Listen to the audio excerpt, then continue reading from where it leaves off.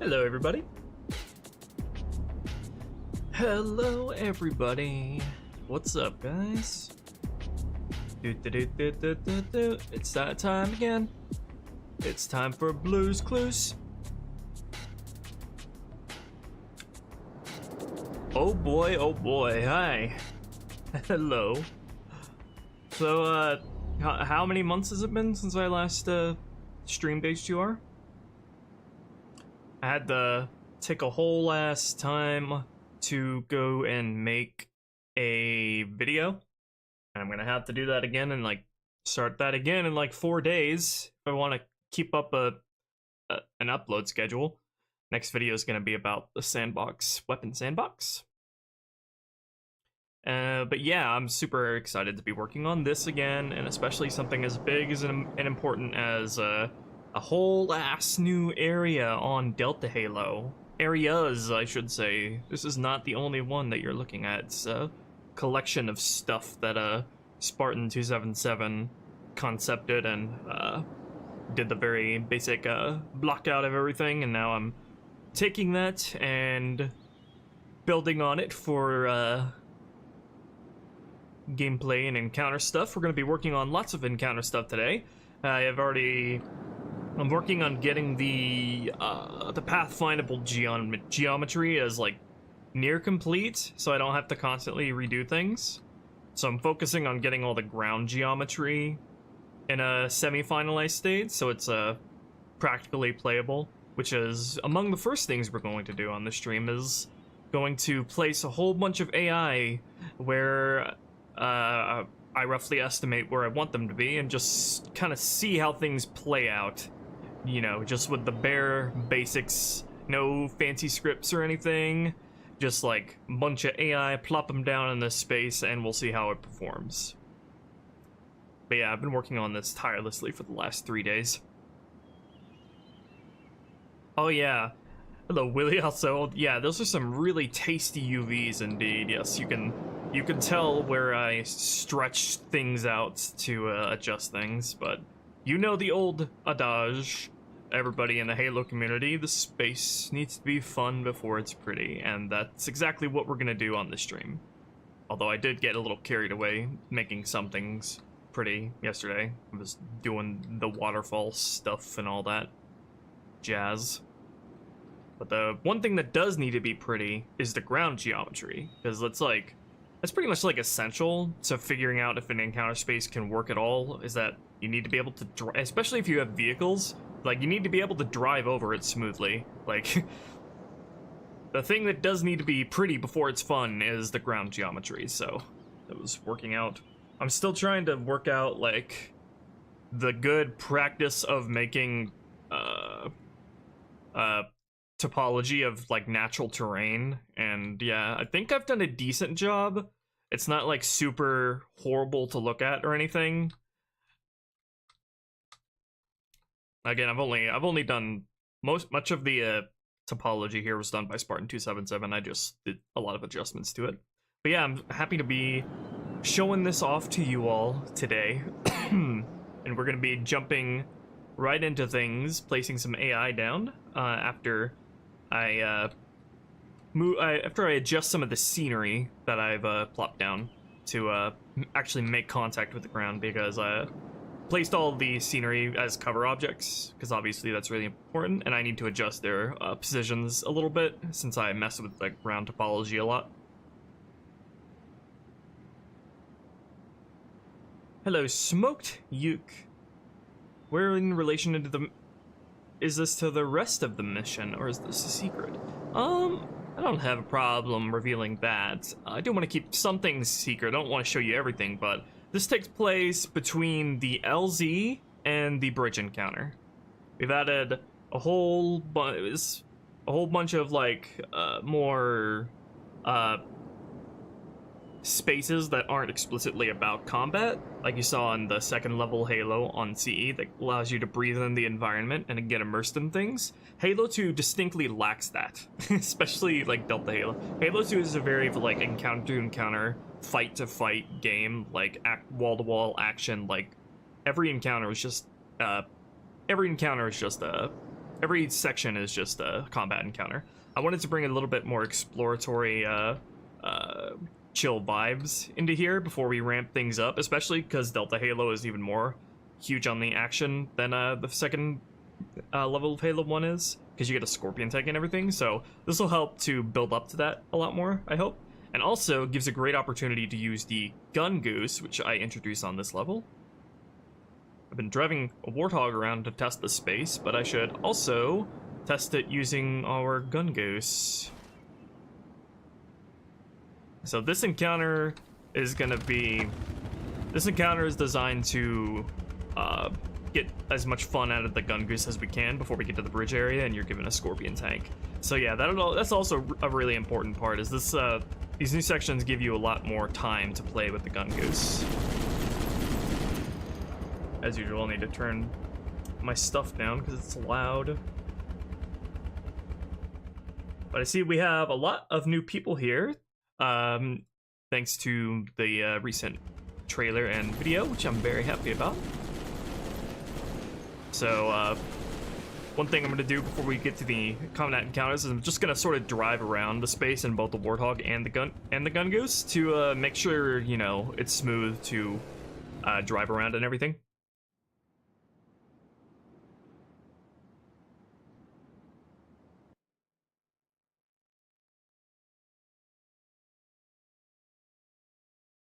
But let's chat. How you guys doing? Let me catch up on chat here, because you guys are zooming by. And yeah, the progress on this mod can pretty much be tracked with like 100% accuracy based on the level that I'm on. Well, not 100%. I'm actually, I'm like halfway through the levels right now, but I'm not halfway done with the mod. I'm over halfway done with the mod. There was a lot of stuff that had to get done first.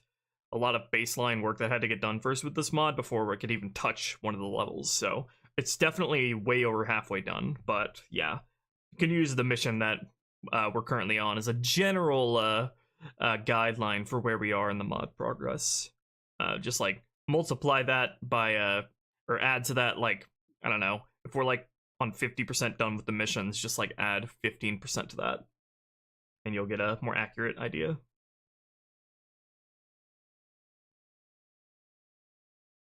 So by great journey, we'll be like 115% done with the mod.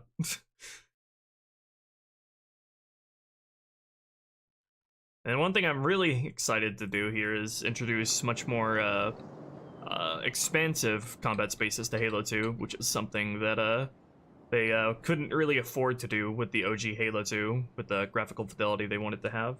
A lot of Halo 2's encounters are very constrained and like limited in the AI budget, so we don't have to worry about that as much. So happy to and excited to let Halo 2 have the opportunity to breathe more.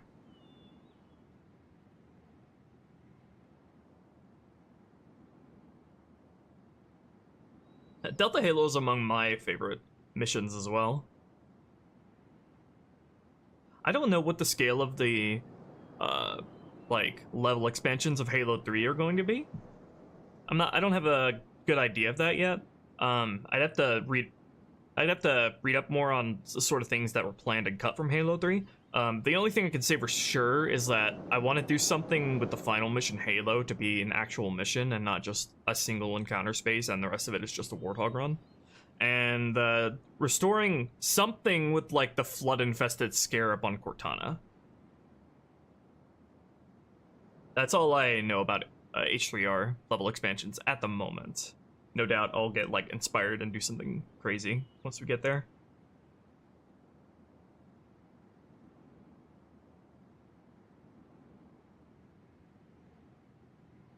Mod's called Bot Bootcamp. There's a mod on developing for a Halo C.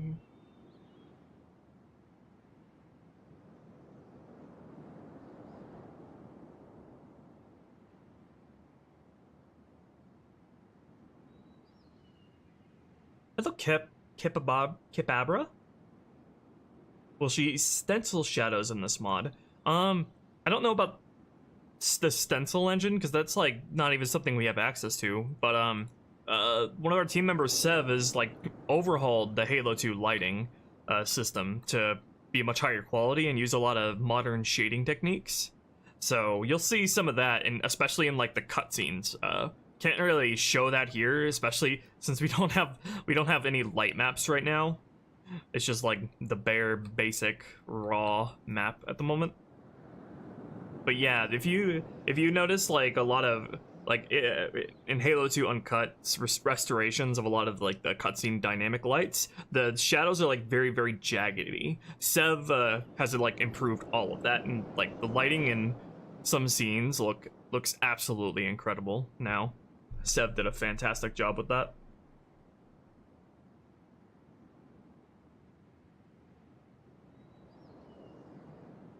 Hi Lonnie, what happened to Pokemon Manifest Art? That is on the back burner right now because I have to focus on building this mod and working on Halo stuff and building up my channel in general, which is very challenging to do, to juggle multiple things like that.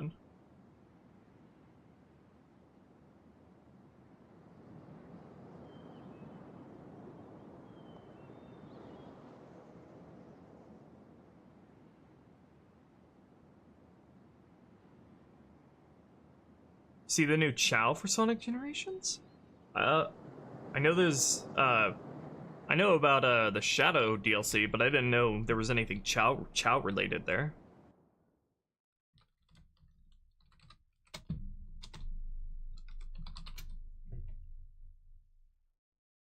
There is a hub world, and Shadow gets a hub world in his story, so who knows?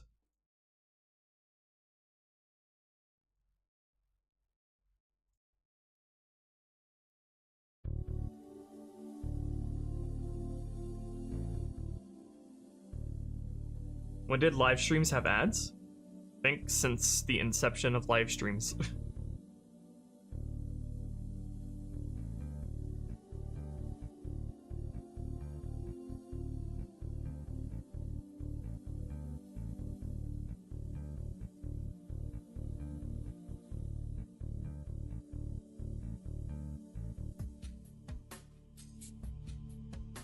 How's building up old dilapidated foreigner architectures going?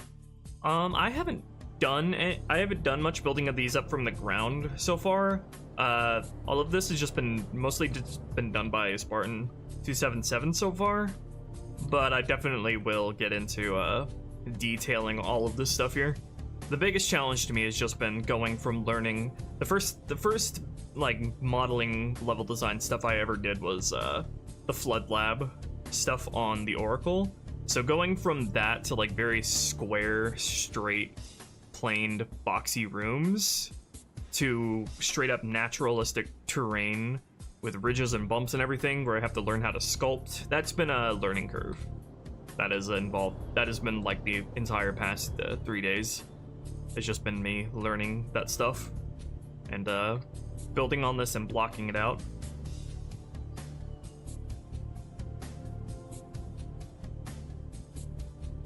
Use anything from the old version?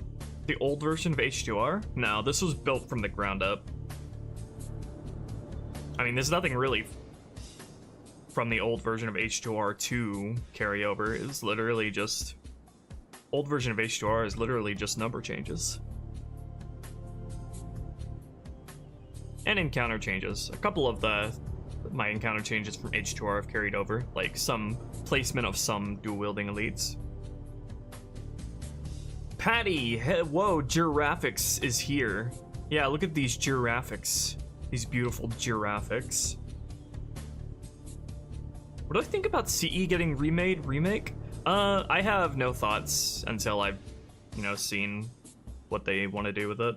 Because, could either be approached, the mindset that you could approach that with can be all over the place. Like, it could either be like what Marcus Leto, one of the Bungie devs on Twitter, has said, and bringing CE, all that planned stuff from CE that had to be cut, bringing that into CE to make it the original vision and putting in all that cut content. That would be like the ideal. The non-ideal would be like just like some corporate mandate that we want a remake of CE and we want it on the PS5, and so their first instinct is like, okay, For us to resell this, we need to put in sprint, clamber, slide, ADS, and yeah, just wing the rest. So yeah, it could be any degree between those two things. So it could be anything really. That's like completely uncharted territory for the Halo series. So we have nothing to go off of as to how they're gonna approach that.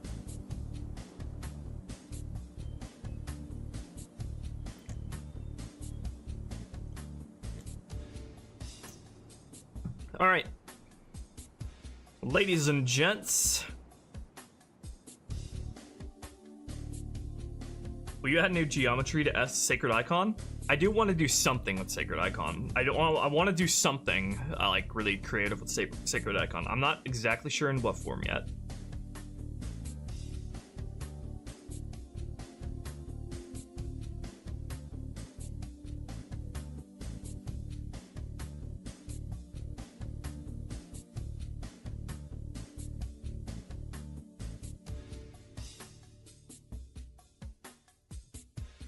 All right, first thing on my handy dandy to-do list here is literally what I was saying earlier, and that is to just take the Warthog and the Mongoose and just drive over the terrain to see how it feels.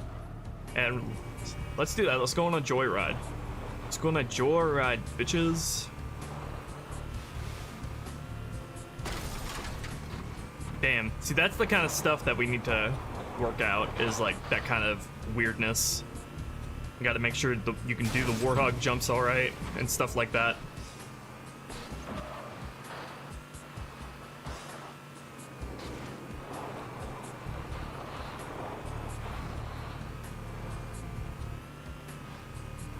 Hide the error geometry here.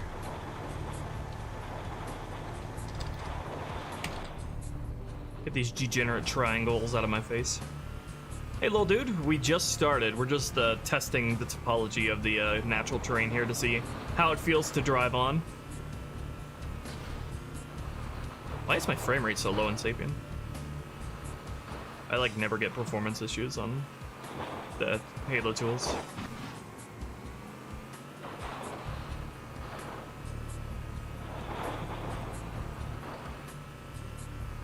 How big do you plan each level to be? I don't plan, we don't plan, like, we don't start from there.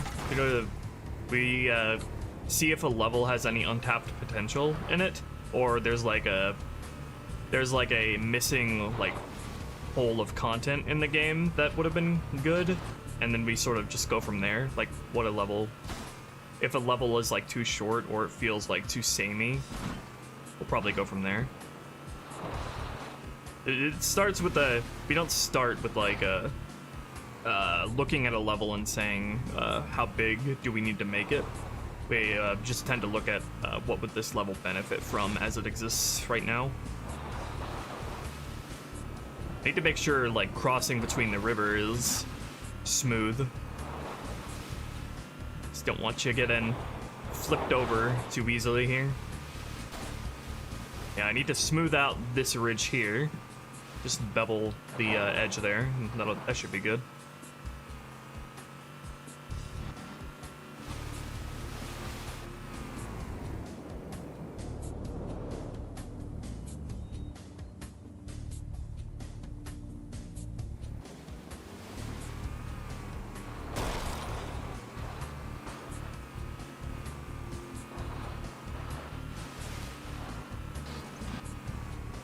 Yeah, I think that just that part, those couple parts of the stream, the water stream, and that should be good to go. Up to par with the rest of Halo 2's geometry. Are we gonna see all Hunter Heretic level? Nope, but we did put in Heretic Hunters and Jackals.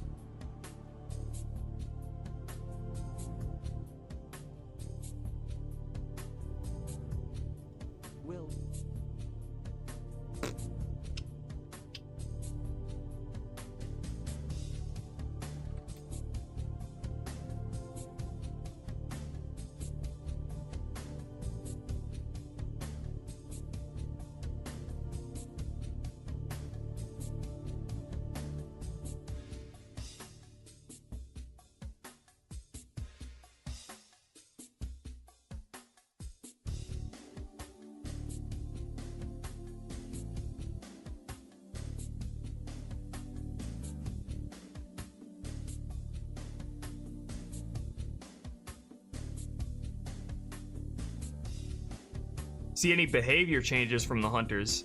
I made them actually crouch, like in CE, so their spines are allowed to are allowed to stand up on their back like they should. Because in Halo 2, they like vanilla Halo 2, they barely crouch at all like they did in CE, so their spines are like more often at a rest, and you can't really see them. And their shields aren't really doing that much protection either, so that's been improved upon.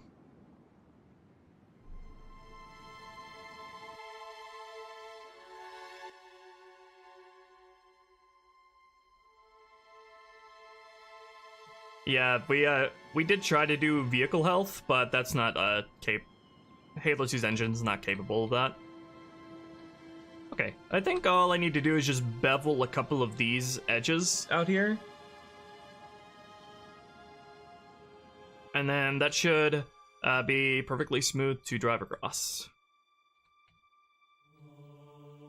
Let's just take all these edges down here.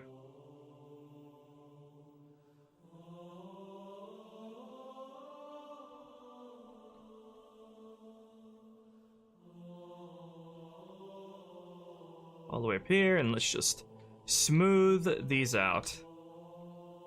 Thank you, ImagineArt, for the $5. If I made a game with enemy health bars over their head, how hard would that be? If you made a game with enemy health bars over their head, well, if you're already making a game, then adding health bars over the enemy's heads is like probably extremely like trivial to do if you're already a game developer. Okay, just take these and bevel. Chia.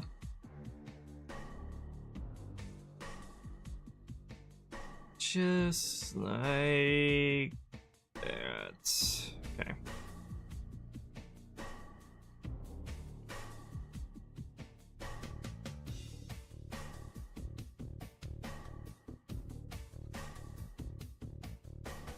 Okay. The other surfaces here are already very smoothed out.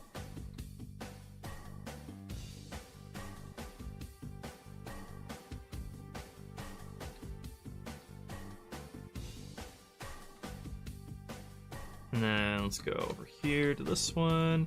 Halo 2's geometry is already like really jagged and probably like the hardest to drive on in the entire series. So I don't know, maybe we'll do something similar with the other natural geometry on this mission, because I do find it harder to drive on than other Halo games, just because of how simplistic it has to be able to run on the OG Xbox. How simplistic it had to be.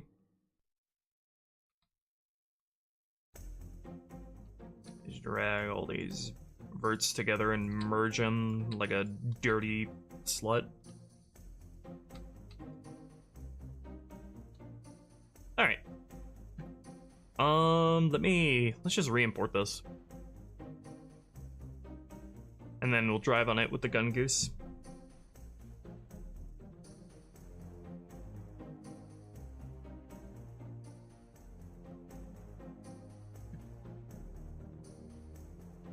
Sword Elite's not colliding with Jackal hitboxes correctly? I definitely fixed the Flood Combat Form Sword Elite hitbox. I forget what changes, if any, I made to the Elites, but I probably did adjust that and test that to make sure it works.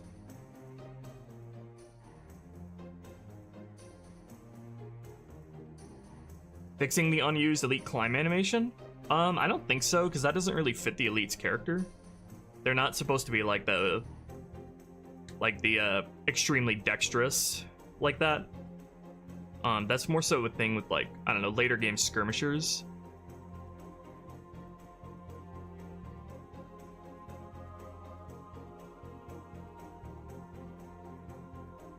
Skirmishers in, like, the Flood, obviously.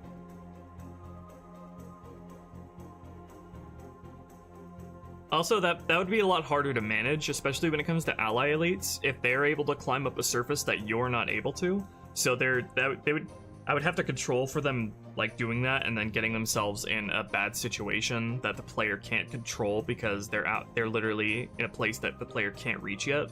So that would be bad, and probably want to avoid that. Brutes climb though in Halo 3? Well, everybody climbs in Halo 3. Marines see a box and their first instinct is, I must climb that. There's no mountain too great for me. Kitchen countertops. Okay, let's grab a gun goose. You keep some kind of notes for the things you change, right? Yeah. Not everything though, because I literally would not have enough hard space on my my disk drive or solid state drive for the amount of notes that would require, the amount of characters. Hello, random open edges. Where'd you come from?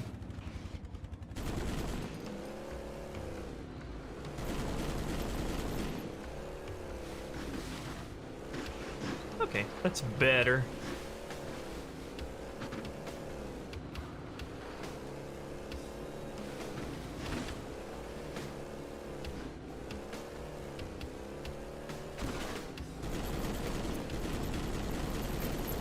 I'm gonna try to be getting as much mileage out of the gun goose as I can.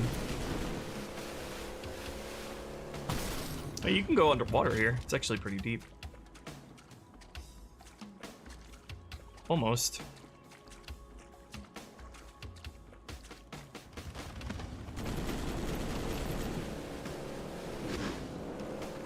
Nice, this is feeling good.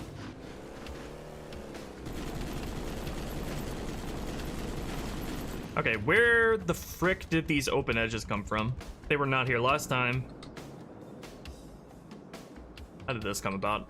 Oh, it's because I beveled, and now it doesn't match the cliff here, which is a separate object for some reason. That's been annoying to work with. Let's just connect those. To fix that, all I would have to do is like bevel this like the same way I did to the other thing, right? Alright, but I do need to make 2 vertices. An extra vertice now. Let's just fix that. Subdivide that bitch. Connect that to that. Okay, that should fix that. Just make sure they're all connected. Alright, there we go.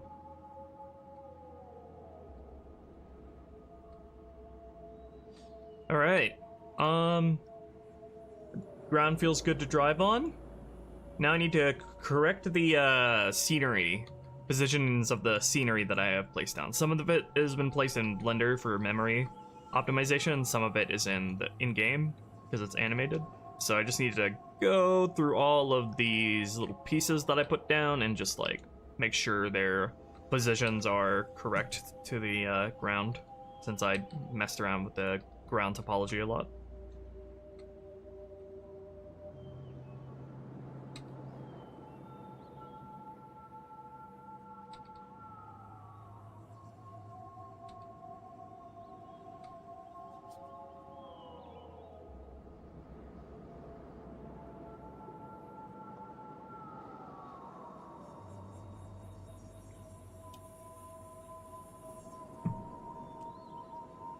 Yeah, done enemy health bars with lens flares. I've done something similar in this mod with the enemy, like, friendly markers. Lens flares are surprisingly versatile.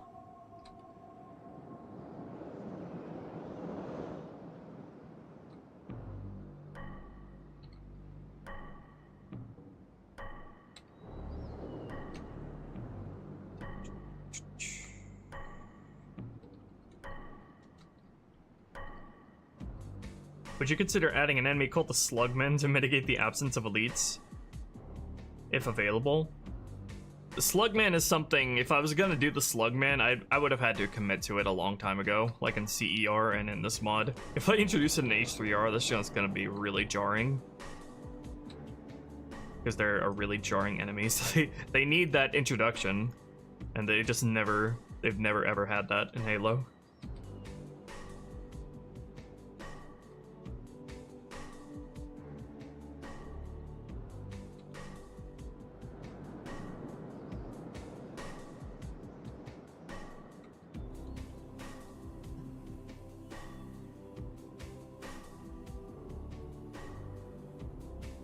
Pola 343.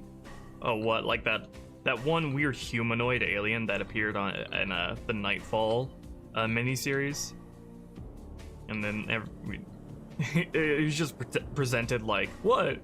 These species always existed. Thank you for the $2. Imagine art. Are HUD elements just PNGs? No, they are TIFF files that are imported into the engines and become bitmaps. Bitmap tags. They can start as PNGs though. You can convert them to a TIFF file. I just realized I need to turn down my desktop audio to like -6 decibels so you can actually hear my voice. The Drynal to fight allied hunters. Same situation as the Slugman. They need a lot more precedent and like hard introduction behind them. Like I can't just like introduce something like that in the final mission of the game and expect everyone to roll with it.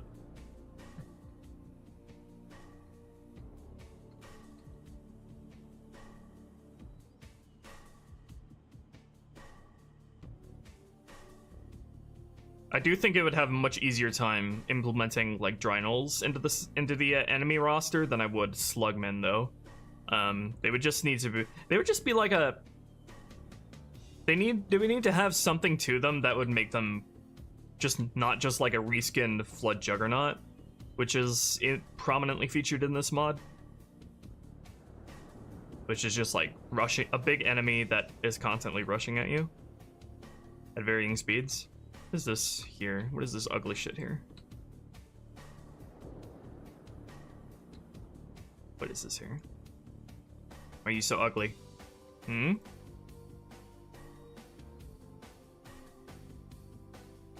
Is this one of those degenerate triangles that I've heard of? The fuck is this? Why is it only appearing in object mode? Okay, well, I'll leave that alone until it becomes a problem.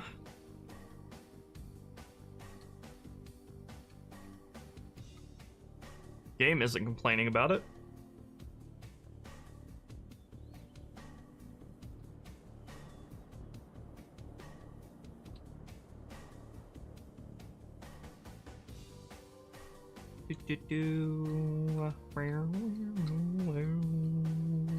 Okay, I think everything should look good. Now let's correct the scenery that I placed in Sapien.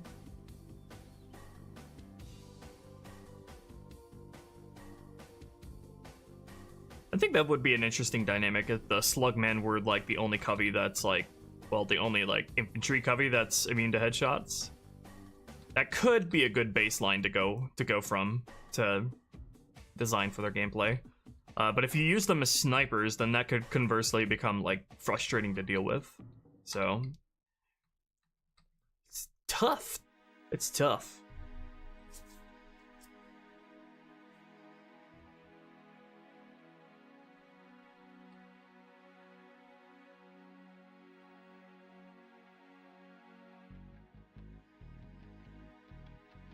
I forget what the Sharkway even is.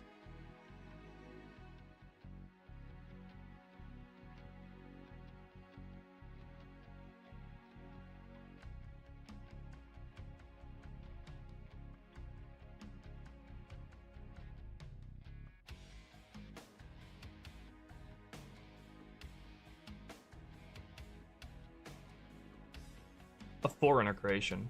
Yeah, I still forget.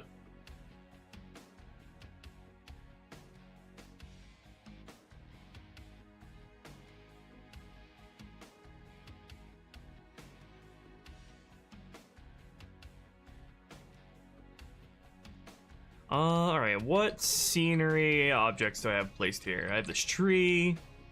I have this tree. Yeah, this tree needs to be corrected. Let's rotate it just a little bit and then put it down like that.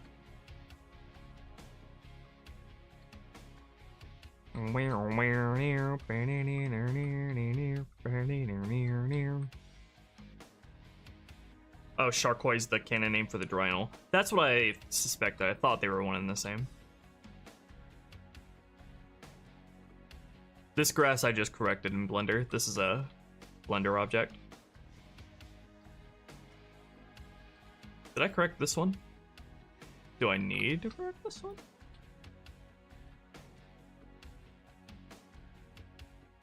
Doo-doo. Yeah. Let me move that a little bit. So hard to get a feel for how these actually look in engine because they look jank as fuck in Blender.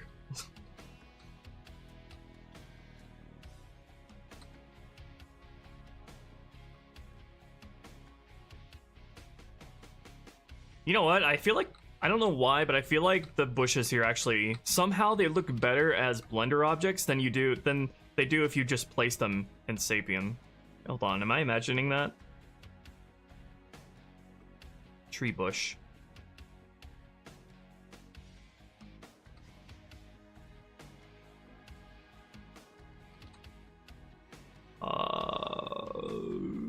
Maybe it's because of how they're lit if they're map objects and not scenery objects. I don't know.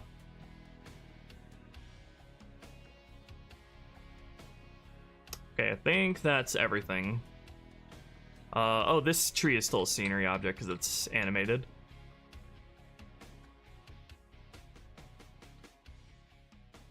I feel like I should maybe increase the LOD distance of the large tree because I don't think it's animated at all at its lower LOD. Is it? Yeah, no, it's not. Yeah, let's increase its LOD distance a little bit so it can play.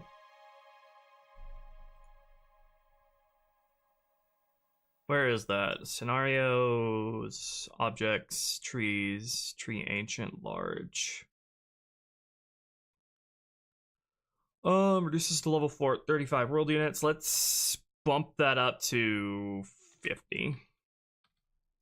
I don't think it even has any LODs beyond level 4.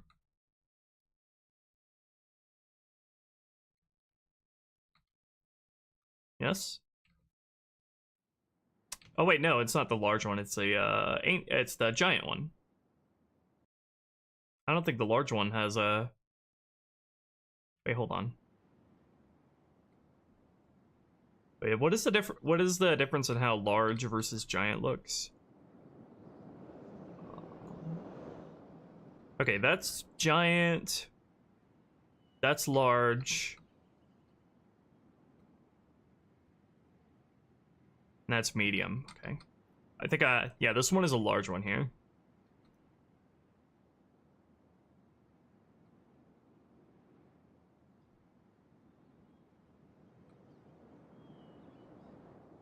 I actually forgot that I had the ancient tree large, I think.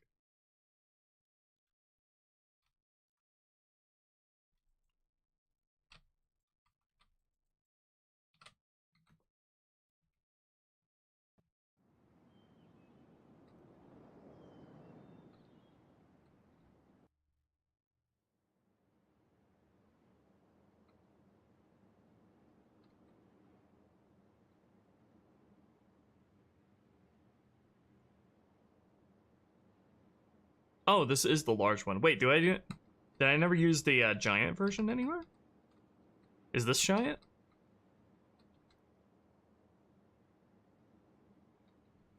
I think I made them large and not giant because giant seemed a little overbearing for the environment, maybe. Maybe, yeah. Not against it though. I placed this tree here in particular is supposed to give you cover coming into the environment, so you're not immediately in the enemy's line of sight. And Caves Solator with the $117. Hello. Hi Ruby, love you what you did with Halo CE Rebalance. Can't wait to play this mod. It looks insane so far. Thank you, Kaiv. I really, really appreciate that. Super generous of you.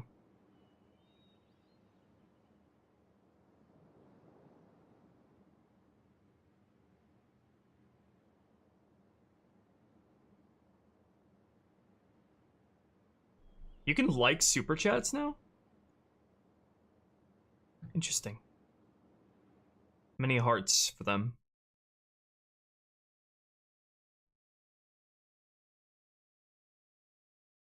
Hello, Chibi Potate.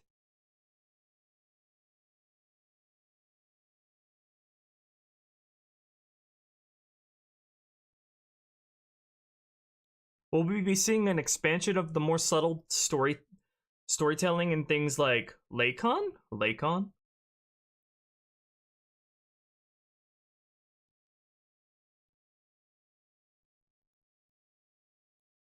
Yeah, he gave me the funny Spartan number. He gave me the funny Master Chief number.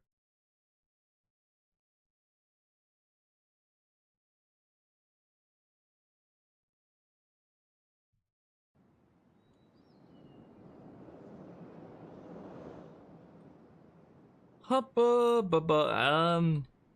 actually kind of like how the giant tree here works. Contrasts more with this tree over here. But it's harder to... It provides more cover from the guys who are going to be over here. But it's harder to drive around with the Warthog. So I might keep it just the large version. Okay. What's next?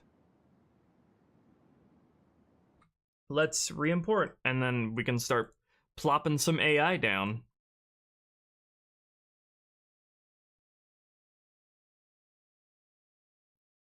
Hold on, make sure I saved first before I export.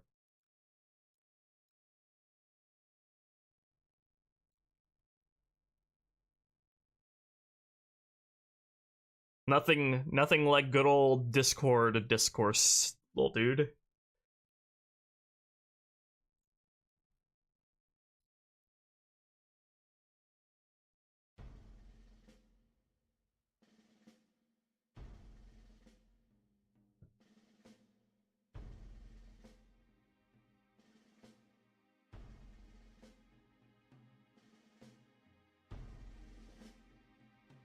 Why are the tips of my fingers so cold?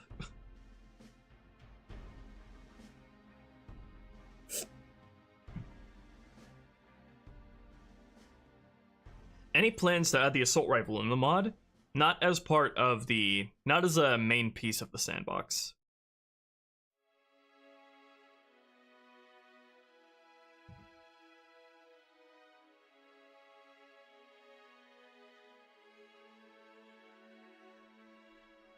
If you had to pry open and inject a new mission in Halo 2, where would you put it? I think Halo 2 is probably the mission I'm least...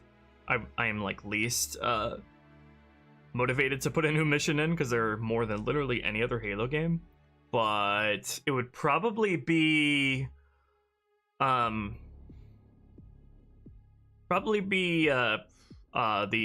mission with a chief on the Dreadnought at the end of the game. So the game would end with him ejecting off of it.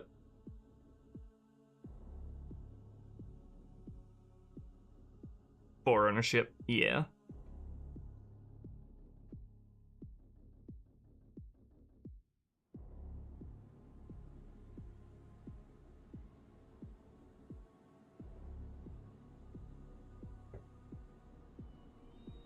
Yeah, the SMG literally is the AR. Especially in this mod. It's like identical 1-to-1 almost with the CER's version. There are a couple of differences in regards to the error angles and stuff like that. Alright, let's give this a test run. Let me also... Let's give this a test run starting from where you enter this area from. So up here.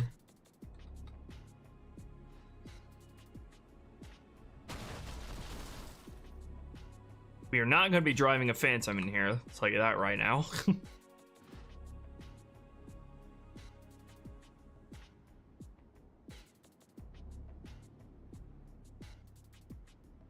That could be fun, little dude. That could be fun and unique. Oh yeah, by the way, Silence SMG. I think My Name is Lol is responsible for this. Either it was My Name is Lol or Spartan 277. Spartan 277 did some work on it. She did the the firing sound, adjusted the firing sound a bit.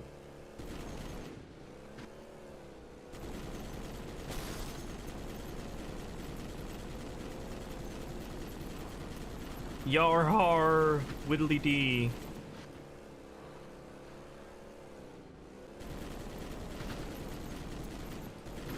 Nice ramp there to ramp off of.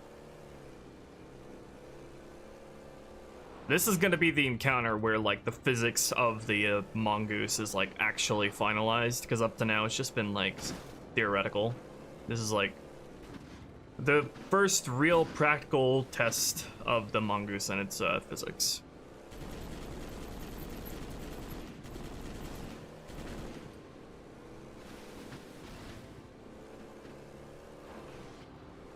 We also got these underlying caves here that lead to a flanking spot.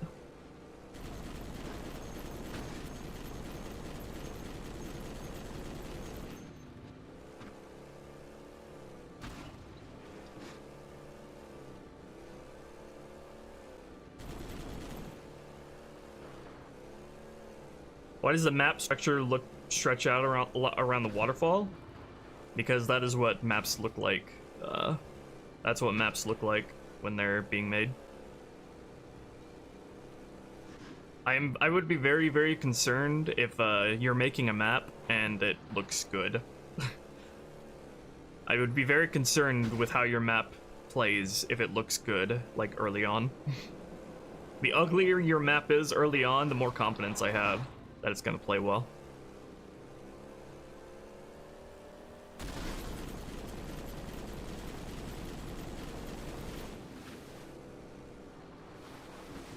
Oh yeah, I need to adjust the position of these rocks over here. I think those are blunder objects.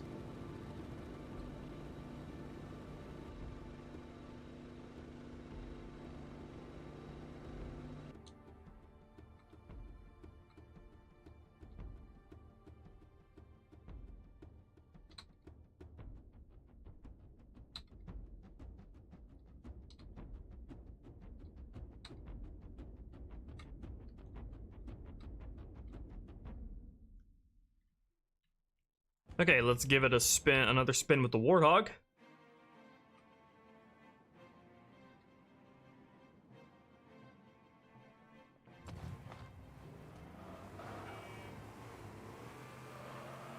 Alright, see you later, little dude.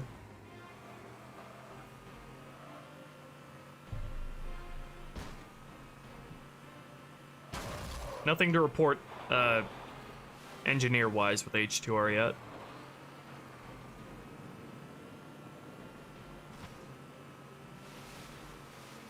Nice and smooth.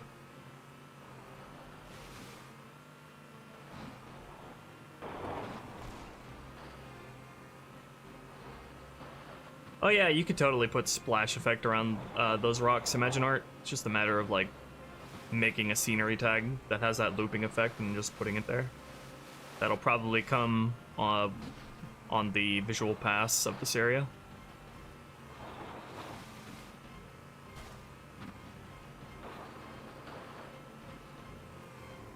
Woo!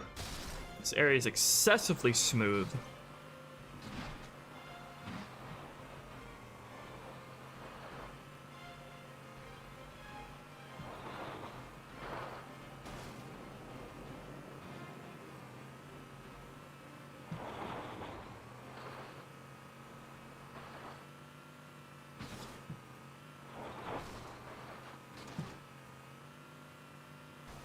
Whoa!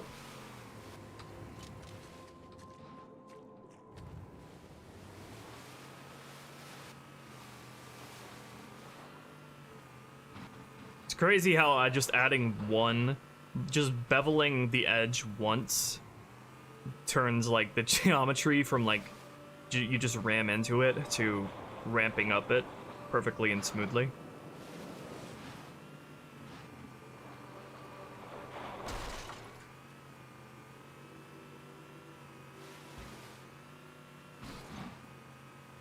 Alright, I'm very satisfied with how this feels to drive across.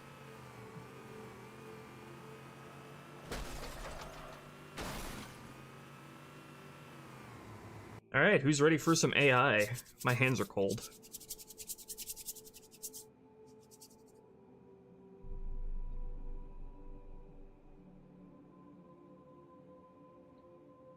Engineer and CE wildlife appear in Halo 2 Rebalanced. Wildlife like blind wolves and thorn beasts do not look likely at all at this rate because Delta Halo just isn't built to accommodate them. Literally the only place you could put them in here and not have them interfere with combat encounters, or just like feel out of place because of how small things are, or just because it's not natural terrain at all, would be here. And I have much more important things to worry about in this encounter than having wildlife. Because this is like an actual, I don't know if we'll get to it on this stream at all, but this encounter is also very important for tutorializing and introducing this levels gimmick that I've been working on, which is that most encounters have the option to be fully stealthable. And we saw the earlier streams that we've done of Delta Halo. We make use of like a comms tower for like the dedicated stealth encounters, which you have to either destroy or disable or kill the guys who go to alert it to prevent further reinforcements from coming in. So that's sort of the gimmick that I've introduced on this level, and is inspired by the fact that the Bungie planned for the Delta Halo levels to be very, very stealth-centric. So I want to bring a bit of that back by having the option for several encounters.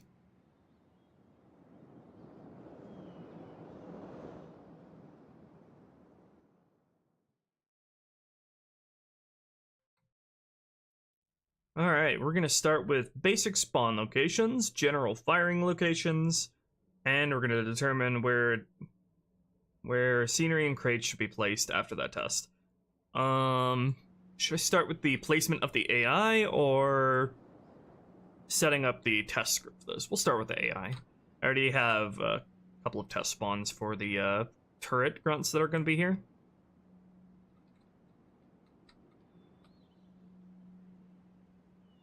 And we got these guys down here, and then these guys up here. I'm going to split these two guys into two separate squads. So let's start with that. Let's start by making a squad parent group for these guys. Let's see.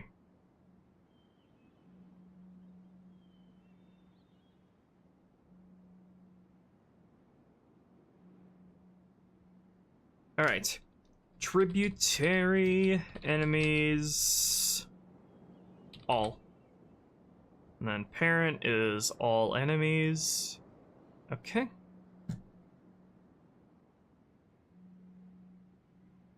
Now these guys down here, I'm just gonna call them by Trib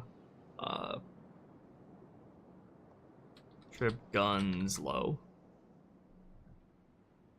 Just gonna be these three down here. And get rid of these two spawns up here, and then I'll place them as their own squad.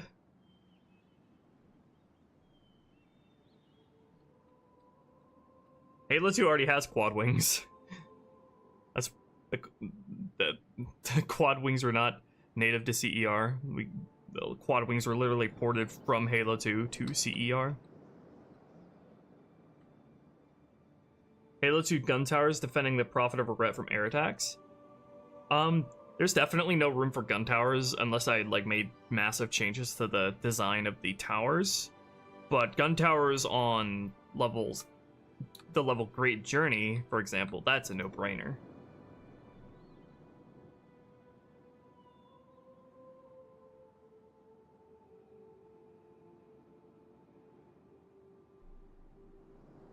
Hello, Mr. Lozda.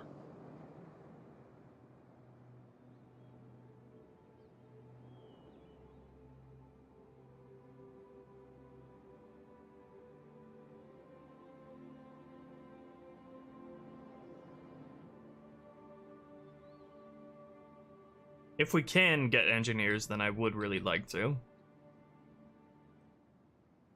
We just never really, we haven't really started on that at any point, because there's just been other things in Halo 2 that take priority.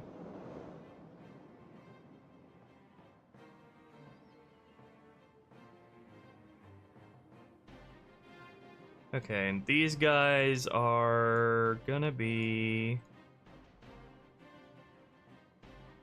Let me make a zone for the tributary.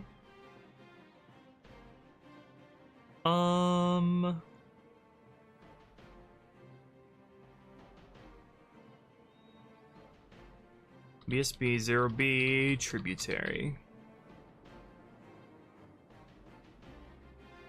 I'll just give those guys that zone. I don't think they need orders because they're just going to be in the guns. Do I have a script set up on Delta Halo already to keep them in their guns? Yes, okay. Because these guys, turret AI and vehicle AI in Halo 2 are really stupid and they'll just hop out if they don't have anything to shoot at. So we gotta give them a command script that tells them to stay in their guns. Okay, now I need to give them their own parent squad group. We're gonna go tributary. Tributary enemies guns. Parented to tributary enemies all. Alright, now we're gonna take this squad. Put the other two guys up there. Trib guns high. There's gonna be two of them up there.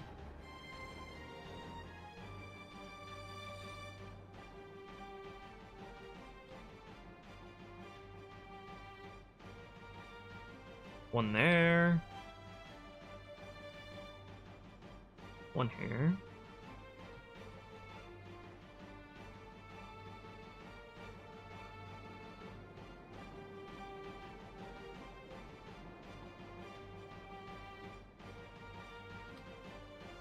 Any plans for the profit fight? Yes. All of them. All of the plans. I have all of the plans, even though I've not done any hard planning for you yet, but I can tell you there will be plans. There will be big plans, even if I don't know them exactly yet. Concept of a mercy fight worth the addition? No, because that would require a destructive change of removing the scenes at the beginning of High Charity and changing them to something completely different. And also, I don't think he has much fight in him with the popcorn on his throat.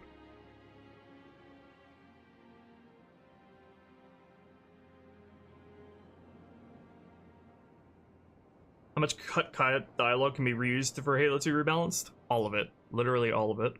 Cut dialogue is like the most powerful tool we have at our disposal to make things feel like authentic.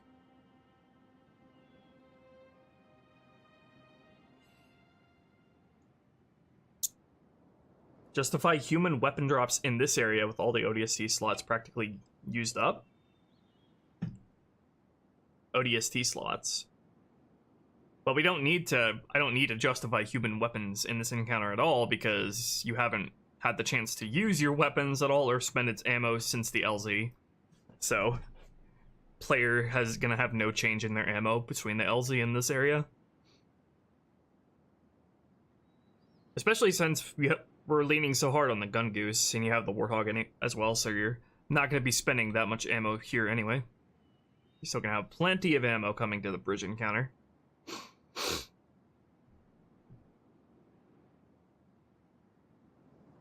Okay, set the turret guys down.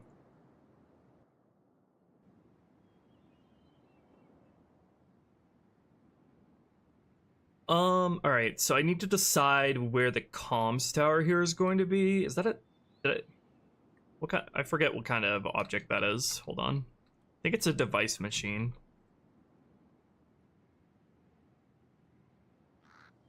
What are you? Yeah, you're a device machine. Okay.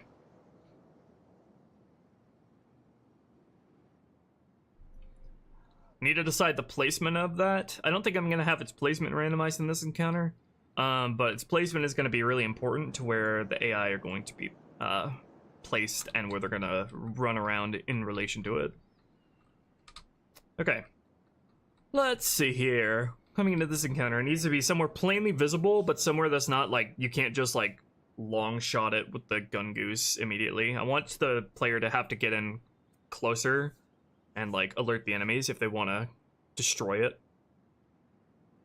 And then you gotta sneak around and go flank the AI if you want to manually deactivate it.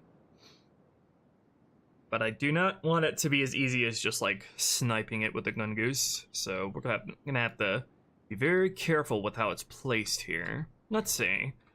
It needs to be in a place that's accessible to be shot at if you move up, and also needs to be in a place where it's easy to deactivate if you go the on-foot stealth route. So probably somewhere past this ridge, so you have to get up the ridge to shoot at it.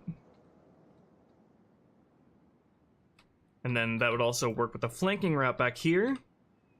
It's also it would be really close to deactivate if you came up here. So somewhere beside or around these huts that we have here. Let's see.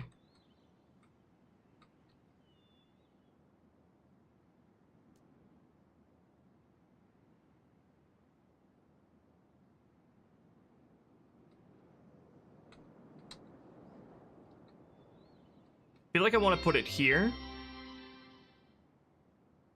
Interesting so far. I love Halo missions that have you take out emplacements that make the area easier to traverse as you do.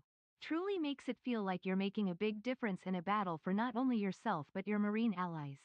Yeah, that kind of progression in Halo's combat encounters are always something that adds a lot to it. Even something as simple as having the AI behave in such a way where once they're under 50% strength, they fall back to secondary positions. Interesting so far. I I hit the plate love twice. Halo missions that have That you can add a take out lot. emplacements that make the area easier to traverse. Thank you as for the do. $10. Truly makes And it thank you feel for like you're using making a big difference in a battle for not Streamlabs. only yourself but your Marine allies.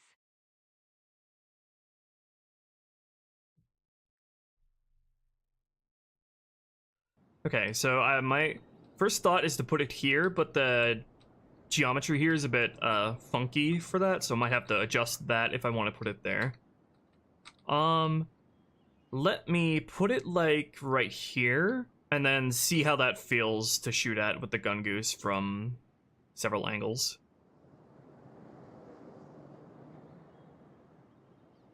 This is a custom version of the Covenant radio tower that's actually a lot taller and is slightly different color.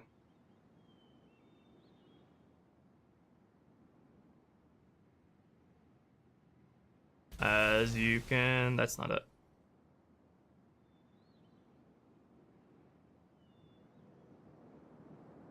As you can see here, this is the vanilla version. Helps a lot with visibility.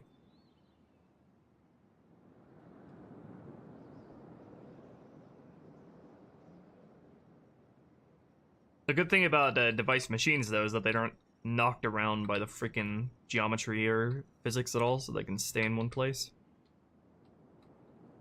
Alright, put that there. That's easily visible coming into the area. Easily accessible from the flank. Makes you climb up to be able to shoot at it. So let's see how that feels coming into the area and whether or not you can just snipe it with a gun goose from up here.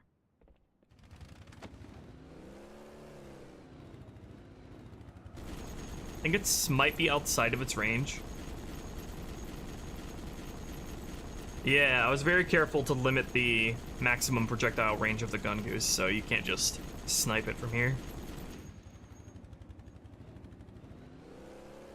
Do you get people to playtest the mod, or is it all just you? Everyone on the team playtests it and gives feedback. Perfect.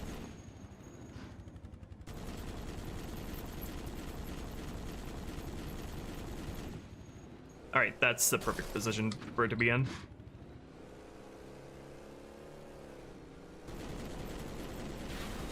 You see just how easy it is to destroy if you're actually in range. That's why I'm being really careful as to the maximum range you can be shooting at it to destroy it.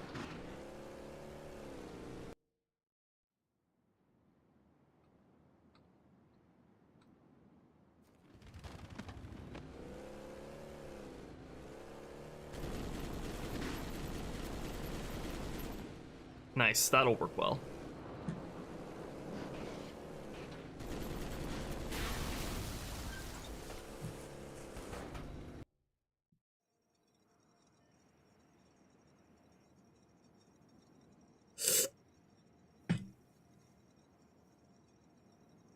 Okay, that is gonna help inform where I should place the rest of the AI a lot.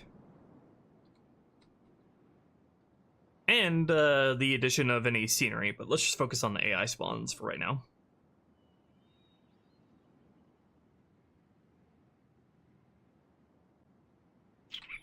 Okay, so we're gonna have grunts and jack. I don't know if I'm gonna have any elites on this platform up here with the grunts and jackals, but I'm gonna do my thing, and the thing that was done in CE a lot, where we have basically like two squad placements of infantry that always spawn, but between these two squad placements, it's random whether or not which one are jackals and which one are grunts.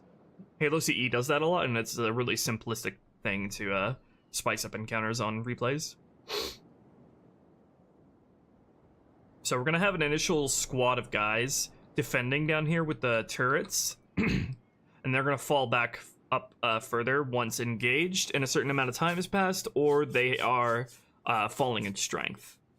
And then we're gonna have a second squad. They're already up here, who are going to just hover around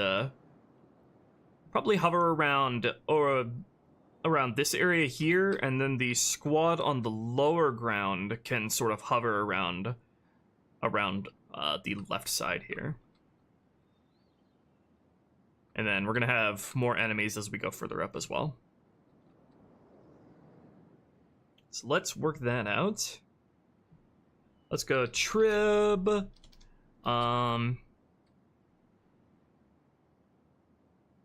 Trib, Imp 0, Imp, low grunt. And then, how many should we have? I feel like probably shouldn't skimp out on the numbers here, because there needs to be enough of them to, like, provide an actual fortification to these ramps here to give reason to go around the other side up here and, like, flank. And there needs to be enough of them to not immediately die and allow enough time for them to fall back up here to have a decent amount of enemies that are up here. So I don't know what. Let me place these guys so I have a better idea of how I want to place them. Oh, these are just rough spawns at the moment. So let's spawn. Start with the grunts here. Just a basic grunt squad.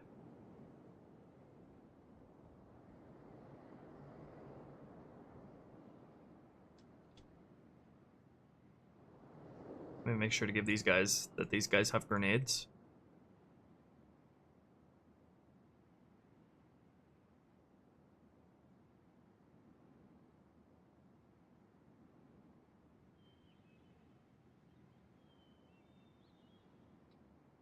Grunty grunts.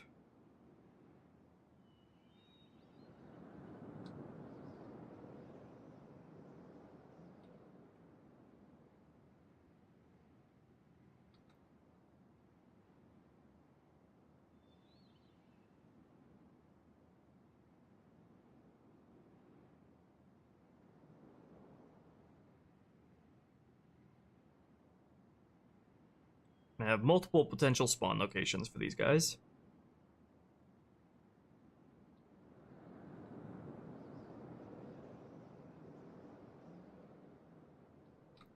Okay, and then gonna spawn like 7 of them on legendary, and then probably 5 on normal, so that'll give you 6 on heroic. Major upgrade normal. And then we're going to go tributary. Tributary enemies low. Then they are going to be part of a parent squad group. Tributary enemies first to represent this entire first level of the area. Because this encounter is going to have basically 3 levels. It's going to have level 1 is this area here, and then higher up is level 2 here, and then up at the top we're going to have level 3. So 3 levels of areas with an encounter squad each. Optional tasks for the player to partake in that'll have an effect on gameplay. Oh yeah, you don't have to worry about that. We have those kind of little things in H2R all over the place already.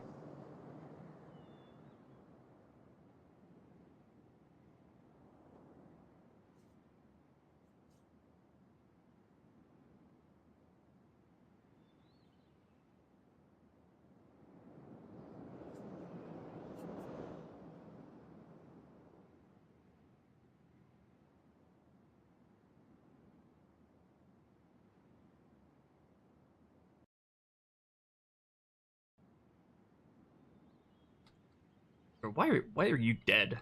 What happened to you? Don't you hate it when you just die? I hate that. Alright, boys.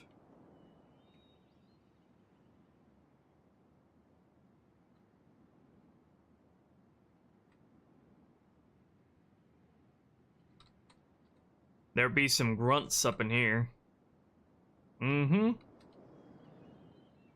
It's always hard to get an idea for like the quantity of AI that I want in an encounter, because like I always feel like I either place too few or way too many AI at once. It's hard to get a feel for that as you're initially starting out.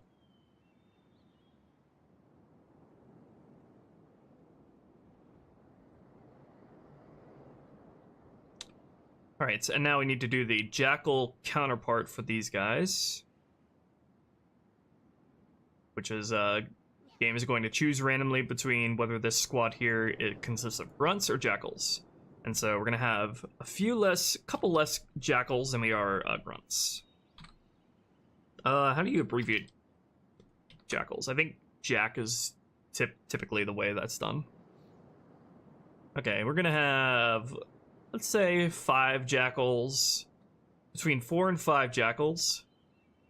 Again, that might be lowballing it, but we'll figure that out. Oh yeah, let me semi-randomize the amount of grunts here that have needlers. Typically like a 1 to 3 or 1 to 4 ratio of plasma pistol to needlers when it comes to grunts.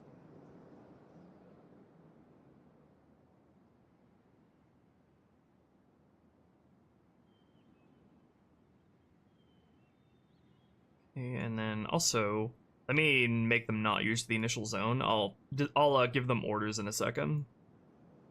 I'll do the like basic firing positions for everyone once I have all their spawns figured out.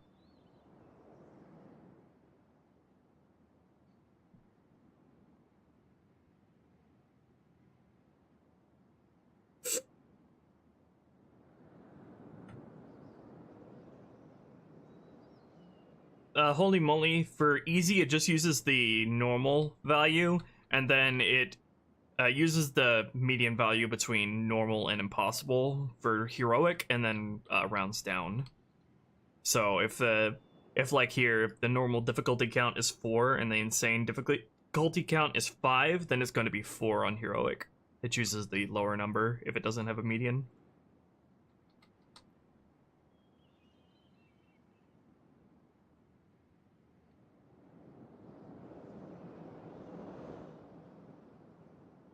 Circle.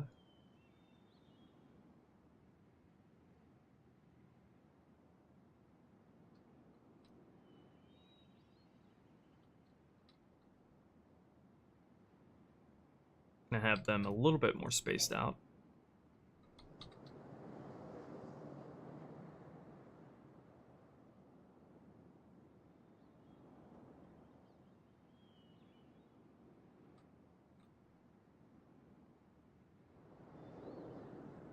Oh yeah, because the scripts aren't running, the grunts and jackals are automatically going to be against each other.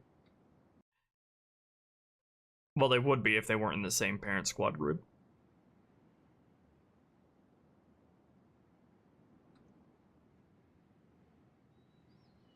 Up, dog. Hello. How'd you learn to mod Halo 2? I started with assembly, like back in 2017, which was just a tag, very basic tag editor that is just involved punching in numbers. So was able to learn like very smoothly that way by just starting really basic. And then Halo 2 editing kit, nowadays the mod tools here were a lot easier to learn because I had started with CE's editing kit beforehand, which is a much simpler engine to work with less features. So it was a very smooth, like gradual learning process the way I did it. Guns and Jackals just hate each other. True.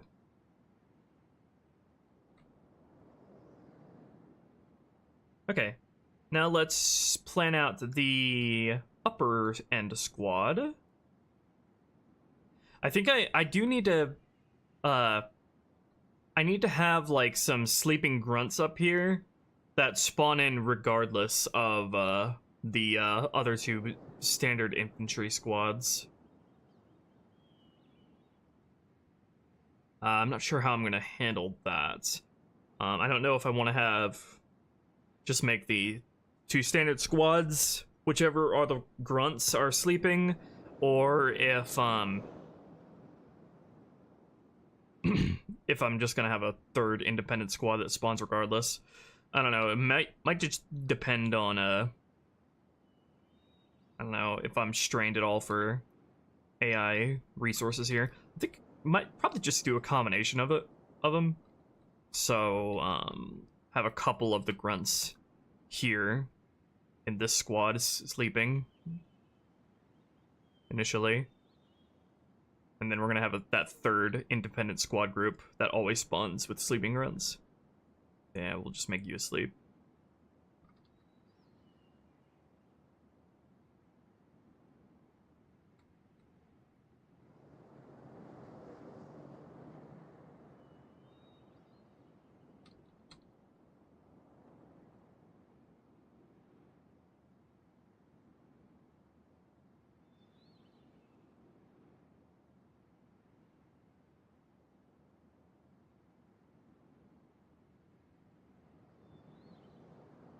The moment the player sees a sleeping grunt, it's much easier for them to get into their mind, oh, I can stealth this section.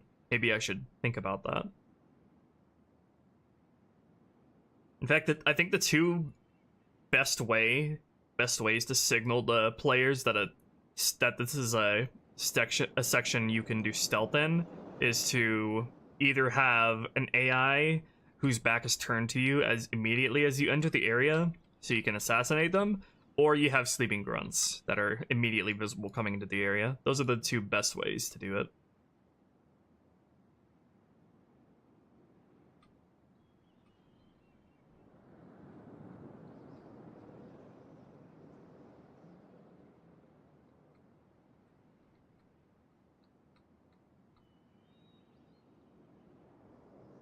We'll have one more that has a chance to spawn as sleeping over here.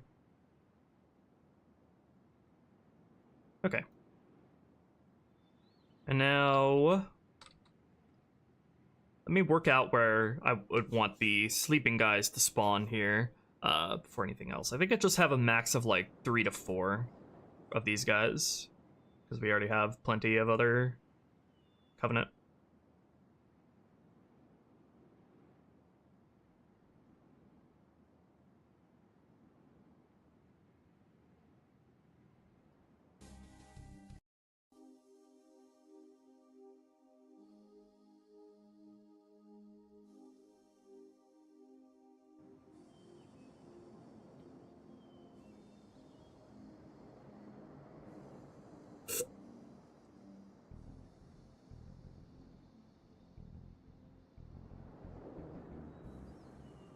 So my idea is that with the silenced weapon or with the sniper rifle from a long range, you can shoot at a Covenant battery and blow it up, and it won't immediately put the area on alert. and that can be an effective way of getting rid of a bunch of guys immediately. It's like what in the Hitman series is considered an accidental death. So my idea is that I would have like grunts, sleeping grunts clustered around a Covenant battery to like lure you into trying that. Thank you, Yap Yap, for becoming a member. Thank you for becoming a Ruby Fist.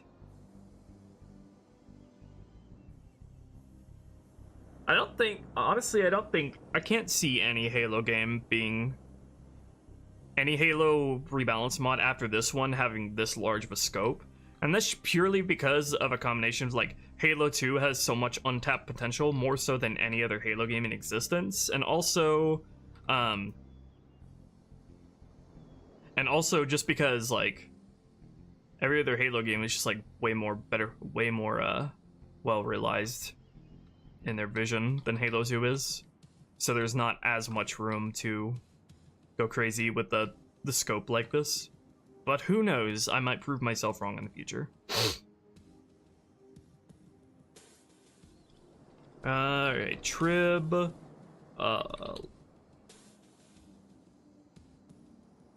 Trib and Flow. Sleepers. They hold the shotgun and carbine two-handed? I don't know yet. Maybe. I like how they one-hand it, honestly.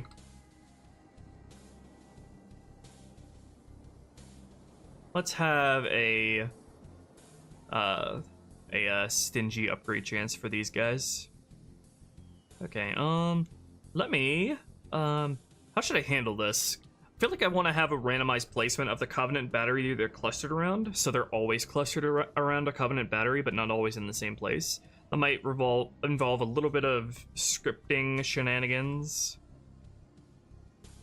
but we'll just worry about the one spawn for right now. Let's see, it seems to be somewhere easily accessible that the player can shoot at from anywhere as they enter in here. I think probably the closer the better. In fact, I don't even know if the SMG's max range can reach this far. Let's see. Covenant battery.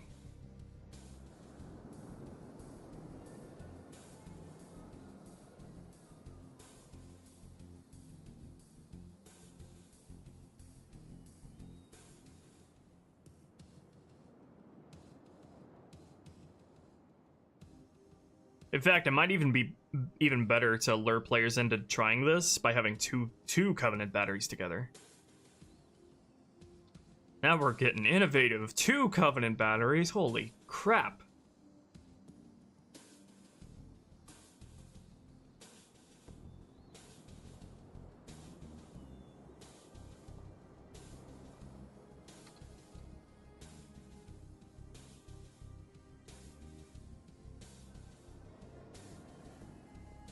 We'll just have 3 of these guys.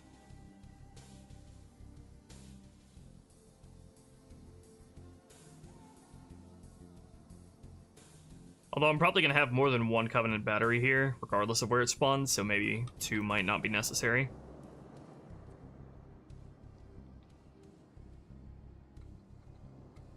You know what? It'd also be good if it were, if the player had a good line of sight on it, coming out of the structure here. I think that might be achievable here, because they can flank around from this side and shoot it as well. Let's see if the SMG can reach it from here.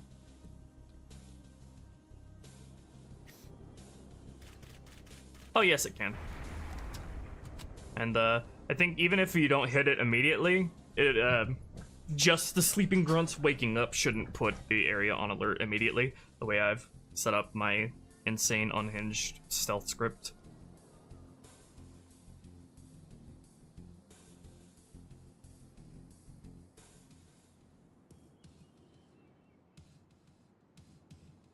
NPCs do have to reload their guns in Halo CE. They don't in Halo 2. In Halo 3, they have reload animations, but it's like only for show. It's like only for, I think if they take cover, they can sometimes play a reload animation. Hello, Took. Okay.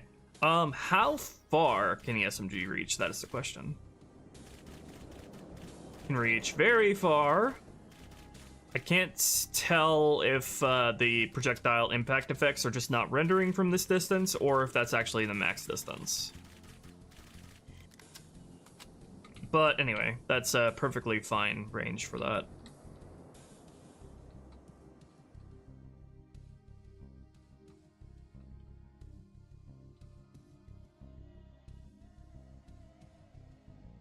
I do want to allow the player to bring a sniper rifle into this encounter, because they can get a sniper rifle from the LZ, but I don't want to hand out a sniper rifle just for free, because I think this area would be more fun if you have to get in, find a way to get in closer to interact with the comms tower from up closer, instead of just sitting back. Especially because it's important to get players in close, especially because this is a very vehicle-centric encounter.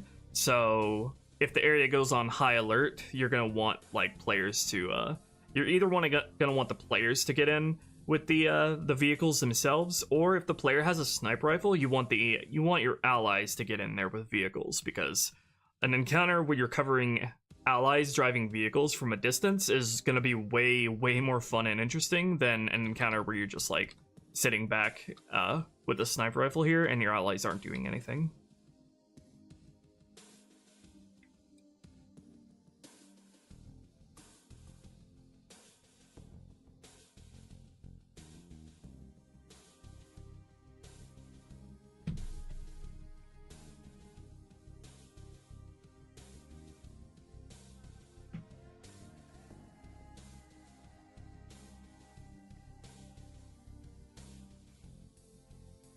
If one enemy spots you, will all enemies know where you are? Yes and no. The way I designed the stealth script for this mod was it works kind of like traditional stealth games do, where an enemy AI won't go on high alert the instant they spot you. They have to have line of sight on you for a certain amount of time before they will go on high alert. So like, even if an AI spots you and becomes like alerted themselves, they won't officially alert the area unless you're like shooting at them, or you're like really close and touching them, or you remain within their line of sight for a certain amount of time. So it's pretty much exactly how most stealth games work.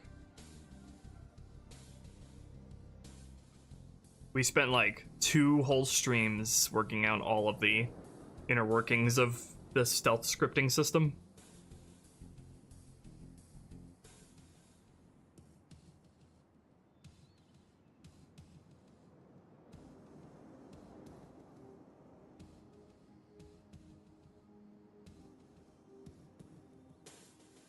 What map am I working on next? Well, I mean, obviously just Sacred Icon. Or wait, no, Regret comes after this. If you mean what map area in this level, it'll be one more custom space. Actually, it'll be like 2.5 or 3 more custom spaces after this encounter before we get to the bridge. But I'm gonna leave that for a surprise, at least for now.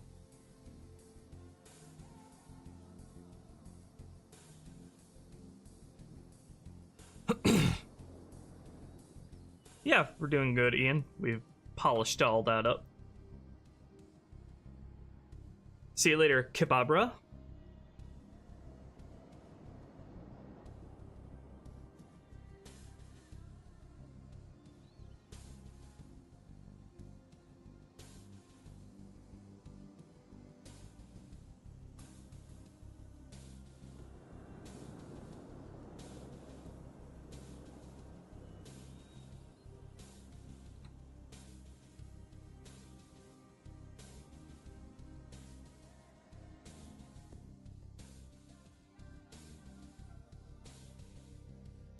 All right, now let's do the high.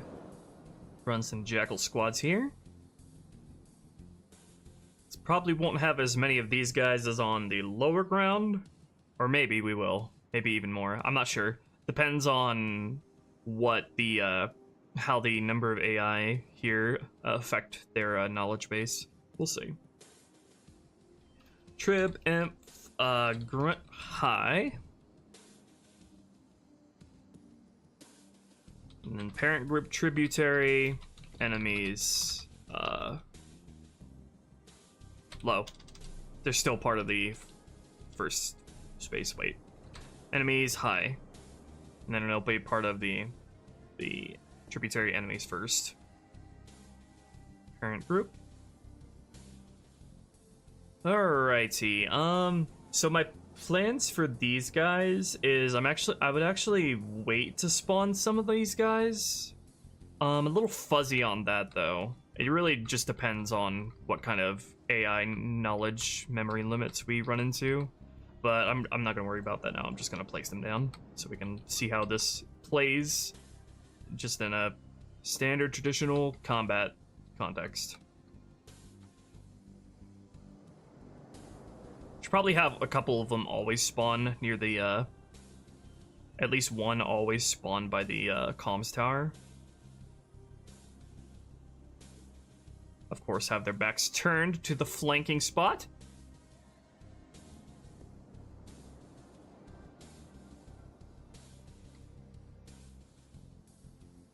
And we'll have a couple of these grunts up here sleeping naturally.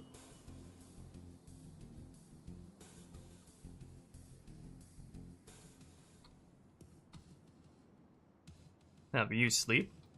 And we'll have two of these guys over here sleeping. You ever just take a nap under a tree on an alien world? It is a very, very good self-care.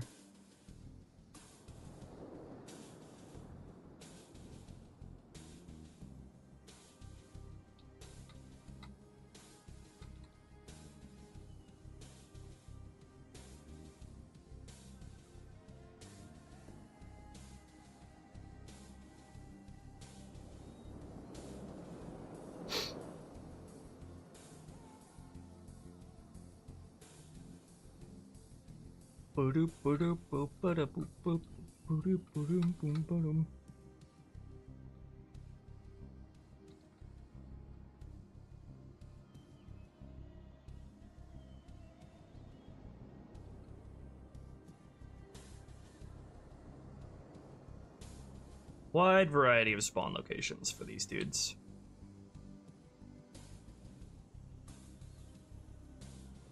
Alright, so we're gonna have 7 grunts down here on Legendary. How many up here then? My instinct is to say 6. So we'll go 4 on normal, 6 on Legendary.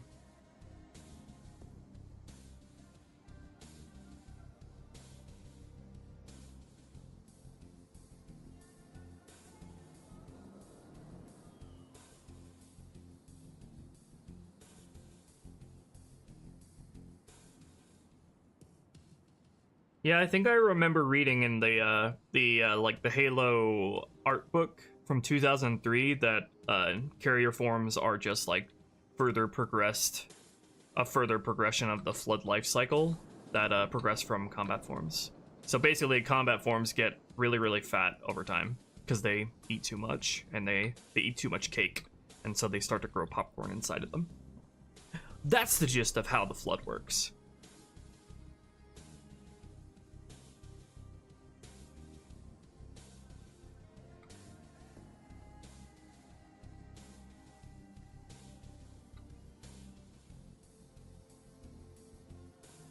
Okay, now the Jackal variation of this squad. I'm wondering if I should have these guys patrol at all, but patrolling AI is a lot harder to make balanced and work well in a stealth encounter, because obviously there's a lot more RNG involved there. So I have to be very deliberate and like sparing with what AI I allow to walk around and patrol. Alright, Trib, Imp, Hi, Jack. Hi, Jack.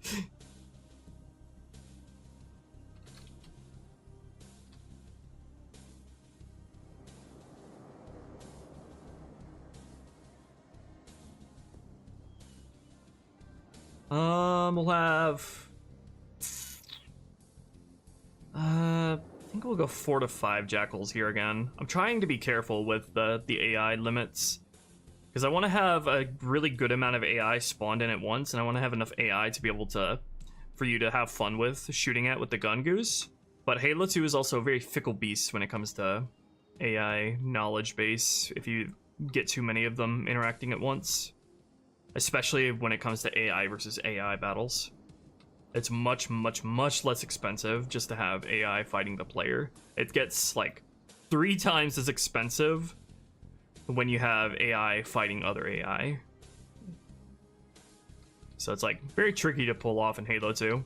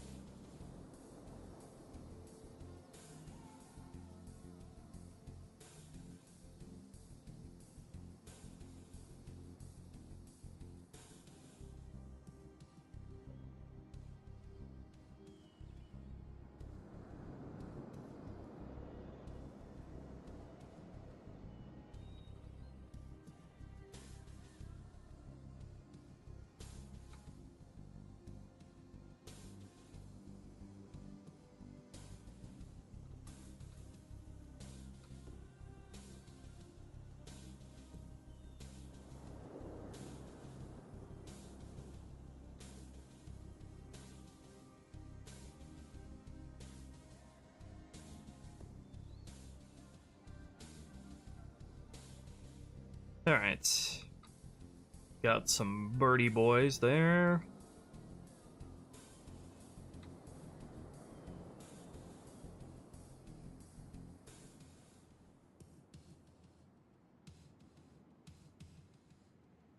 Potential release date for Rebalance. I'm not good at that kind of... I don't have a way to really time manage on this project because not everything is planned out accordingly, and I really don't have a way of knowing how long everything is going to take, so a release date is really like outside of my capabilities. I don't really know how I would even begin to approach something like that. Especially because I don't want... This isn't like the type of project that I want to be... I want who's like polish or content. I want to be dependent on a release window at all. Especially when it comes to Halo 2 of all games. That kind of freedom to do whatever at your own pace and be ready when it's ready is like very special when it comes to Halo 2.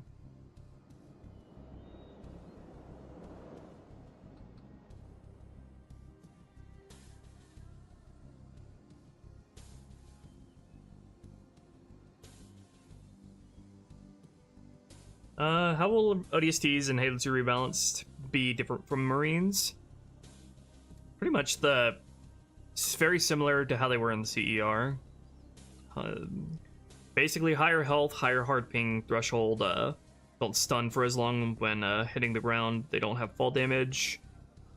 They have much more higher end firing patterns, firing bounds, so they're better with their weapons.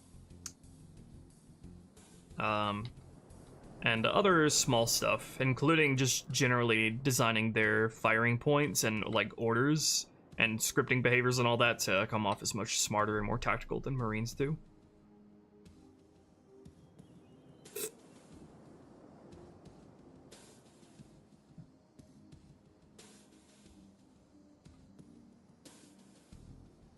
Alright, that is the ground level enemies.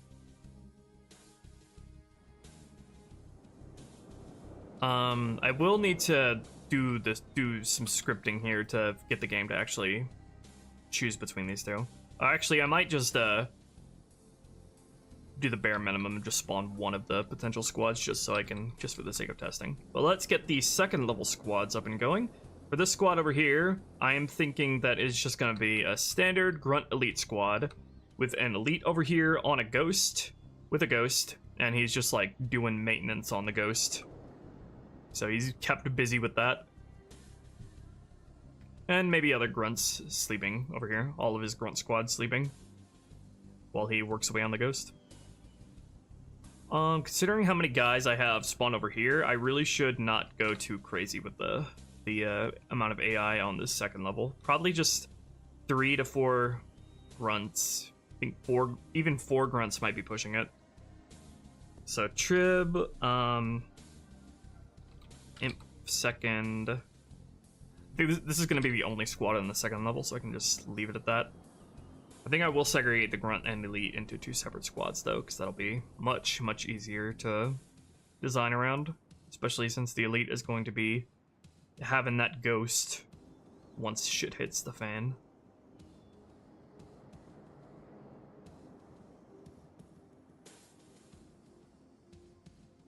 Will allies be immune to friendly fire like CER? Nope, that's not necessary in Halo 2 because Bungie actually fixed the worst of that in Halo 2 with AI shooting at each other and walking in each other's line of sight, firing sight.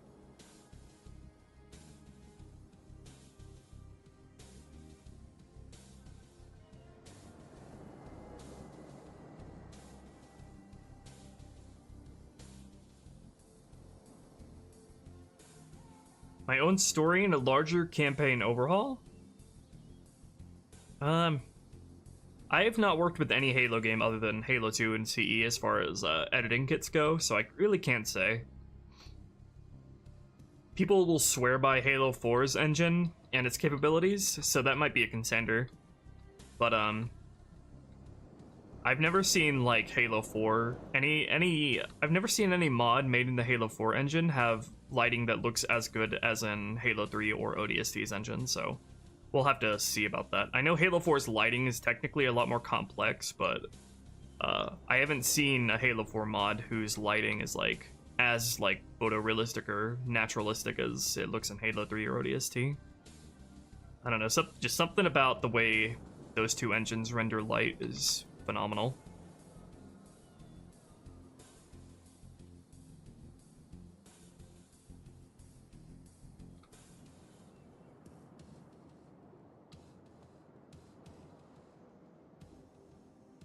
Okay, we'll just start with 3 guys here. Try not to push on the AI budget too much yet.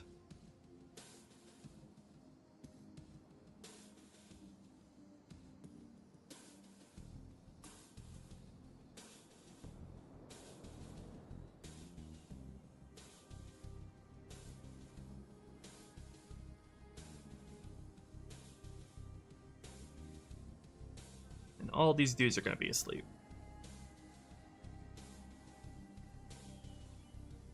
The more sleeping grunts there are, the higher likelihood that players will try to do stealth, which is what I'm going for.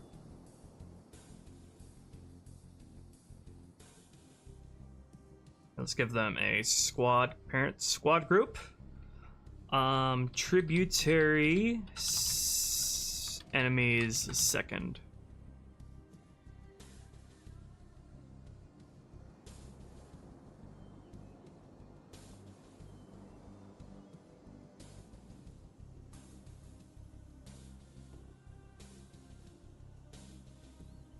Trib, Imp, second elite. Just gonna have one of you.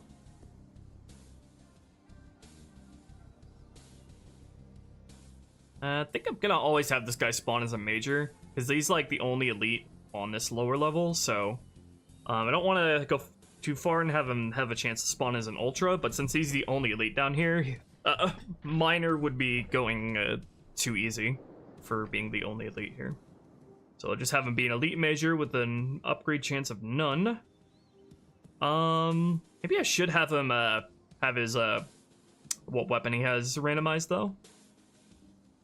So we'll just spawn all of him in the same place, but just randomize what weapon he can have. I'm not exactly sure where he's going to stand. It needs to be somewhere where the player can sneak up on him, but I'm not worrying about that too much right now. We'll just put him right here. It's also going to be tricky and interesting to work out, getting the AI behavior to not immediately go on the alert when you and your allies are all driving down here, because driving in a vehicle literally has a louder sound sound AI stimuli than just walking does, because vehicles always make noise if you're in them.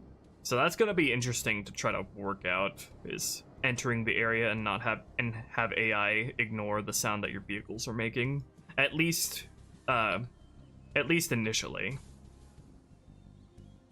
Like if you get in like within like 2 world units with a vehicle, then yeah, the AI should probably alert to that. Okay, you just place you there. We'll have plasma rifle, we'll have needler, we'll have carbine. That's pretty much it as far as usual elite roster of weapons in this game.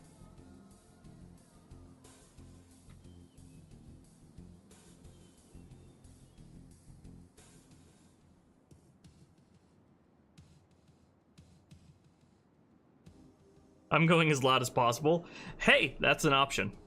A beautiful thing about encounters like these is like the greatest thing about the greatest of Halo's encounters in general are the ones that just shower you with a bunch of different approaches and options to do things. So every player has their own unique experience with the game.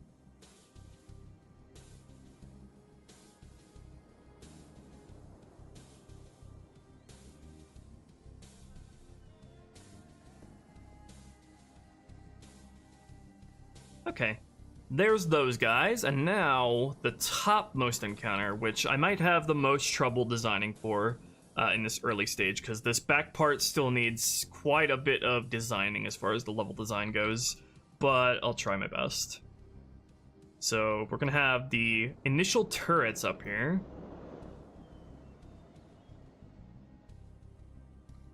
We're gonna have those guys initially up here, and then the part that I'm more fuzzy about is I also do want to have sniper jackals, like up in this tree and maybe like perched on a ridge somewhere against the walls up here. That is going to be tricky to work out as far as like balancing them to not be super overwhelming before you've even gotten up here to engage these guys yet. We're going to have to see how that works out.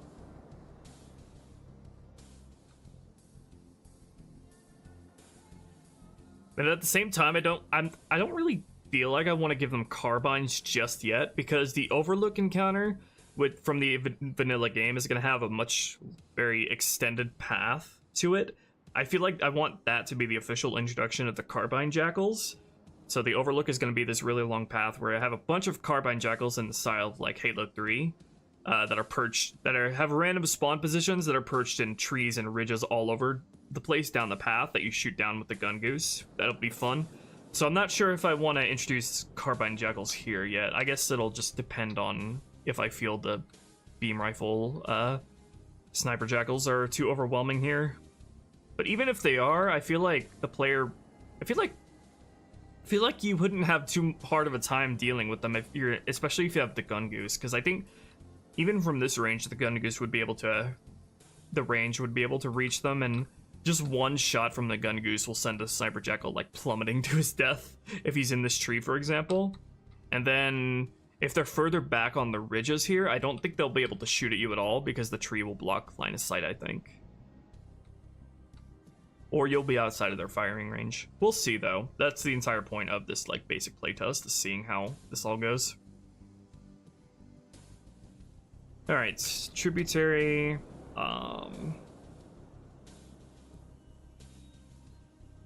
Tributary snipers. I'm gonna add you to tributary enemies 3rd.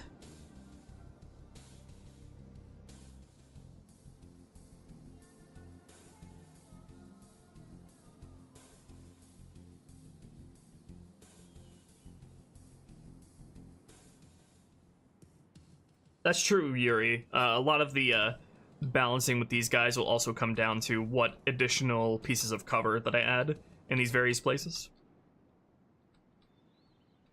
The way I actually don't know if these trees block projectiles. I don't think, yeah, these leaves do not block projectiles, so I don't think, they don't even have collision, I don't think. So I don't think they're gonna block AI line of sight, so We'll have to play that by ear.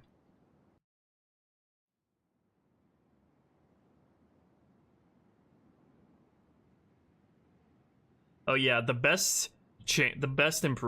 single best improvement that Halo 3 made over Halo 2, it was overhauling their AI system to have multiple of them spawned in at once in larger environments. That was Halo was never going to be like as good as it ever was if they hadn't made that big those big improvements to Halo 3. That was when Halo encounters really hit their stride.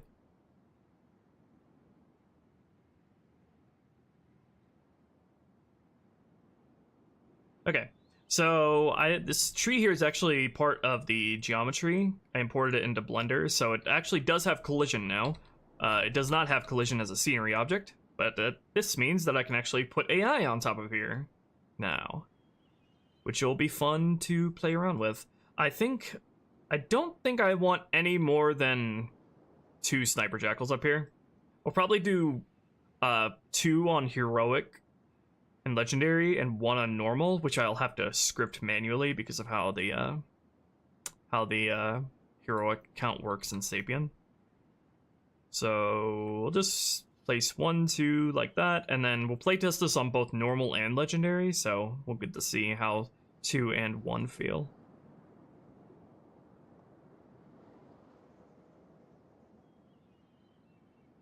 Okay, where's my sniper jackal boys? Jackal sniper. Beam rifle. You know what? I feel like I shouldn't worry too much about these jackals up here. Like being frustrating to deal with, because I feel like you're gonna be dealing with like only a few turrets and standard grunt and infantry, jackal infantry down here, and no elites until you get over here. So I feel like the sniper jackals are actually gonna add a necessary bit of threat to here that otherwise wouldn't be here, because jackals and grunts are extremely easy to deal with with vehicles, especially with the gun goose now. So maybe the jackal snipers are actually do the opposite of what I'm worrying about. We'll see.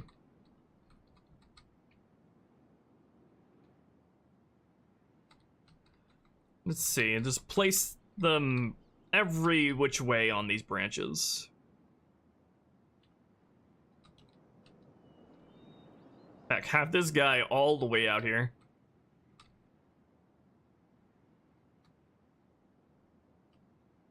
All the way on the very tip of the branch.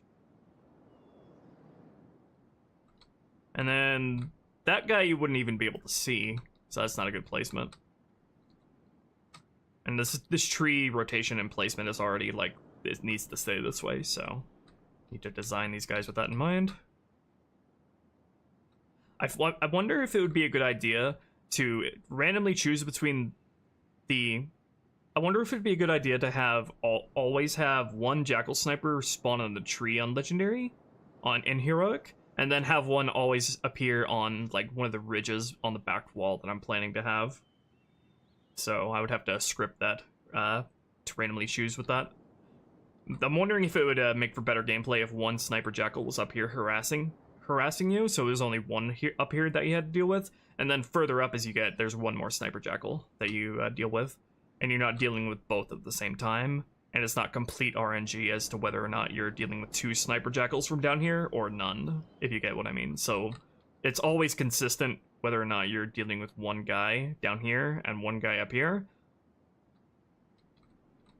and they'll always be in the tree and the on the ridge.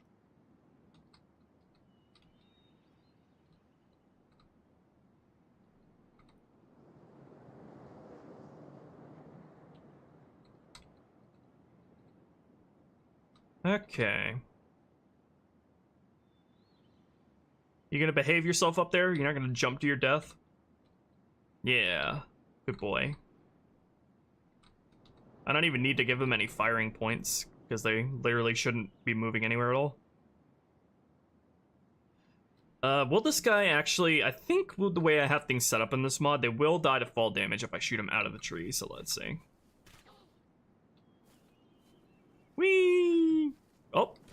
Well, he's gonna die to fall damage if I shoot him down there.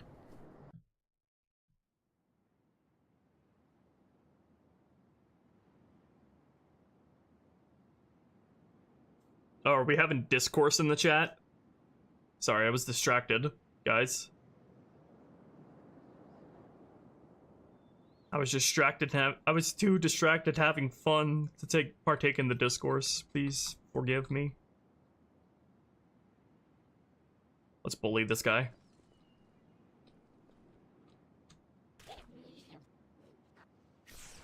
There we go. All right.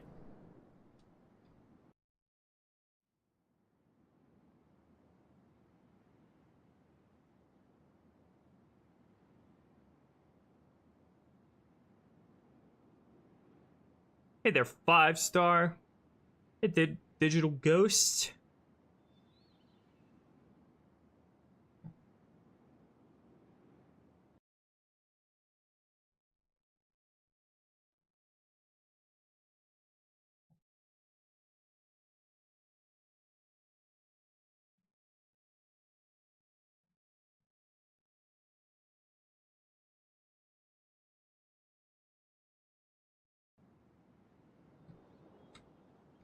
Halo discourse isn't real. Halo discourse can hurt you.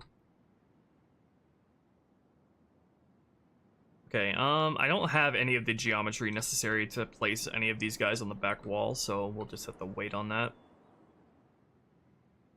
And this entire back area is gonna be pretty much overhauled. I'm gonna move the back wall back much farther to give much more room for AI to appear. Because the next squad spawns that I want up here are a big swarm of drones that come out of the exit once enough enemies have been killed or you move up. Because I think fighting drones is going to make for fantastic gameplay with the Gun Goose. That's like, drones are like perfectly suited for Gun Goose gameplay. Especially with the destruction of Reach style destruction effect we gave with them. So we'll go trib buggers. I'm not gonna have these guys spawned in initially, so I don't have to. These guys are gonna wait until the enemies are thinned out or you've moved up, so I don't need to hold back on their AI count. So let's go crazy with them initially and have 8 on normal and 12 on legendary, and then I imagine that's going to be just, like, really fun to shoot at them with the Gun Goose. Just, like, smack them out of the air with ease. So I want to spawn a bunch of them.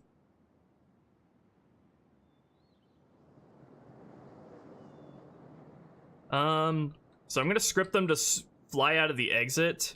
But I'm not going to worry about that right now. I'm just going to worry about their initial spawns, so we can just do very basic playtesting. So I'm just gonna spawn them out of thin air for now. In fact, actually, I think I might have 2 squads here, so they're not all super cluttered together into one chunk. Because I think that's usually how Halo 2 and 3 does it, is they'll usually segregate drones into 2 separate squads and then have them take up positions on the left and right. And so I think that creates a much better paced encounter.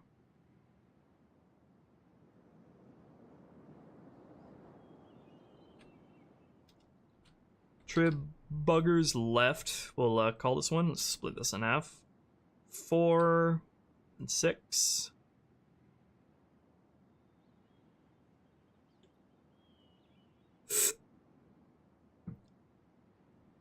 Oh yeah, we haven't tested the drone's vehicle boarding on the Gun Goose yet. I don't imagine they'd be able to at all with the way we have it set up. Wondering if that would even be a good idea, because ideally you're gonna want to have like a rocket guy in your passenger seat with the Gun Goose, so you would be reliant on either jumping out of the vehicle and killing the drone, or you'd be reliant on the Warthog guys to get the drone off of you. Because when a drone boards your Warthog, your passenger or your gunner are responsible for getting them off of you. That's a bit of a more fuzzy proposition when it comes to the gun goose or the mongoose.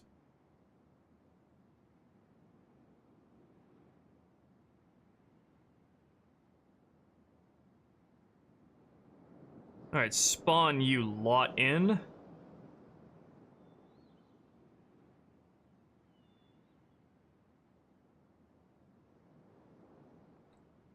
Gonna have you guys nominally off to the left here, and then the other guys off to the right.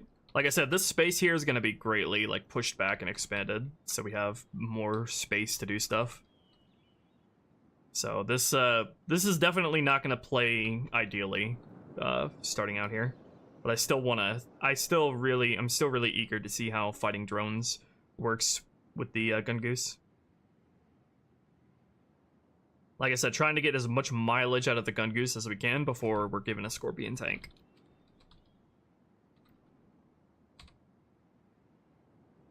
They don't have boarding animations for the mongoose.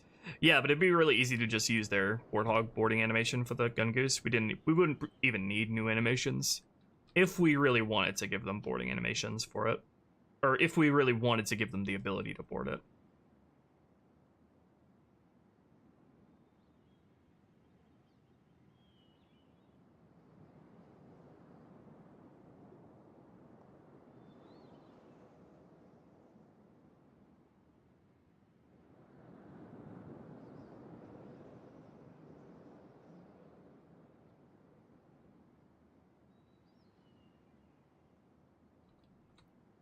All right, and then I'm gonna make some of these guys majors. The white drone with the needler.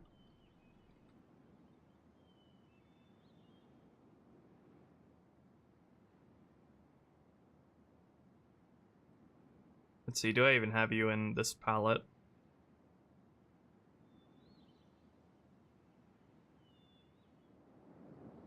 Yes.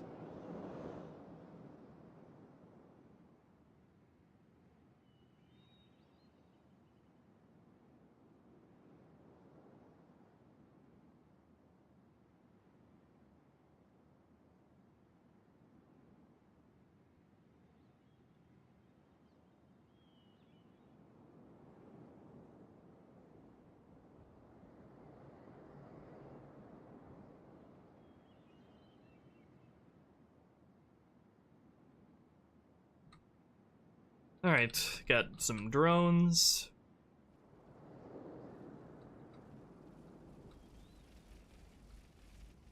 And then, since so far this encounter has been pretty sparse on elites, we are going to have, up in this final part, probably have one single elite ultra that always spawns, who dual wields. Either that or two, like, elites. I'm not sure. Not too sure.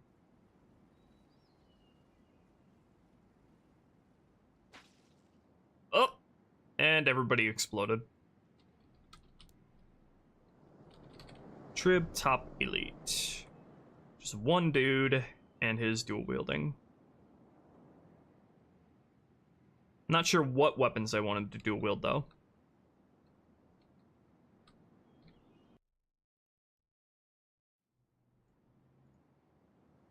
Probably not needlers because we have the drone majors here who are carrying needlers. Could just go with the standard plasma rifles.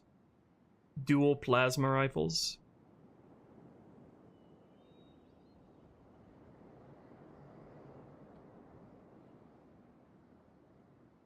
Probably not dual plasma pistols either because, you know, obviously the standard drone has lots of plasma pistols. Oh, let me remember to give the high ground turret grunts here the stay shooting command script.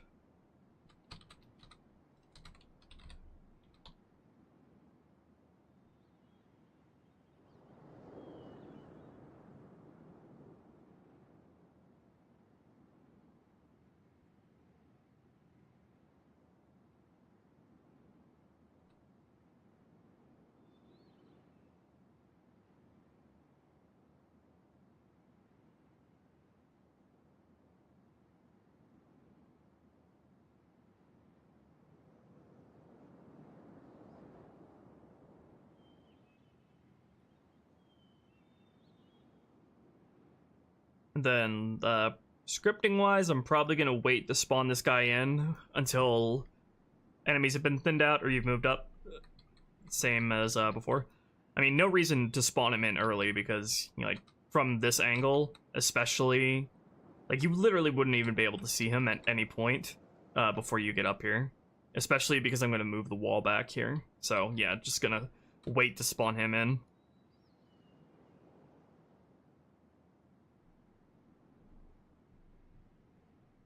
Could have a small grunt squad with them. I don't know, depends on if I feel like the drones here need any complement to their encounter. Since this is the end part of the encounter, we have a lot more freedom when it comes to the AI count.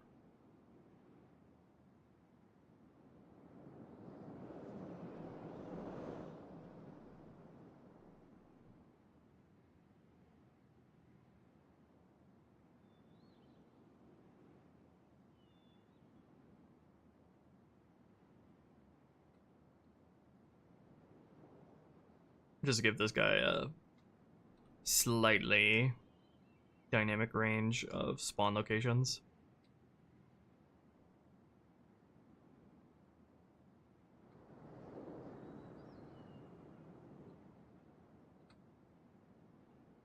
Even for this basic playtest, I will need to delay the spawns of these topmost guys, just so it doesn't fuck with the lower guys' knowledge budget or perception budget.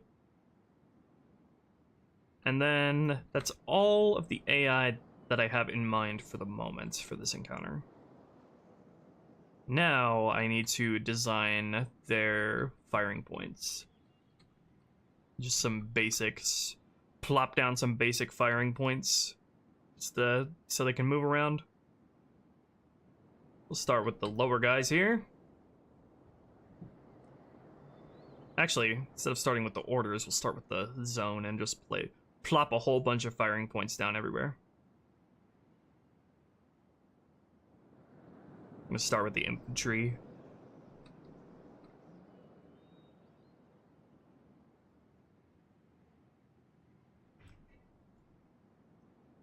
Let me place the turret guys down so I don't put firing points inside of where they spawn.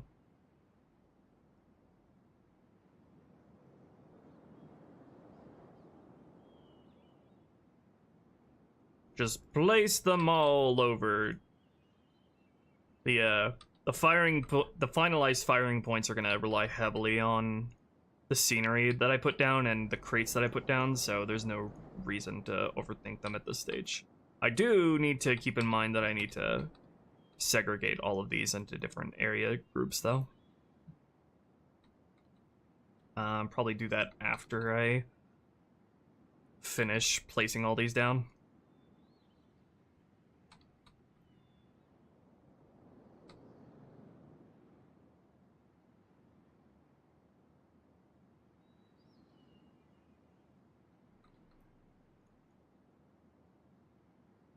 Pro tip, if you want your AI to... Easy way to make your AI feel look smarter if you're making a Halo mod. Put their firing points around... Don't put your firing points down at complete random. And don't just, like, spam it like this. If you want your AI and your combat encounter to feel, like, organic and your AI to look smarter, put them, like, around cover points. Like encircling cover points. That'll automatically just... Where they stand has a big impact on whether or not you see them as smart or not. Like 50% of making an AI look smart in Halo is just having them not stand out in the complete open like morons. Like making their making where they stand look like it has some amount of purpose to it. And bam! You make your AI look like they have PhDs in theoretical physics.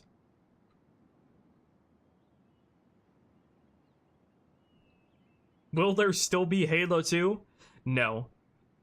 My plans are to erase Halo 2 from existence. It does not deserve to exist.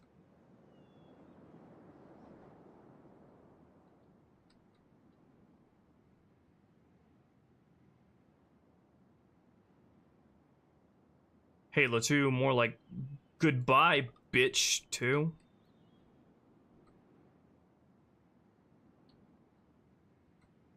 What are firing points? Firing points are love. Firing points are life itself. Firing points are beloved, rainbow-colored squares of joy and happiness.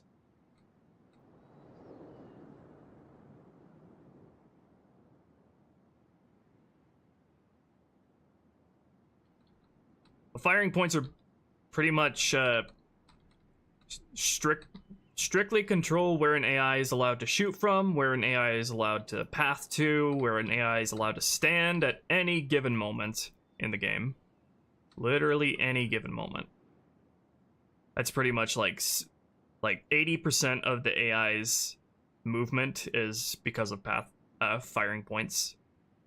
AI can scarcely do anything or move anywhere without firing points.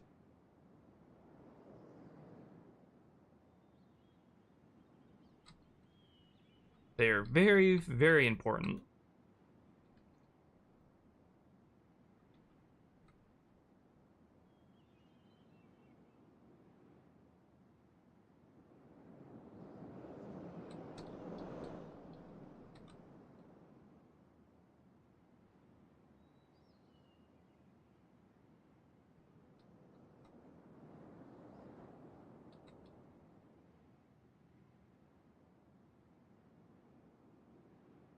Literally don't have any cover or scenery for the elite to move around to, so that's gonna completely go against the point that I just made, but that'll come eventually. Just have him move around wherever he wants. Doesn't matter for this initial playtest.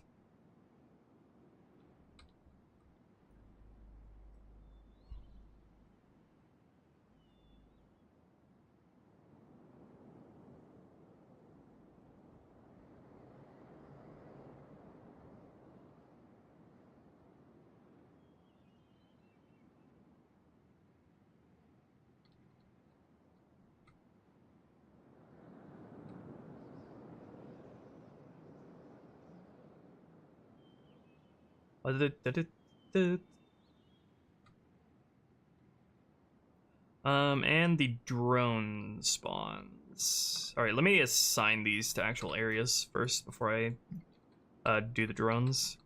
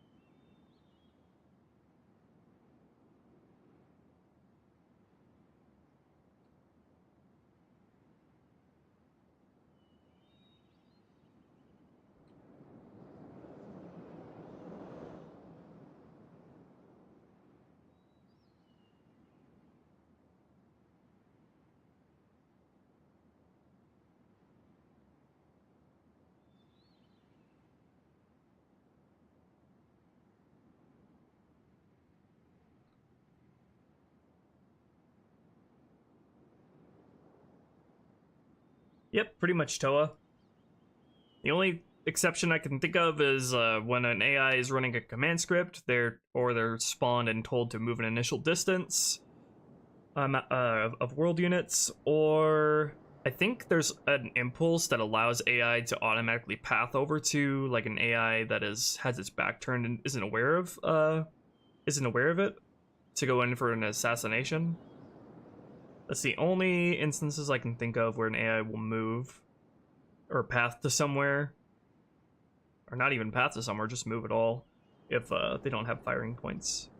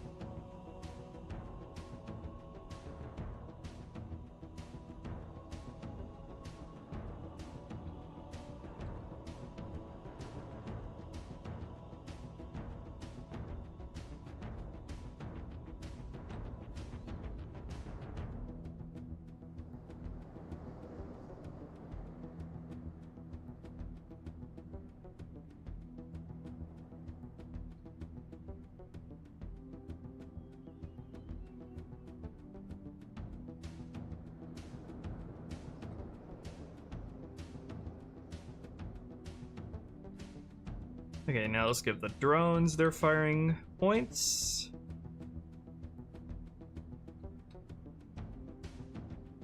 I'm not gonna worry about having them perch on the walls yet, because this wall is just gonna move anyway.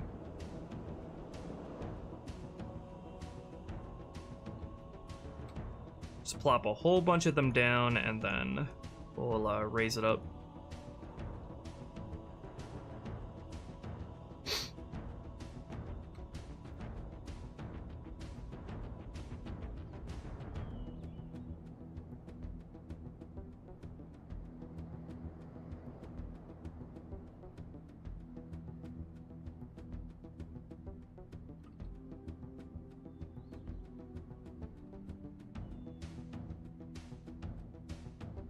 Add some variation to the elevation.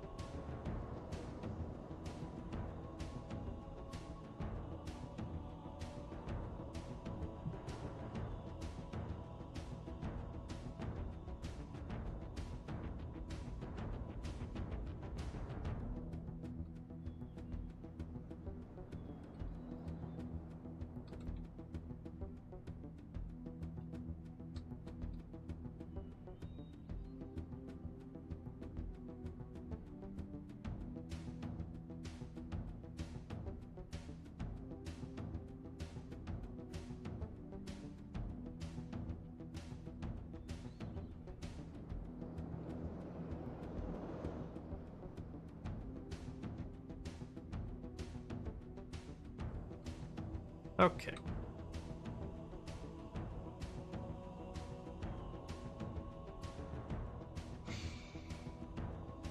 Halo 2 with open levels, let's go! Okay, let's generate the pathfinding for this, and then we'll put down... We need all of the firing points for the marine AI in vehicles that they use to follow you.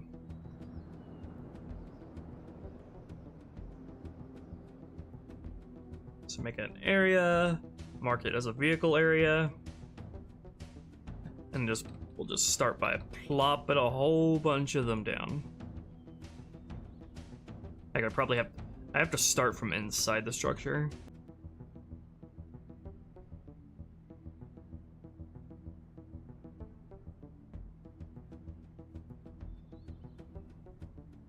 Uh-oh, did the internet do a fucky wucky?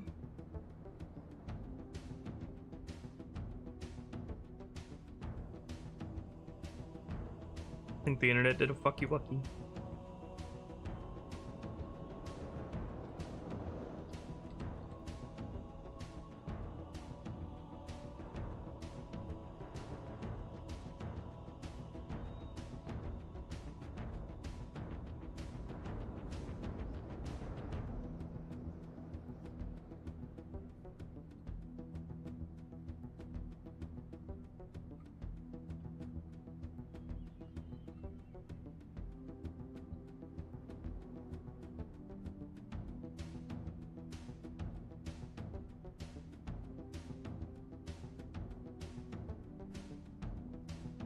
AI can dynamically use cover if they're not too far away from it.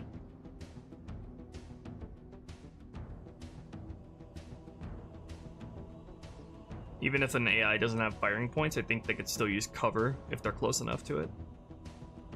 And what their cover properties are distance-wise.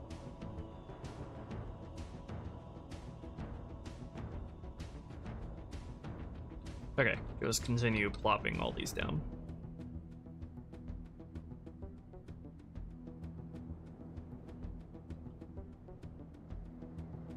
And then I'll give them areas in a sec.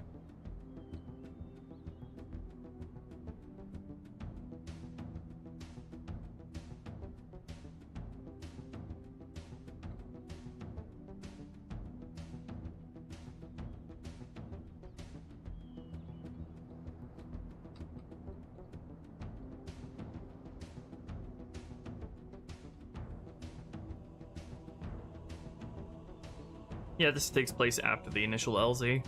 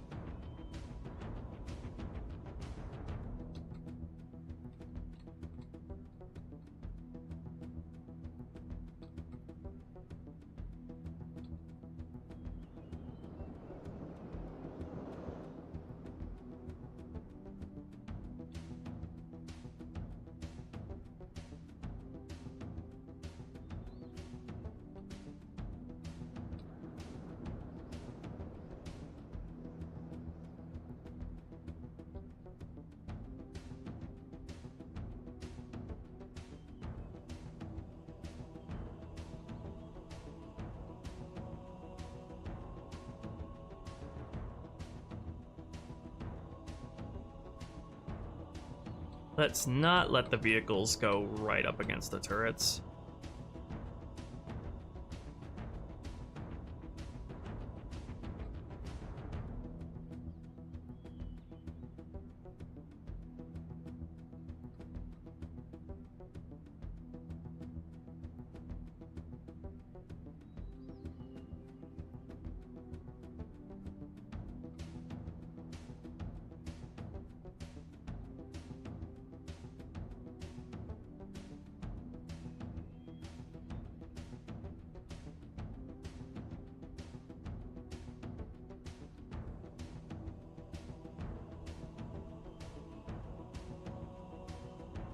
Let's keep the vehicles over here so they're not... I imagine I'm gonna have a lot of crates over here, so let's not have the vehicles go over there.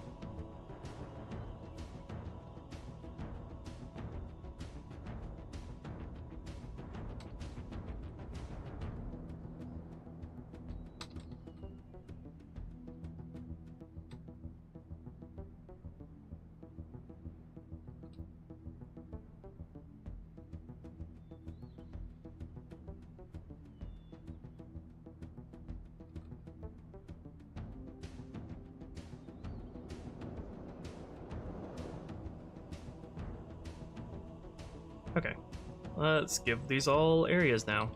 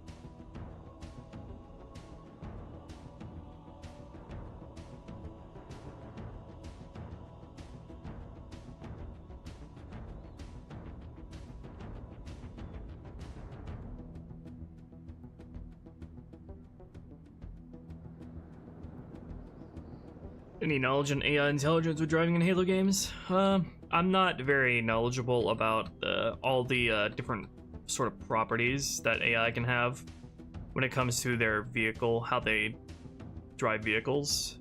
I'm very fuzzy on that kind of stuff. There's a lot of very complex sort of factors that Bungie had for designing how AI drive their vehicles. But I poke around until I end up with a result that's more consistent than vanilla, at least.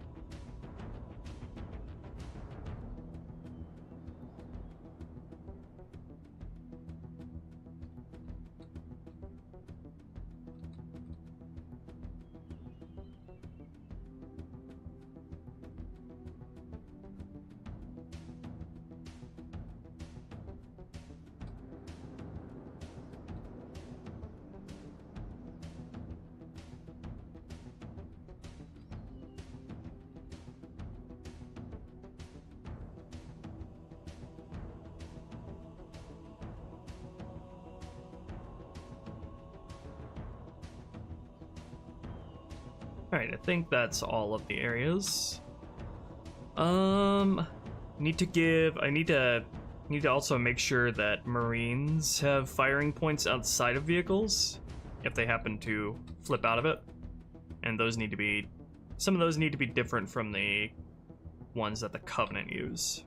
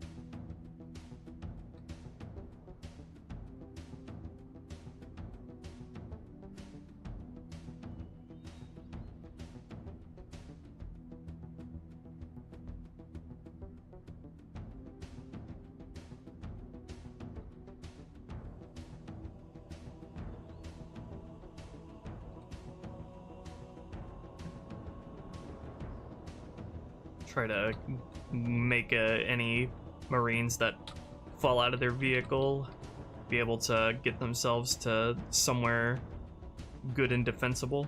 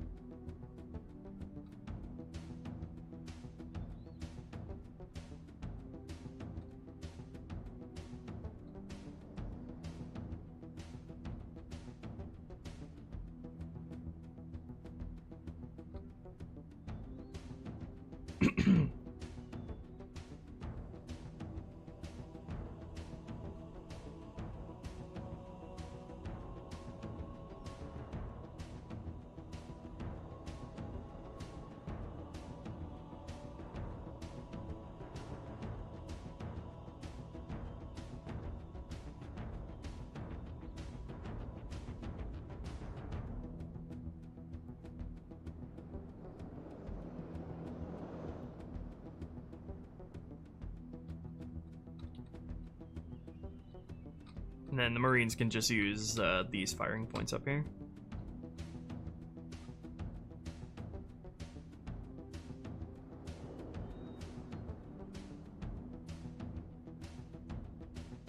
Make sure guys who have fallen out of their vehicles can still follow along. Long enough for them to be able to potentially get back in with you at least.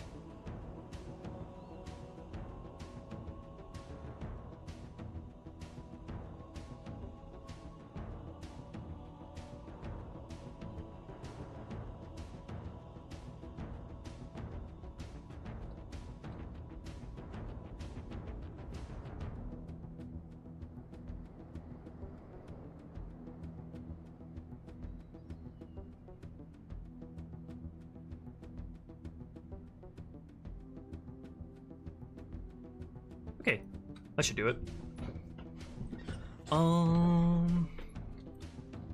Probably give them something down here too.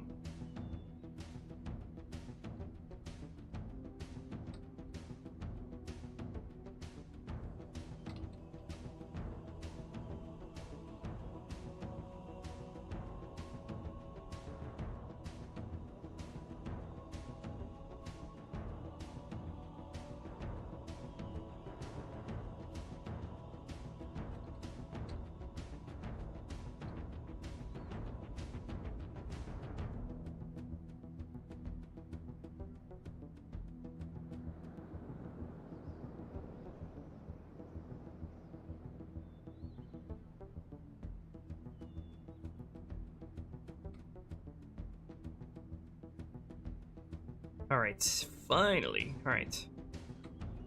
Should be all the firing points that I need for this initial test. And then I can further refine these as we go along.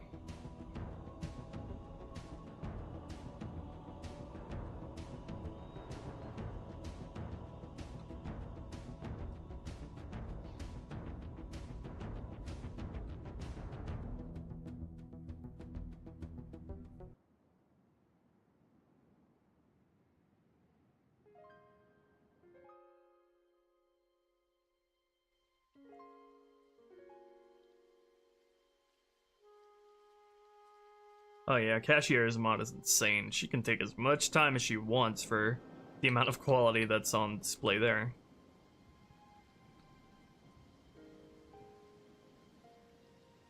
Okay, now I need to set up the test script for this. So then it will involve erasing AI, teleporting, sleeping the necessary scripts, teleporting the player over here, spawning in the vehicles, spawning the player in a vehicle, spawning the AI in the vehicle as well.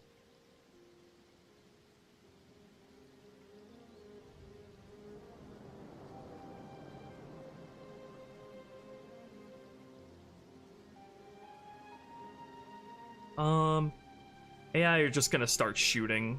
Like, the Marines are just gonna start shooting immediately up here without any sort of scripting in place. So let's just start the... For now, let's just start the test from down here.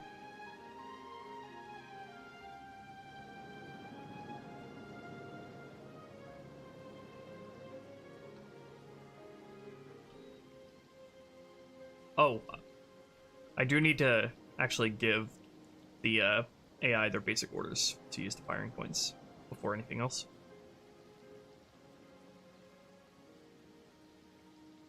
Okay, let's give these guys trib, imp first low. They're gonna be guarding. Let them use vehicles.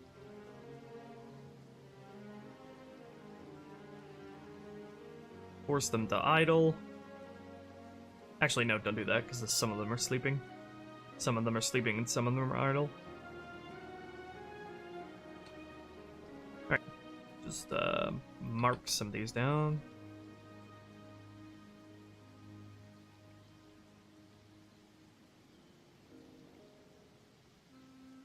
Okay, I'm not going to worry about them falling back yet. Well, Jackals. Oh, not those guys. Those are the guys on the higher ground.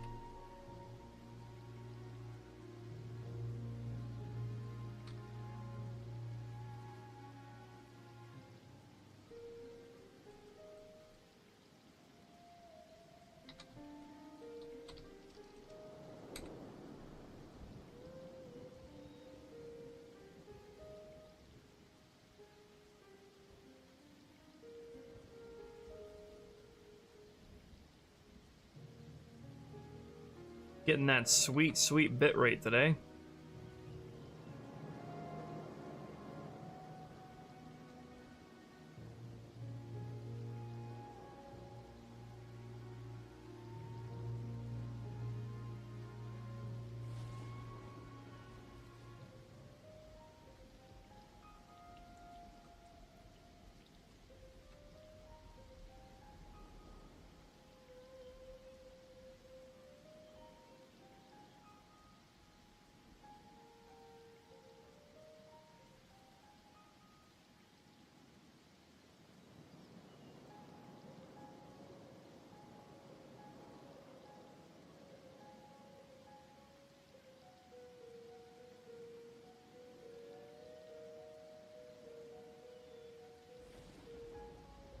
You know what? I will actually get these guys to progress backwards, because that's actually progress back once they're weakened, because that's actually an important part of the encounter.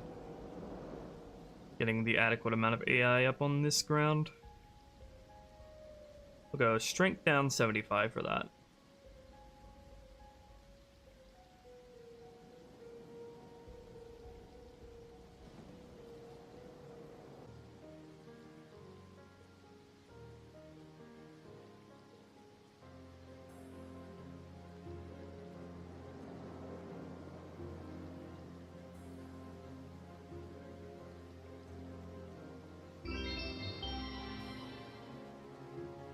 Just wanted to let you know you're awesome.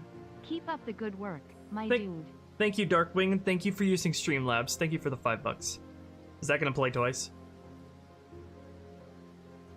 Is it? Is it gonna play twice?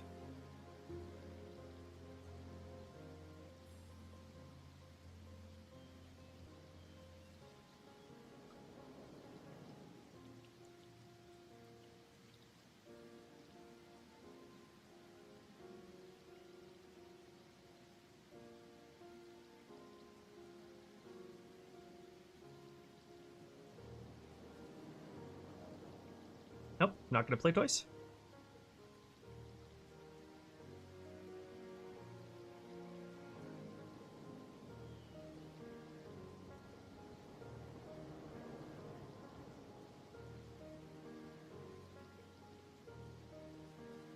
My ISP is just fantastic, isn't it, guys?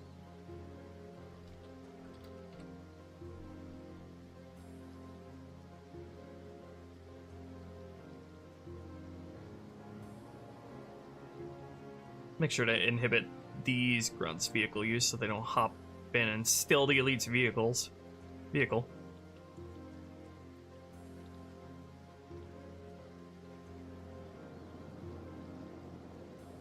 Stream down bad.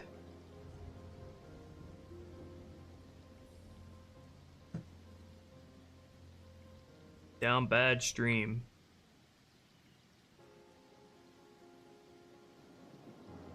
Should I just spawn this elite in his ghost already? Maybe. Probably could just script that easily.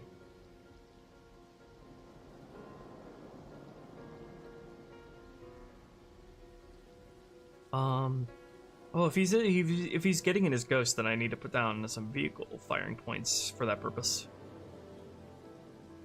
Ideally, I would like him to sort of defend this ledge here instead of just rushing with the ghost right at you. Staying near his squad.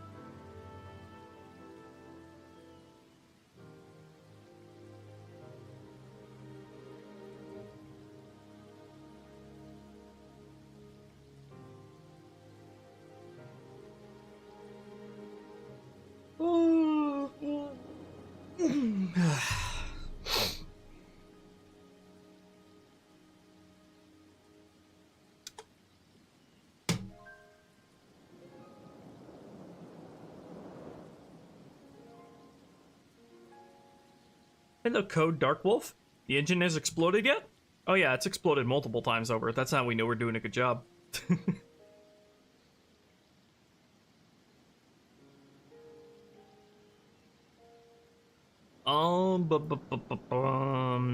do I want to handle this guy's ghost? Probably just spawn the ghost as something separate. Just put it right here. Vehicle type, ghost. Set these three guys spawns here to no vehicle, and then set this spawn to no driver. No bitches.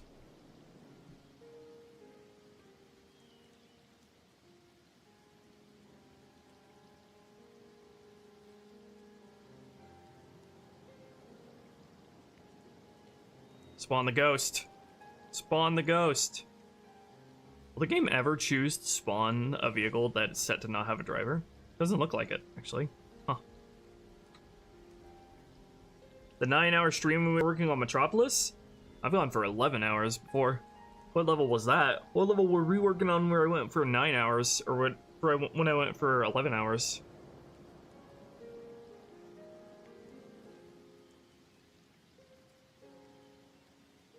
Sugma Halo. Slugmen, more like Sugma men.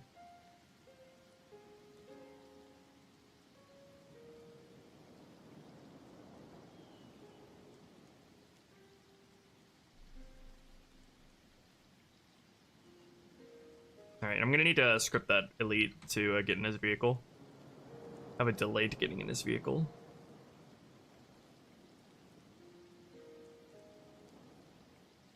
Alright, snipers literally don't need any firing points because they don't want them to move at all. Actually, wait, I think they will need firing points because for the ones that you can actually get close to, so they can actually flee and drop their beam rifle, so they have somewhere to flee to, but I won't worry about that right now.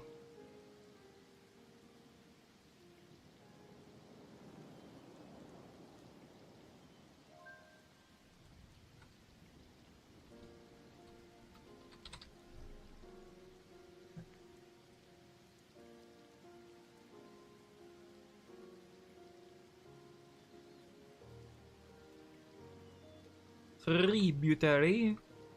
Are these drones gonna path properly if they only have one squad each? Maybe I should break these up. Break these firing points up into 2 areas each.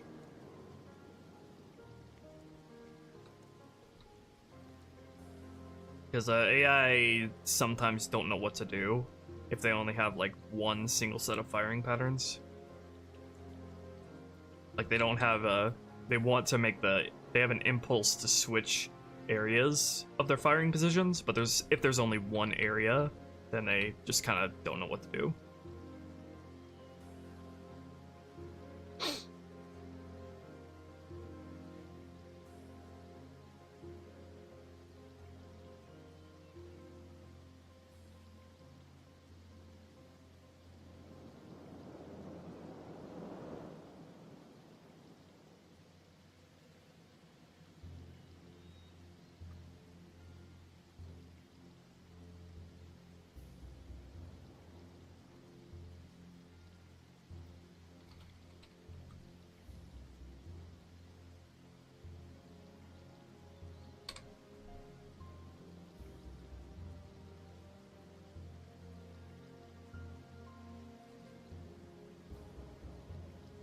Okay. Now for the little special elite up here.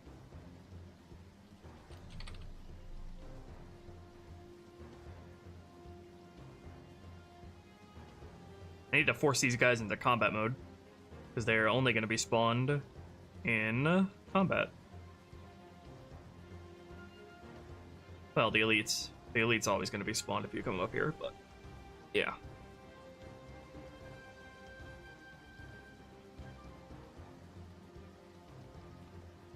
Okay, that is good for the coveys. I think before I work on getting the Marines working here, let's see, where is my tributary script? Let me get the very basic scripting spawn timing of these guys down. Alright, so let's wake a control script for the coveys here. Wake tributary. What did I just do? Don't do that. Wake tributary cov first.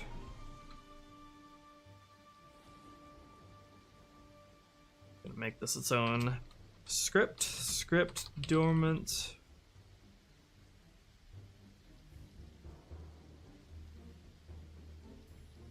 Alright, so it's gonna spawn the initial dudes in. I'm trying to annotate my scripts more and more so I can easily refer back to it and know what my intentions were.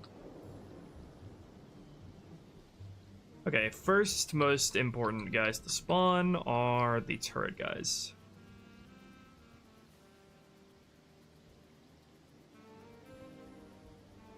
So we're just gonna spawn them all in bulk. AI place trib. Tributary enemies guns. Place them in. And then we're gonna we're just gonna choose the spawn grunts here for now, and then we're gonna do the randomization scripts later. Wake trib imp low grunt. Then we're gonna place jackals, trib imp high jack, and then trib imp flow sleepers. Thanks, Joshua.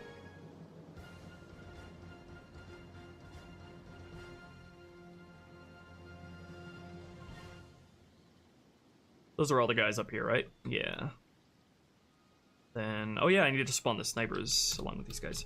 I might need to stagger these out by a few ticks, because Halo 2's engine sometimes panics if you spawn in too many AI within, like, the same instance. Trib snipers. Oh yeah, I need to go to the startup script here and make it so it doesn't switch my BSP back to the start of the mission every time I run the scripts. Just comment that out.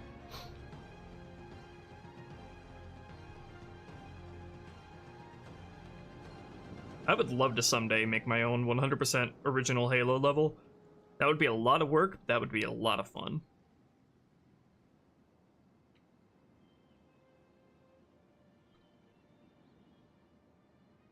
Okay.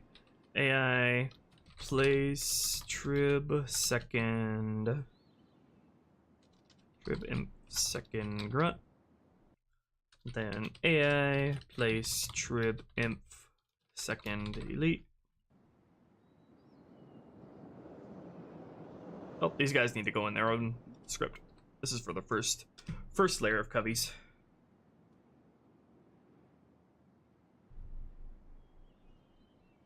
Actually, you know what? Let me wait to spawn these guys in the third tributary script. Just keep everybody contained to their own script.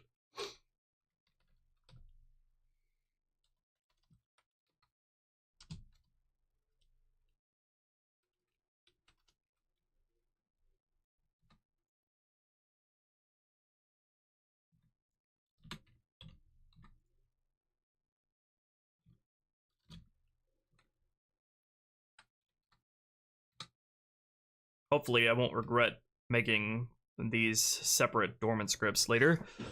Because near the end of working on all the missions, I tend to hit the hard scripting limit for like the amount of stuff, the sheer amount of scripts you can have.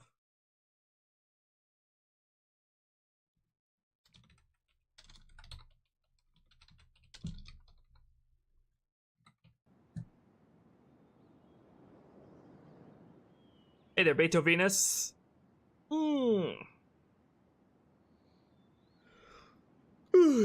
It's going swimmingly.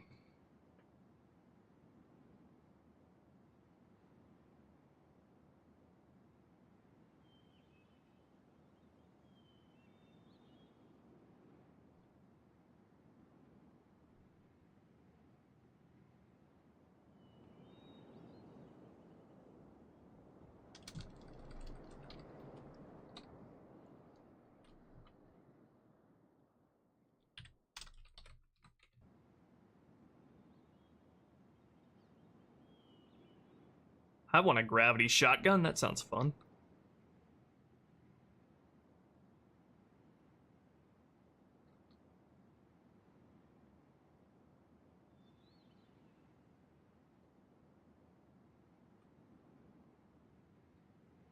Okay, now in the third script, how should I handle this?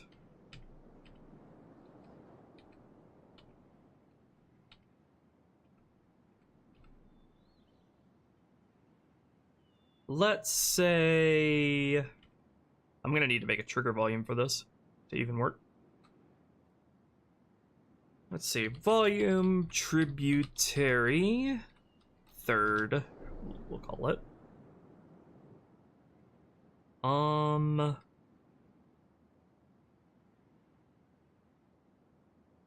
Might need 2 trigger volumes actually to cover the amount of methods you can use to reach the top here.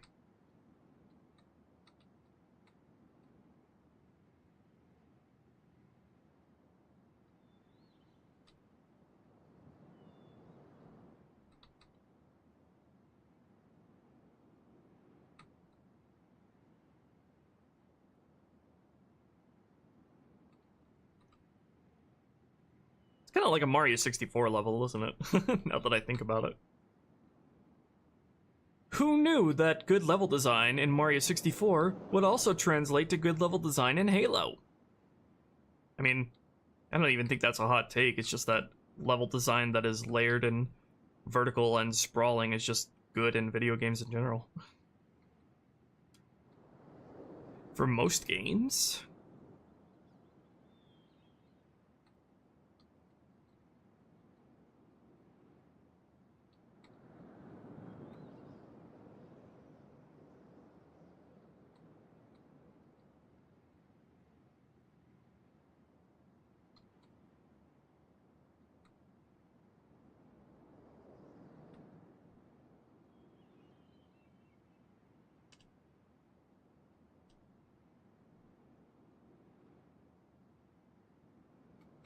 Alright, and then I need another trigger volume for this side path up here.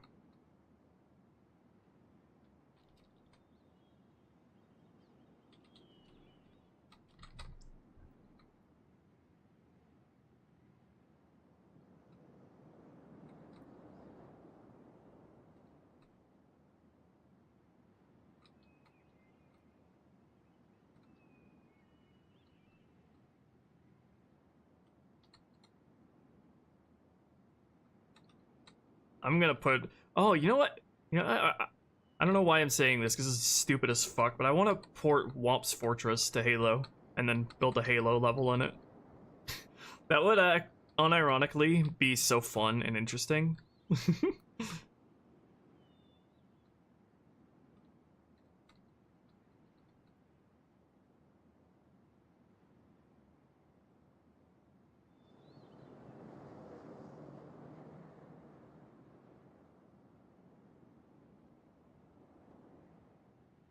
Fuck the Eula.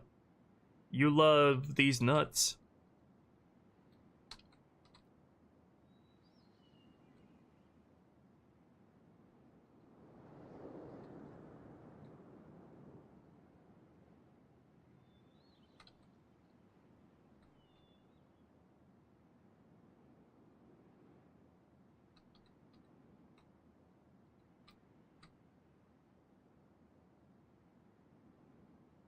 Okay,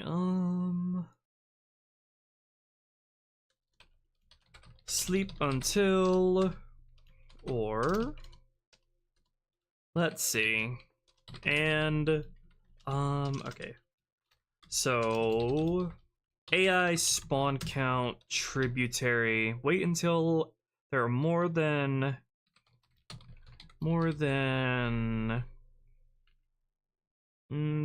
10 enemies spawned. That should cover everything. And then wait until AI living count tributary enemies all.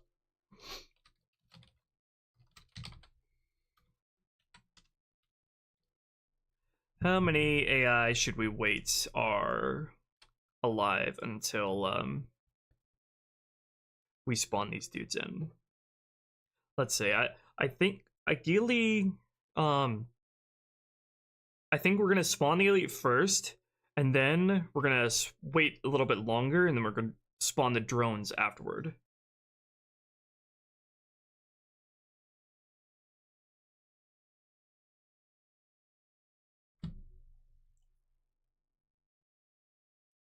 So we're gonna be pretty generous with the elite spawn here. We're just gonna wait until there are more than 10 enemies spawned in, and then we're gonna go like less than 8 enemies spawned in to wait to spawn him. Or we're going to wait until you come into one of these 2 trigger volumes. Volume test objects. All tributary third side, and all tributary third. Okay, let's just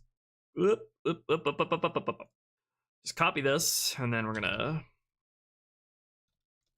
Did I forget to spawn in the elite here? Yeah, I did.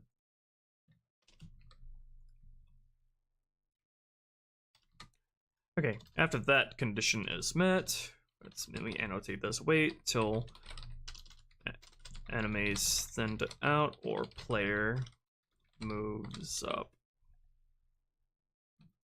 Annotate them, scripts baby.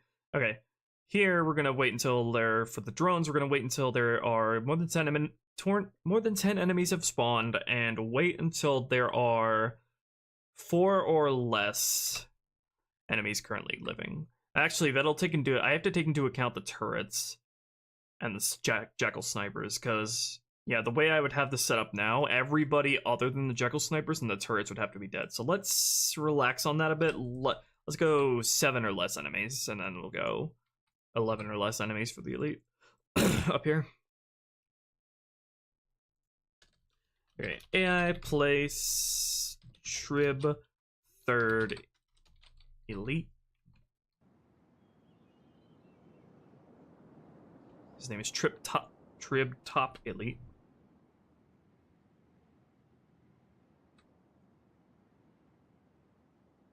Okay. Then we're gonna go AI place trib bugger left and trib bugger right.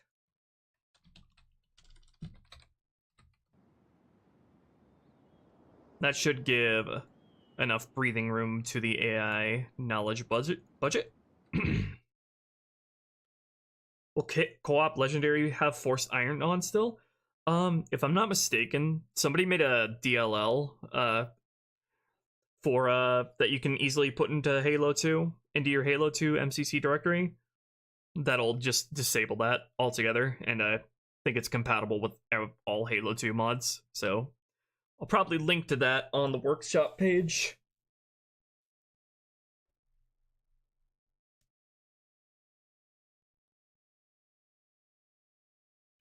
Okay, did I miss anyone? I think we got everyone. Okay, now let me script this elite's behavior for getting into his ghost.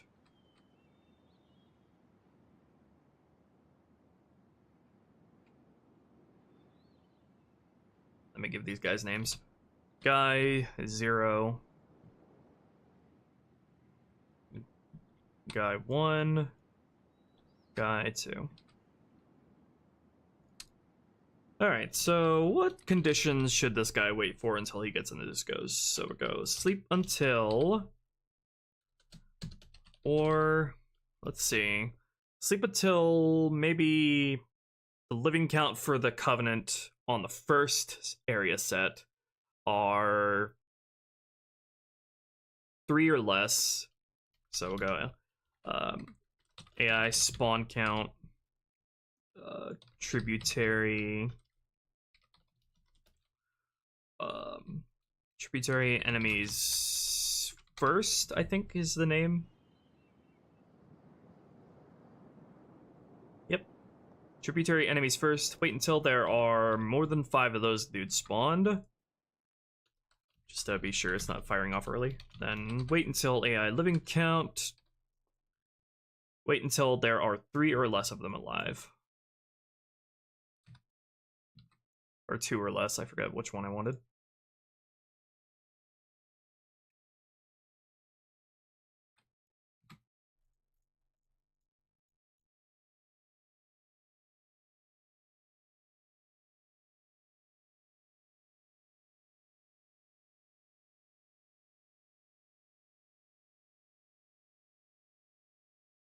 Oh, I need to encase this within an AND declaration or AND condition. Okay, alternatively, we're gonna wait until you've gotten close enough to be a threat to him. So we're gonna add a trigger volume here. A volume tributary. I mess. My fingers don't know how to type the word tributary. It's a very awkward word to type out. I would like this mod to be out by the end of this year, yeah. Definitely. Volume tributary second. Let's see, it's gonna be anytime you drop down. Anytime you drop down from there or cross the land bridge.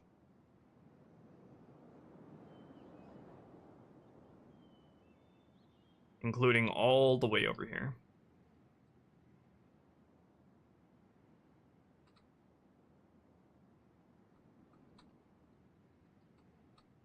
Then I probably need to add another trigger volume here because I'm planning to add some footholds here that you can use to hop up on to get up here if you're on foot. So probably need to account for that. Ball tributary second one. Actually, I just go by the same naming scheme. Side.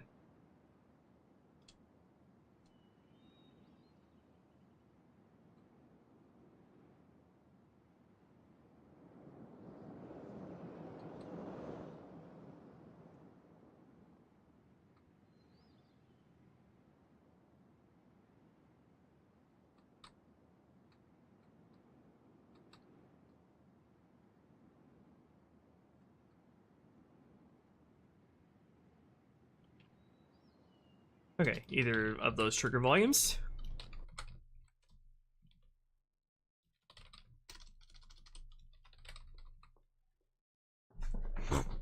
Maybe also have a condition where the elite will enter the ghost if he's starting to take damage. So, because I can imagine the Marines and the Warthog will start pounding away at him really hard, so he might not have a chance to get into the ghost before Marines kill him.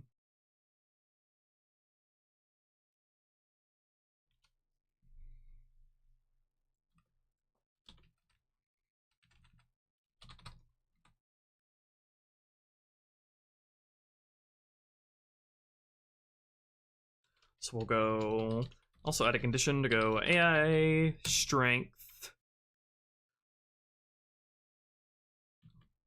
tributary second elite. We'll go less than 75% strength, let's say.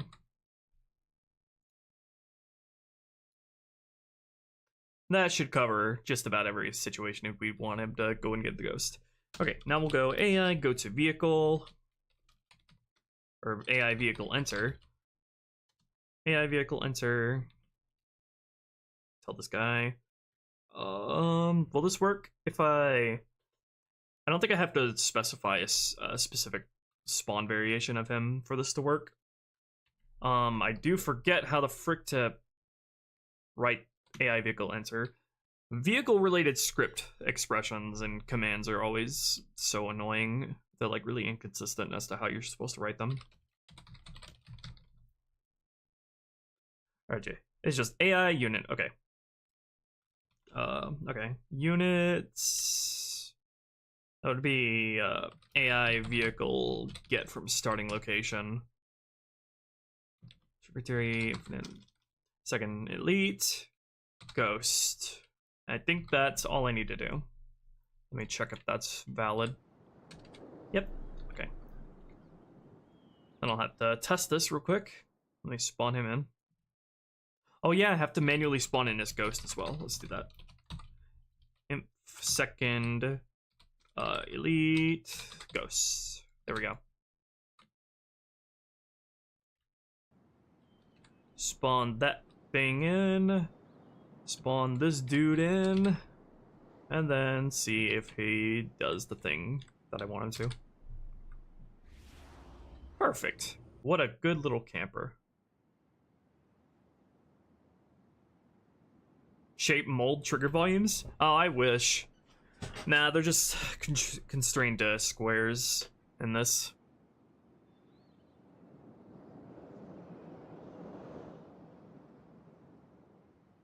How long did it take to make my rebalance mod for CE? Less than a year. I think like something like 8 months, maybe.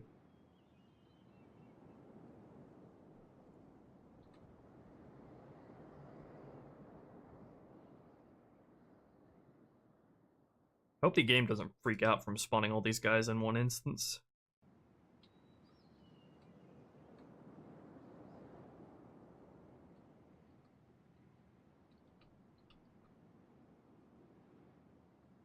But I have plenty of room to stagger them out, stagger out the spawns by a few ticks if I need to.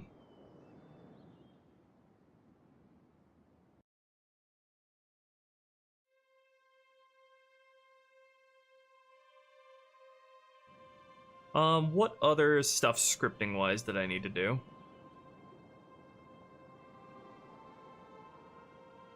Relating to the cubbies back here.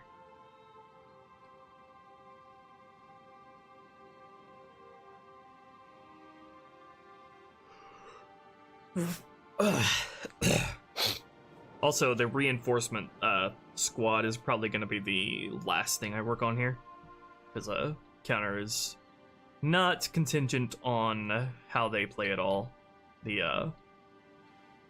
However the reinforcement squads end up affecting the encounter, that can be purely controlled just through the reinforcements themselves.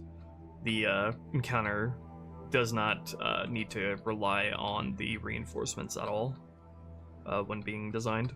They can be designed pretty much the initial covenant can be designed independent of whatever reinforcements I decide to send in, and then the reinforcements are designed around the initial encounter. So I don't need to worry about them until like the very end.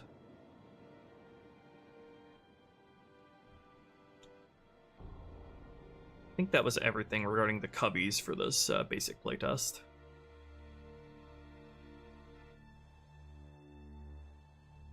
Automation flare to announce reinforcements? Yeah, we already have all that worked out.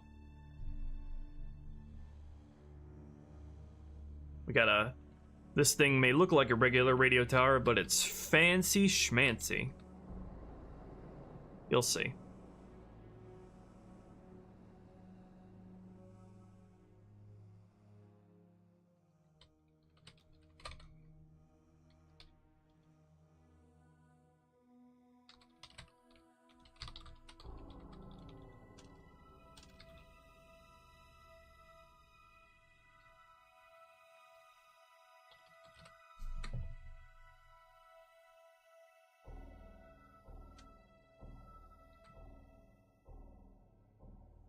Yeah, I think that's everything in regards to the Covenant. Let me make a control script for the Marines now. Probably not gonna involve anything but just spawning them in right now, because I'm probably just gonna make them follow you around all the time for this playtest. Lake, tributary, Marines. Script, dormant, tributary, Marines. I'll probably combine a lot of these scripts here if some of them don't end up being anything more complex, just spawning guys in. Because there's no reason to waste script limit resources when I don't need to. Hey there, Kibano. It goes good. We're setting things up for our initial playtest to see how this area fundamentally plays before we do anything fancy. Wait, no, I don't even need to place any Marines here. Because you're going to have Marines coming into here, and then their spawning in is going to be handled by my testing script, so yeah. I could just tell the script to sleep one, and then use that for whatever I need later.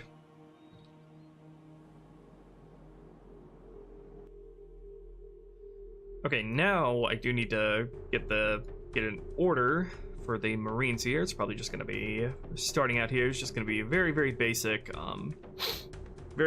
following script here, just to get them involved in the encounter.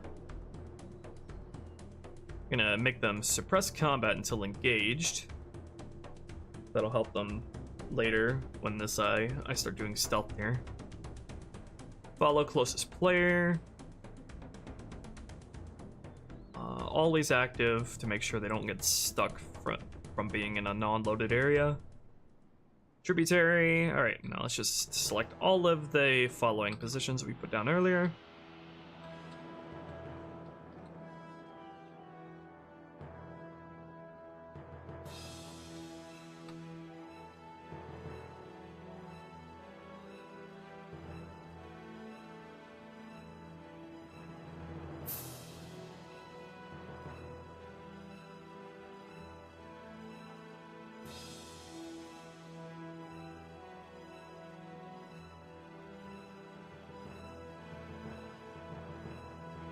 I don't know why, but placing down firing points is just like one of the things that I enjoy most in Halo.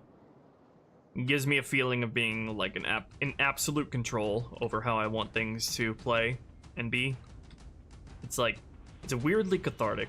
It's like being a kid playing with little toy soldiers.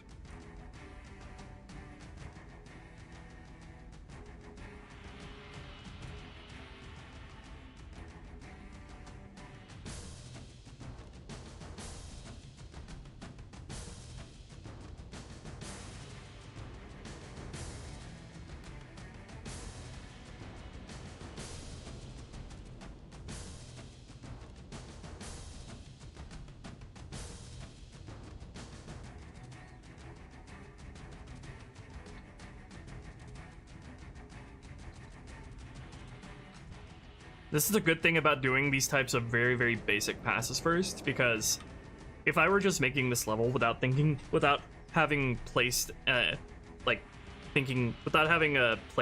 or designed any AI stuff first, these firing positions here, for example, without these firing positions here, there is no reason for me to like put any sort of like thing here or edit the map here at all. But with these firing positions here, because these are here, I'm much more likely to later have to like put down maybe it's just like a rock here for the Marines to have to, who happen to end up there, give them some cover to end up behind. So that is why it's very, very good to do this very sort of basic playtest spawning pass before doing any more fancy map work or making anything look good.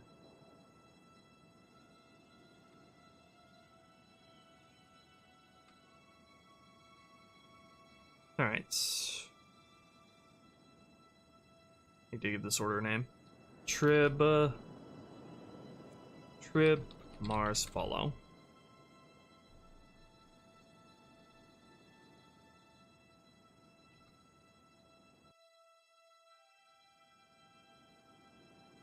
Okay, now is probably the hardest part so far, is just to design the freaking testing script for this.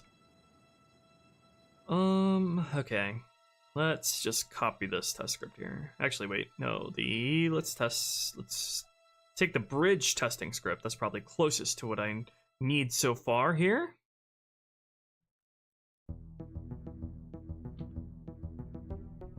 Okay, teleport, trib, we'll call this. All right, AI erase all, place Warthog, place Gun Goose, place AI place in vehicle, place the Gun Goose driver in the vehicle. We'll place the player in the vehicle first. Go take this, place the player in first, so he's in the driver's seat.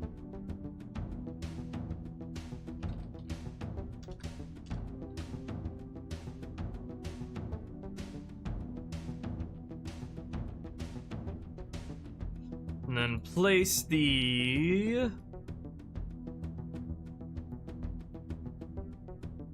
We need to place the guys in the Warthog now. LZ Arch Warthog 0. Okay, that works.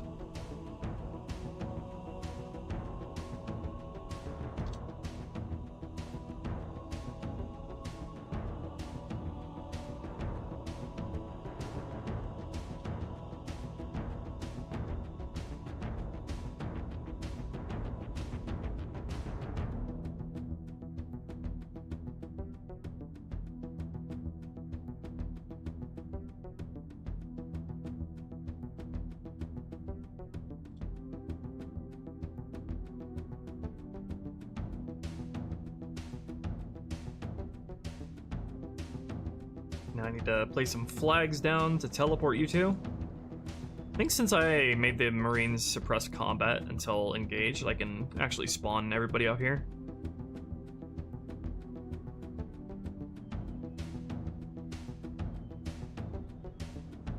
Trib. Gungoose, Tele. Then Trib, Wart, Tele. Spawn them behind you.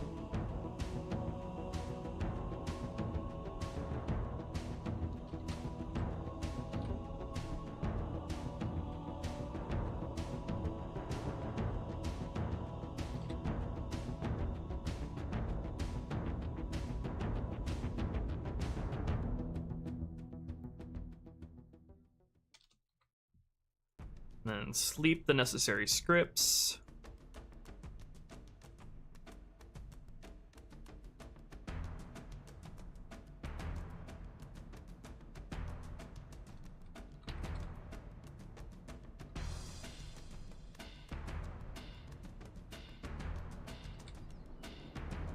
Alright, now we need to wake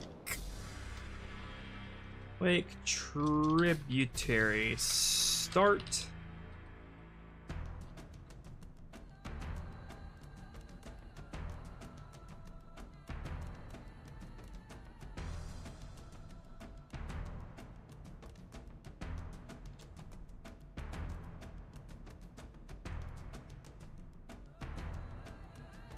And then just delete the rest of this.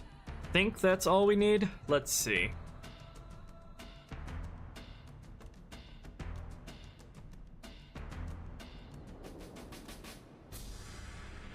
Alright, fingers crossed. Let's see what happens. Let's just see if the Marines spawned in correctly. Ba-ba-bam! There they are. The boys and girl.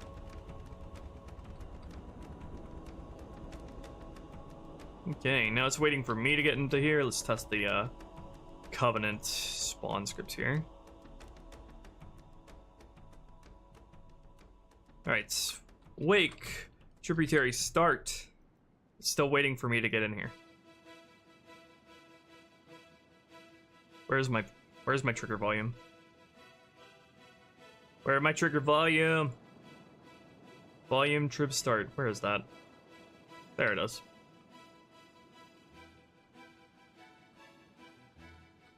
Why is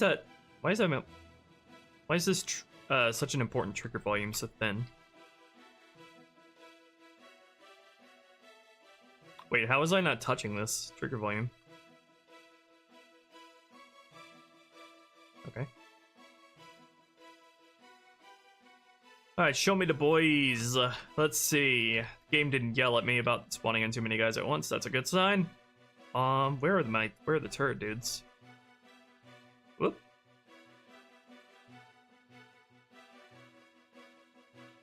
Where are my turret boys?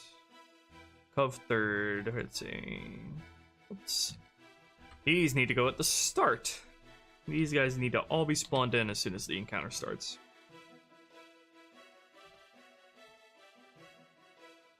Calling off work and my master's classes for a week straight.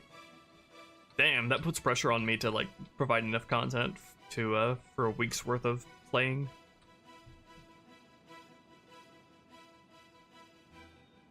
Tributary, begin.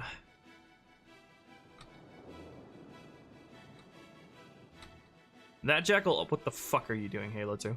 That jackal up there is not even visible from this angle.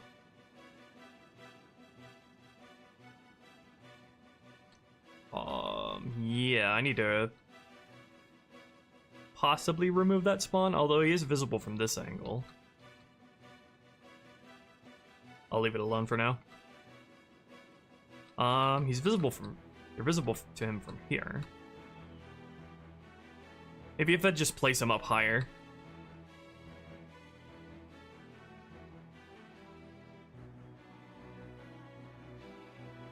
Not even that high, just like right there.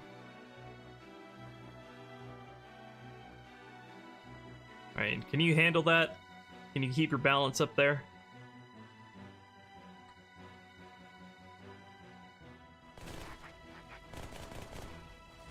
Oh yeah, he's doing fine. As long as he doesn't have an evasion impulse and like jump off. Okay, that works.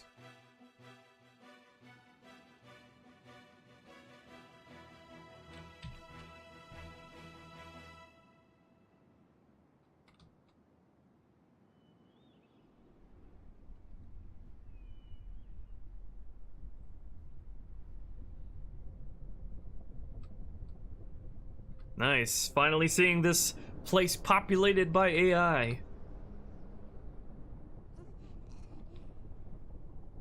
There won't be anywhere near this many patrolling, though, because patrolling AI are very problematic to deal with when it comes to stealth sections in Halo 2.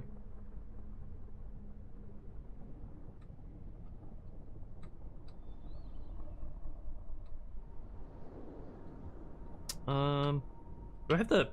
Yeah, debug clumps. I need that turned on so I can test the how filled up the AI knowledge base is getting. Since I have the script timing for the third guys here, I had planned to make the Covenant on the lower level disposable once these guys up here are spawned, just so they can... There's enough AI resources for the guys that you're right by and rushing to attack you.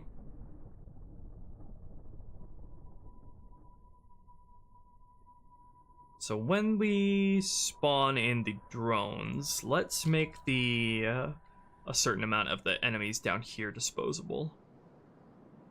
Let's make the sleepers disposable, and whatever the next smallest squad is. Oh, I know. Let's make the high-end squads disposable.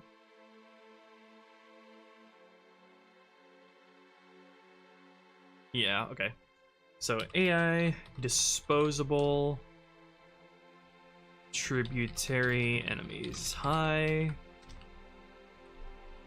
That should give more than enough resources. All the resources we need. Tributary, high, sleepers. Why did I name them this? That's not representative of what their name is.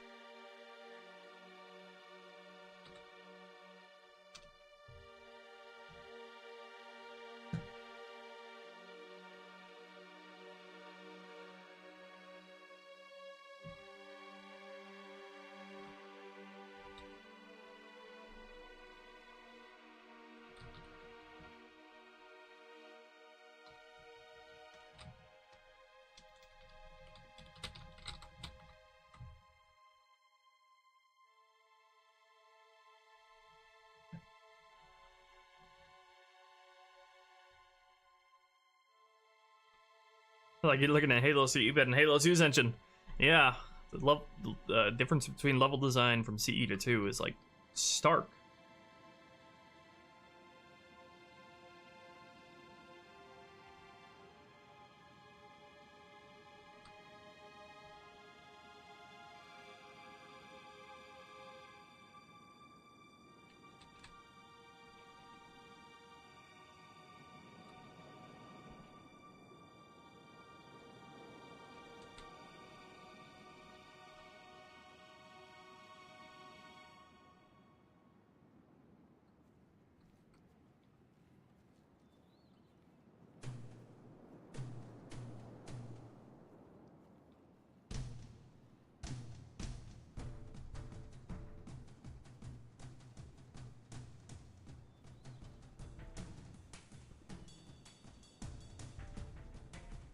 Very fitting we got CE music here as well.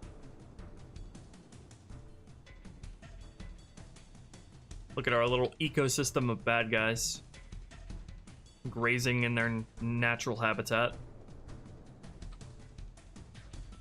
It's really hard until you spawn AI in to like keep track of the scale of your area. This area is sufficiently large, I would say.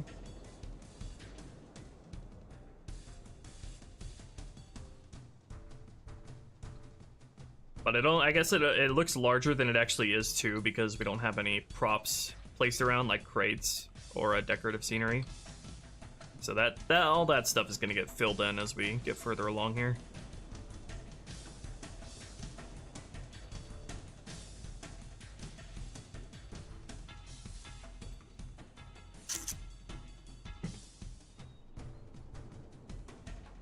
Alright, let me place myself up here and see these guys spawn in. There they are. They're the boys. Should be 8 of them here. What are you doing? Who's this guy? Ah! Okay, my scripts are working. That drone was coming up to give me a kiss. So funny, even the drones in Halo in Halo 2 have the impulse to sneak up on you if you're have your back to them and you're not aware of them.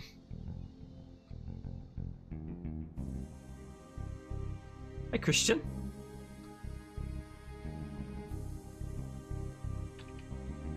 Alright, let me see that elite getting his ride again. What's up, dude? There he goes, very obedient. Bonk. Where are you going? I did not tell you you could go over there. Where do you think you're going? Where the heck is this guy going? This is not where I told you you could path to. What the heck? Oh, these accidentally made these share the same area.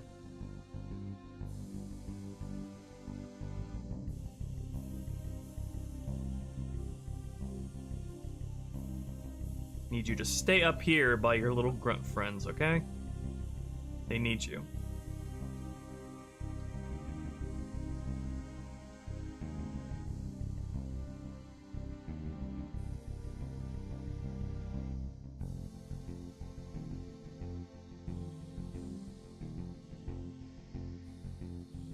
Yeah, we already have that, Christian. The elites have we ported and polished up the missing CE armor variations for all of the Covenant, the grunts, jackals, and elites.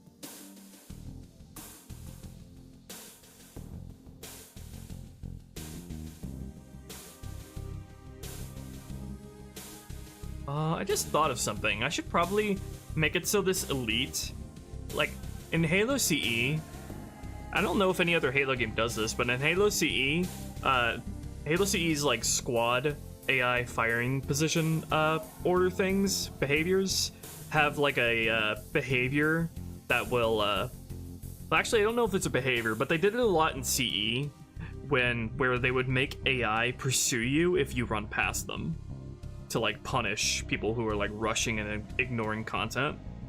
They would make AI that are behind you chase after you. I feel like I should do a similar thing here and have this elite get in his ghost and rush up after you up here. Not only because of you know, rushing, but also if you're to jump over here before anything else, it'd be good to have this elite come up here to like give you an opportunity to take his ghost, so you still have a vehicle that you can use to get back down and assist your allies with. You know, even if you went to the top part first, so that elite will essentially get up here and bring you a ghost to steal. We'll do that right now, but I'll add that to my to-do list.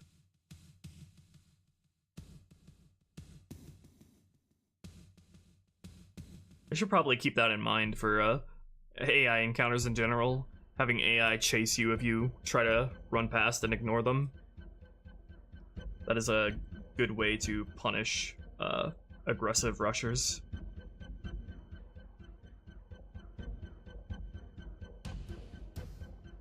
Where it makes sense, because sometimes you want the idea of an encounter is to kind of encourage rushing past them, especially like multi-way encounters that are really chaotic.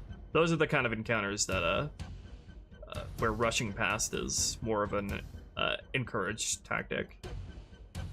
Not even like rushing past, but like getting yourself to a vantage point on the other side of the room or something like that. It's like a case-by-case basis where you want to enforce that kind of thing.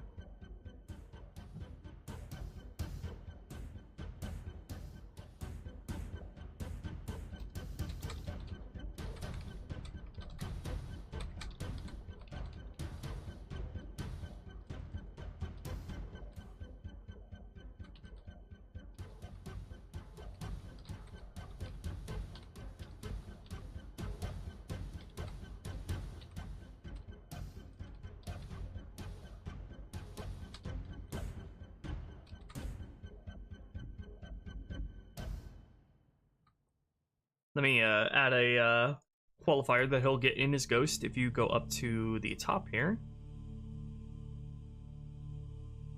But only if the alert is already raised. So in that case, even though I don't have any stealth stuff designed with this encounter yet, let me add in the qualifier for when AI in an encounter are alerted. Where is this guy's script?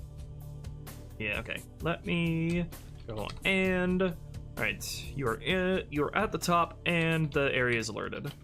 Generic AI alerted.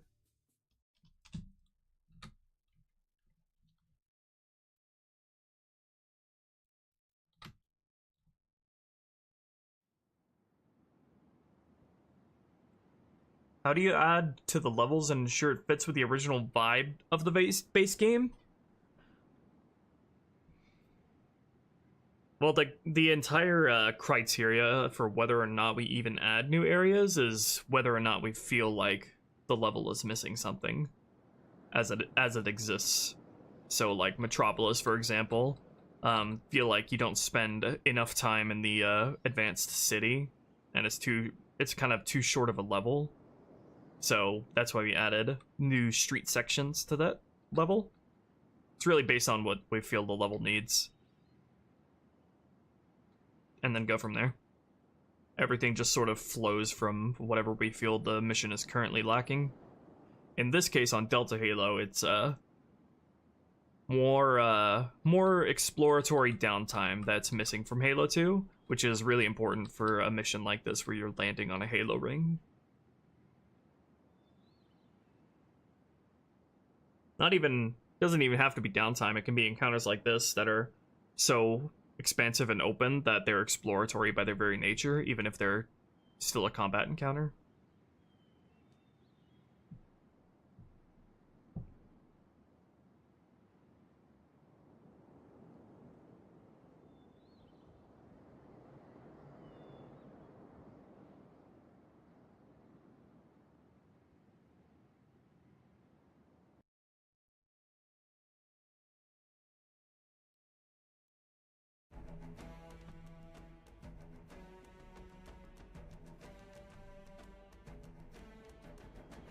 And the further we get into Halo 2, the more the levels really feel like they need more meat to them.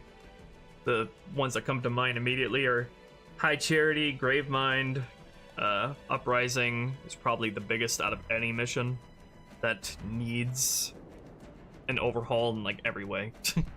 Because this Uprising level design is really disappointing. Any wildlife in this mod?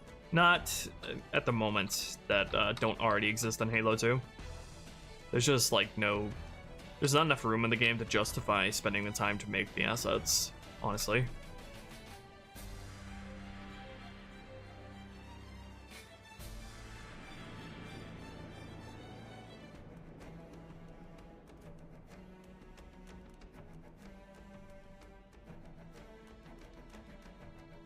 What else do we need to do before we start playtesting?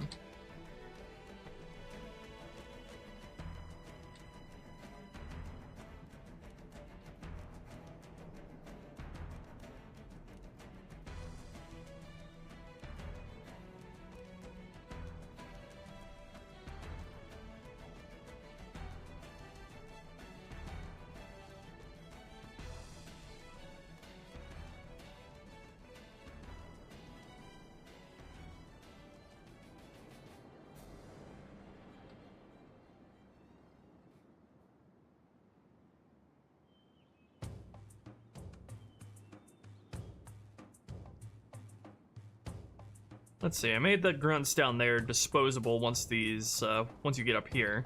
Let's see, is the game gonna cull them out? Yeah, it looks like it did. Okay.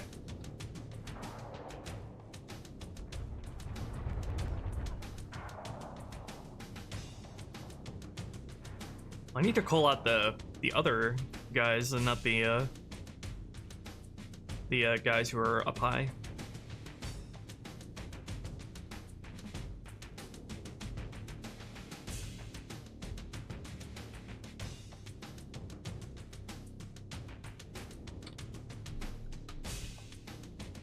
Alright, let's hope the Marines don't ruin things here.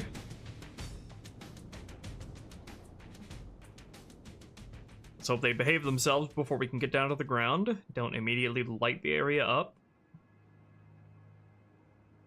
Wow, I misspelled this. Tributary! Tributary enemies low.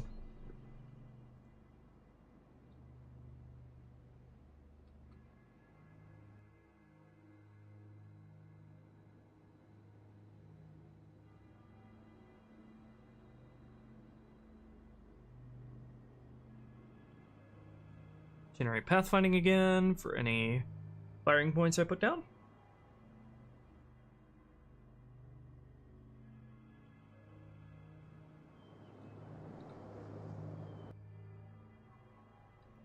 All right, let's give it a go.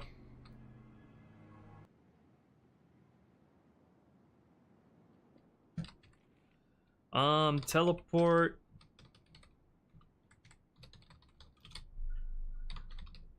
Teleport Trib. That was supposed to put me in the vehicle, excuse me. Marines stole my ride.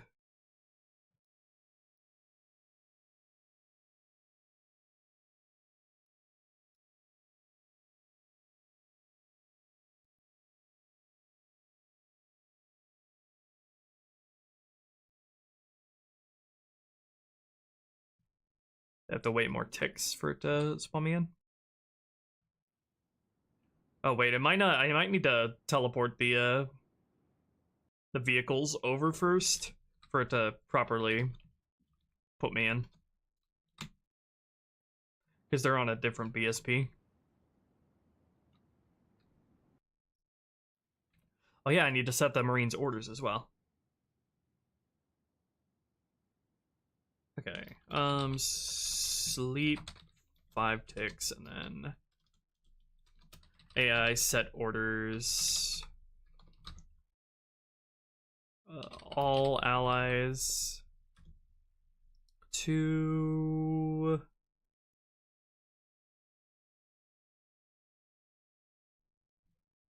what did I call it?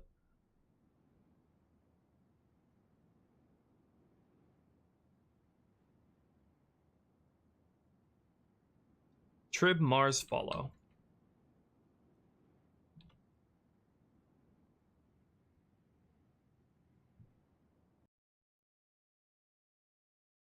What is Ruby's favorite Halo game and why is it Spartan Assault? Seriously, my favorite Halo game is pretty much without a doubt Halo 3. It has the most amount of good things. The ratio between good to bad things is very high in its favor compared to other Halo games. The ratio of bad things is very tiny, basically.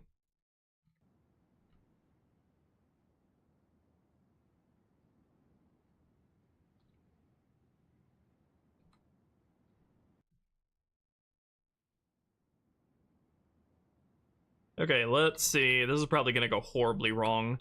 We're probably just gonna get everybody in the area is probably just gonna aggro as soon as we enter this ramp down here.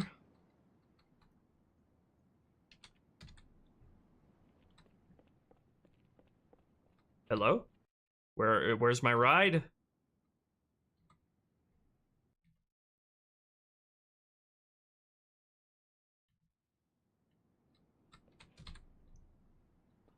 Bro, where are my rides?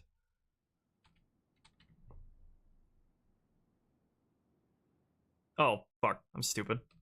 Try to teleport them over here before I even spawn them in. Why'd you guys let me do that? This is your fault. This is your fault. How could you? You failed me, chat.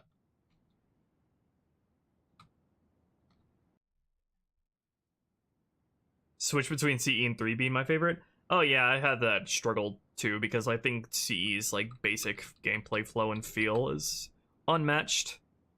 But, you know, 3 just like has more pros to it, I guess.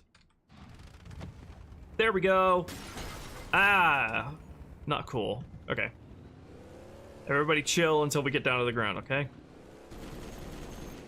What did I shoot? Get over here. Get over here, bitch. Let's see. Let me make sure the pathfinding works here. Doop, a doop, a doop, a doop, a doop. Yep, that pathfinding should work.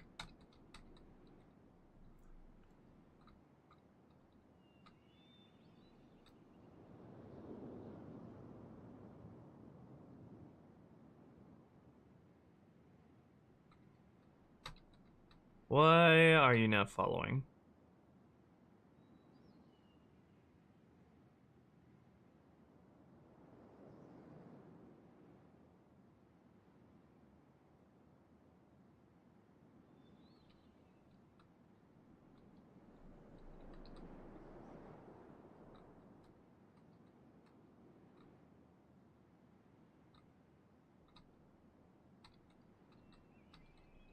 They went to their initial firing points here.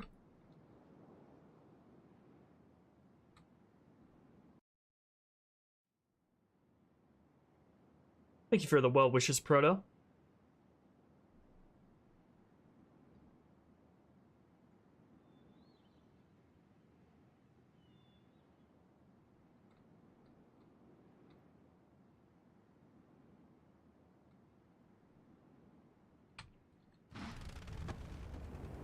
Come on.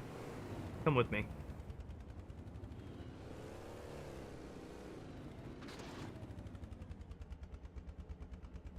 Should be coming down here with me.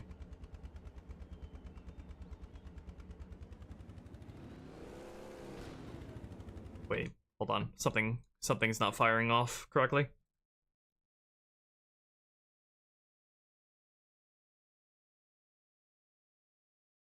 Oh, am I not? I'm not spawning myself inside the trigger volume that is responsible for starting the entire script.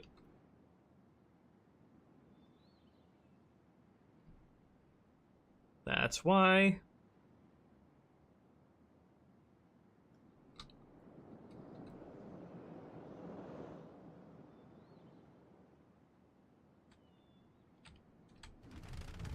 There we go. Still rude. Nice. This is a very good vantage point in Vista coming into the encounter initially. You know what? I should probably... Hold on. I need to change their following order to AI vehicle no follow. Or no vehicle wander. So they're not doing that stupid shit.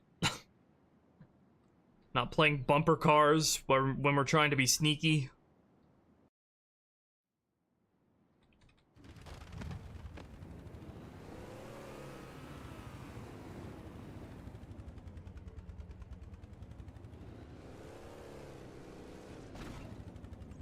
Come on, get down here.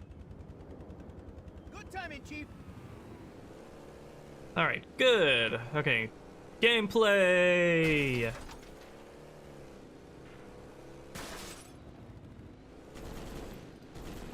Can you manage getting out of there? Fuck you, Halo 2. Don't mind the debug message, it's just in a bit of a mood. Incoming!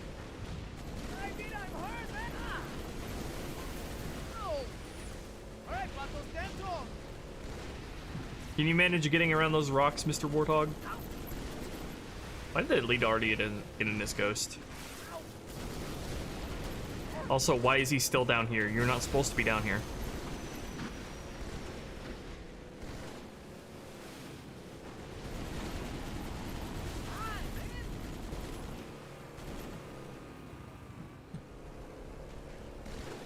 So far, so good.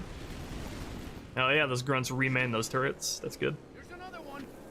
Alright, how problematic or not are those jackal snipers gonna be?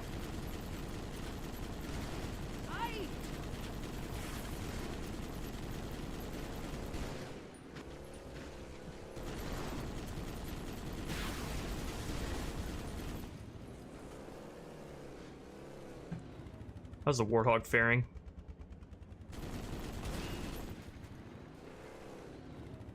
Did the Whittle Warthog get stuck? Hey, you fellas better. Good job, amigo!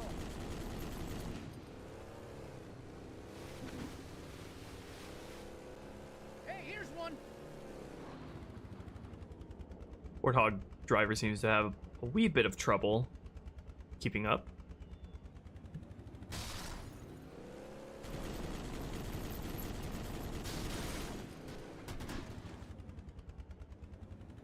I'll debug that pathfinding in a sec.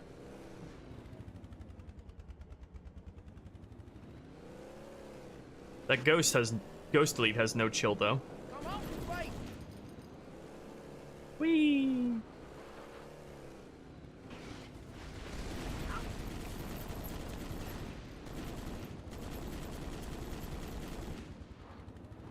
Oh! I love when that happens in Halo. I love Halo's human vehicle physics because, like, if you get an object stuck under you and that makes your wheels no longer able to make contact with the ground, you're just stuck and you literally can't do anything. I love when that happens.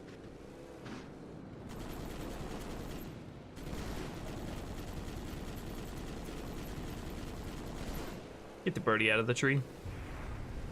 I love shooting just jackals jackal snipers out of the trees is really fun in this mod because they'll just ping from one hit, so you just need to hit them once and they'll fly off of the tree.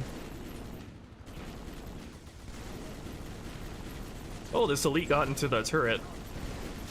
Probably should make it so he does not try to get into vehicles, because I think he'll play better if he's not getting into a turret. Okay, let's disallow him from getting in vehicles. Inhibit vehicle use. Okay, what's going on with the AI driver following here? Let's diagnose that.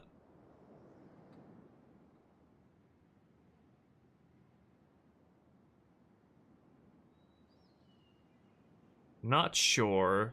Pathfinding debug is not returning any issues here.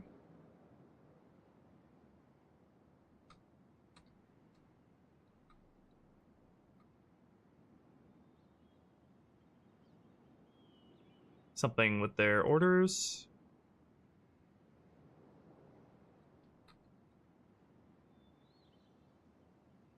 It might. Let me try disabling suppress combat until engaged.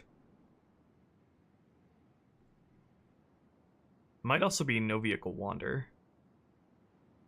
We'll test that again.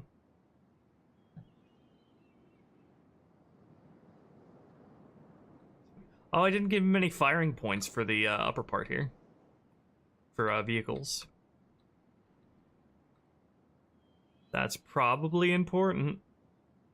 Let me also increase their following radius, like 10 world units. I'm not exactly... can somebody here who's actually familiar with Halo 2's AI modding stuff? Like, what is... I'm not exactly sure what following radius does. Like, I'm not sure if it means that Marines will try to stay within X world units of you when following, or like they look for a firing position or an area set that is within 10 X world units of you, or it's like they try to stay over 10 or X world units from you. Like, I don't know if it's that they try to stay within X world units or like more than X world units away from you. That's something I'm pretty fuzzy on, to be honest. See you later, Holy. All right, and then let's see what that elite's problem was.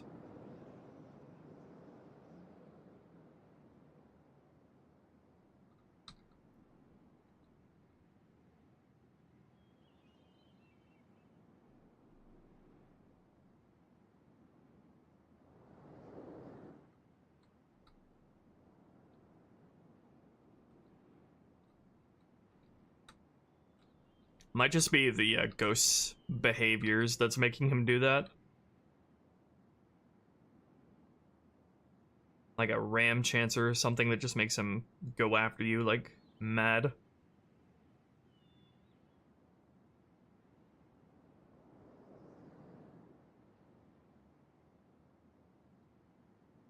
Let's change him to bunkering instead and see if that helps. And then also, he got in his vehicle way too soon. Let's see what that's about.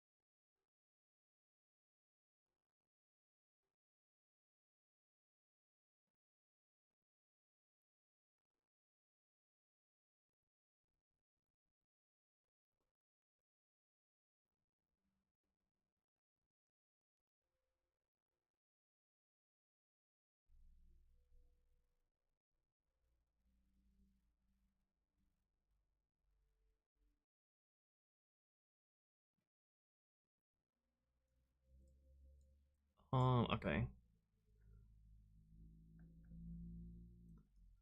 Let's see. Wait until a living count tributary enemies first. Maybe I killed too many enemies, that's why.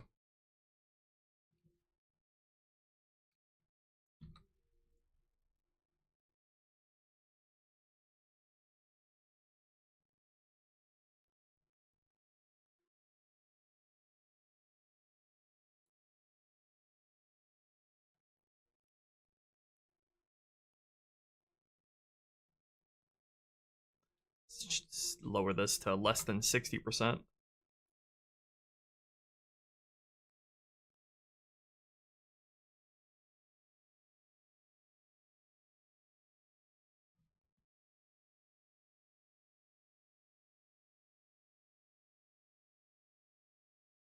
Not happy enough with the last mod I created for Halo 2? Well, yeah, because those the mod tools we had back then were extremely limited. Weren't able to do anything close to this.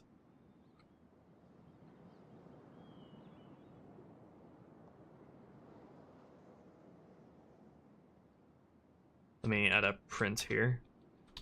Print dude getting in his ride.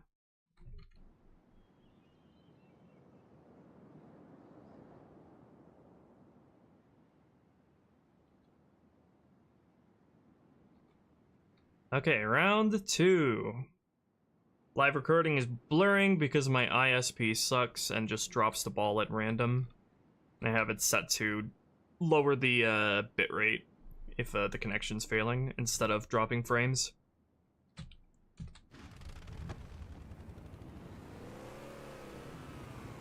We got company.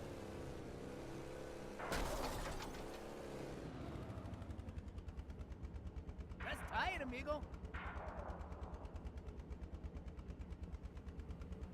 What's this dude doing? Hurry your ass up.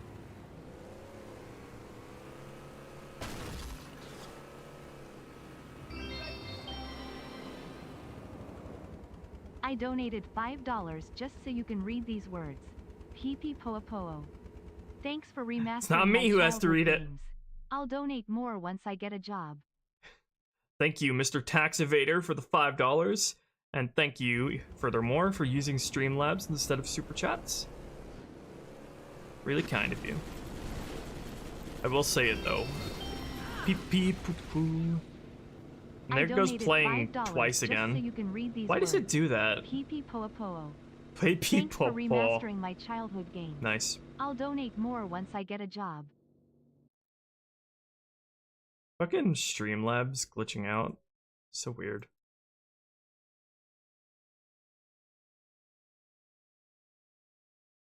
Gotta play it twice so you make sure I'm extra appreciative. Getting back into streaming again, Ruby. Yeah, whenever I have time. I'm not super busy learning different editing softwares, yeah. This dude got in his ghost again, okay. I feel like he's not supposed to get in his ghost yet. He's checking for the first set of tributary enemies. Let's go instead. Wait, let me check how many of these guys are living.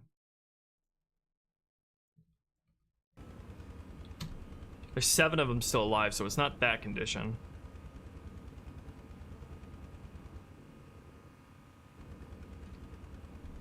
He's at 100% strength.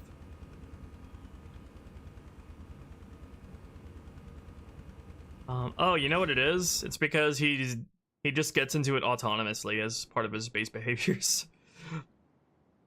I need to disable I need to reserve the ghost seat until it's time for him to get into it, so he doesn't decide to get into it on his own free will. Are you crazy? Let's see. AI vehicle reserve.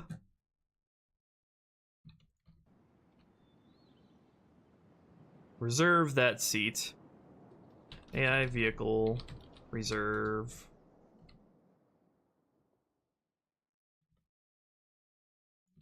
Is that a Boolean command? Yes, okay, so I can disable it and enable it at will. Okay, reserve that seat and then unreserve the seat.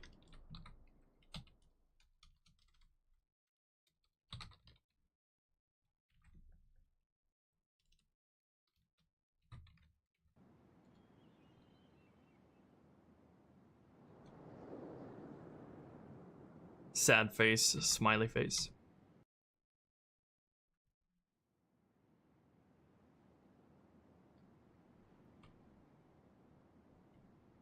I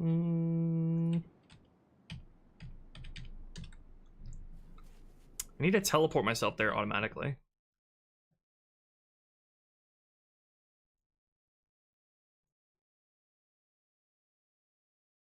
Need to teleport myself there first thing, so I'm in the trigger volume that I need to be in for the encounter to start. Where is the player teleport thing? Oh, I never even teleport myself over there.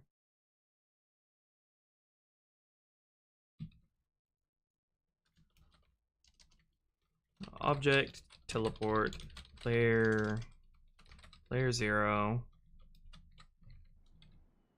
Hopefully I don't immediately get splattered because the spawning inside of the gun goose. That reminds me, I need to turn off my cheats. There we go.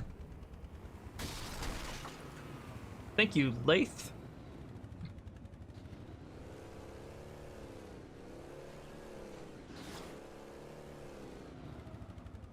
Come on, keep up.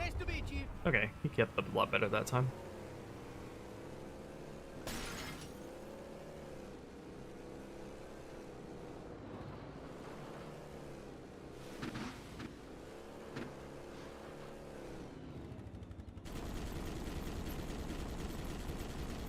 Die! Come out and fight.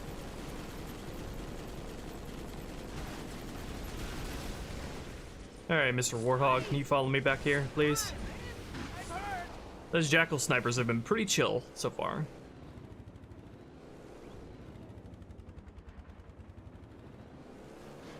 Okay, Warthog's actually engaging with the encounter, that's good to see.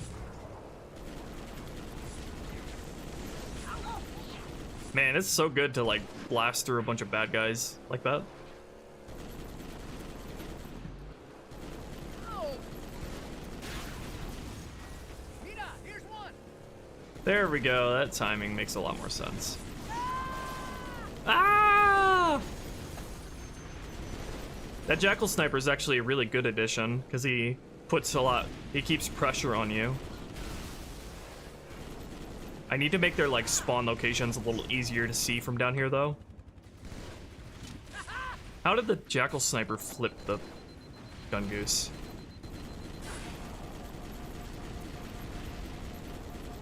And there he goes.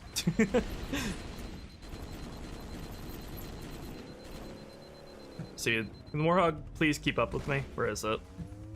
Where is it? Where's the Warthog?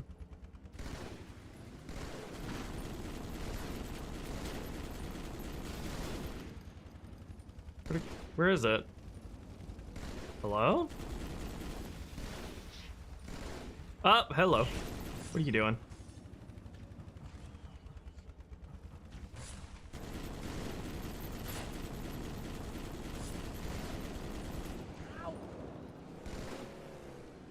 What are the changes in Halo 2?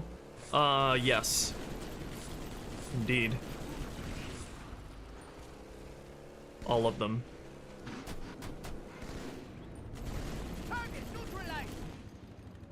Where is this hog? Where has it fled to?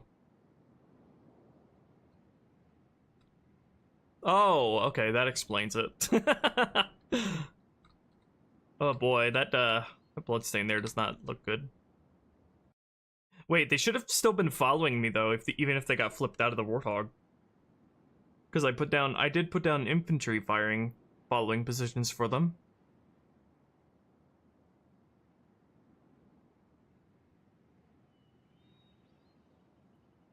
Did they think the Warthog was blocking their pathfinding? Or maybe they thought it was too far away to follow. Okay, now I need to actually, like, hunker down on this and see what the follow radius here does. For the orders. Set their follow radius to 30 world units and see what kind of crazy effect that has.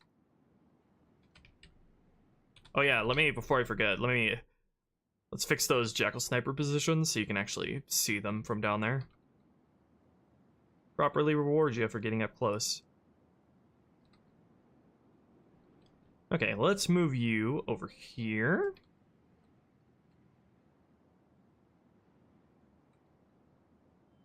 Or like a very confused Roomba. Move you there and then move you here. Be better seen from that angle. Potentially.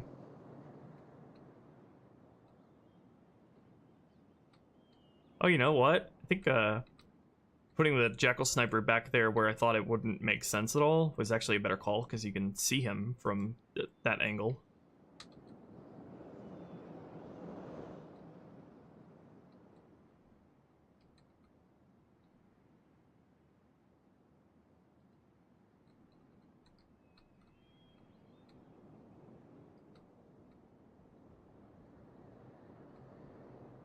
Okay, and then let's put you on the very tip over here. As long as you don't slip off and die. There we go, that should be better.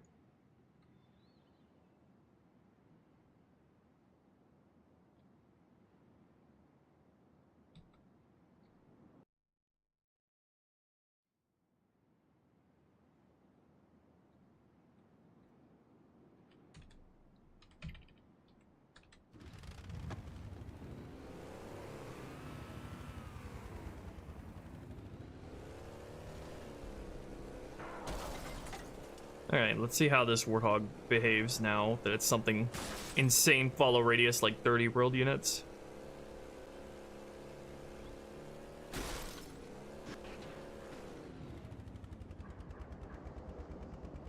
It hasn't even left from up there yet. This is also what I don't understand. Do they wait until you're outside of the given world units to start following you? It's like very vague. Good timing, Chief.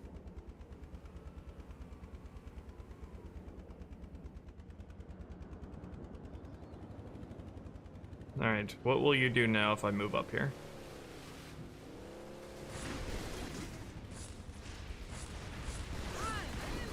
It looks like they're behaving like you'd expect. Did that grunt fall off?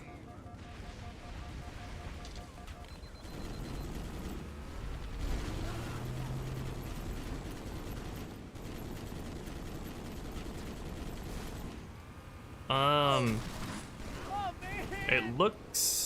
It looks like that's like the maximum radius at which they'll follow you, but I really can't say. It's just there's not enough information to go off of there.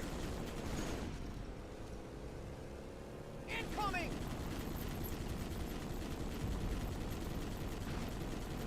Waypoint contact. Oh. Careful, buddy. Okay. You gonna follow me up here now?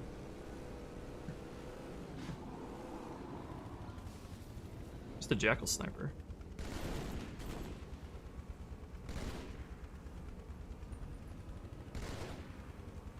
Halo Custom Edition without MCC? Sure, you should be able to... Hey, here's one. I actually forget how you get access to Custom Edition. Surely just Googling it will give you the answer. What are you doing? Okay. Doesn't look like 30 world units is helpful for getting them to come up here. Let me see if AI can actually... make sure AI can actually path up here.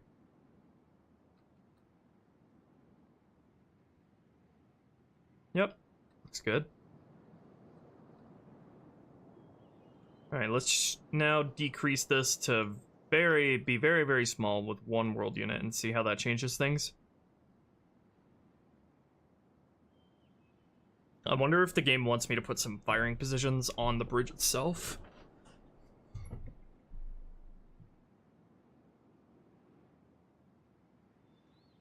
They choose areas within the follow radius world units. Small numbers help them to stay closer. That is my, yeah, that's what my intuition is. It's just kind of unclear at times.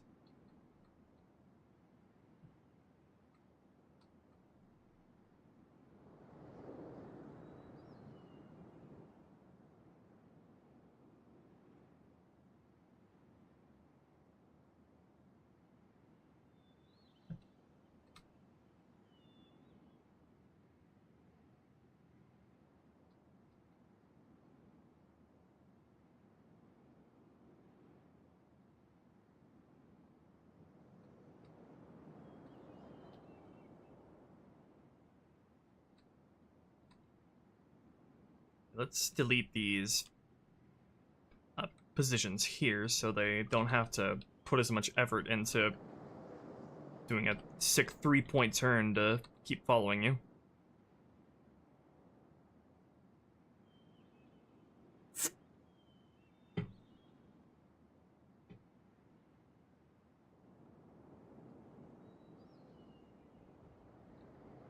Also, I should probably think about putting some cookie cutters down.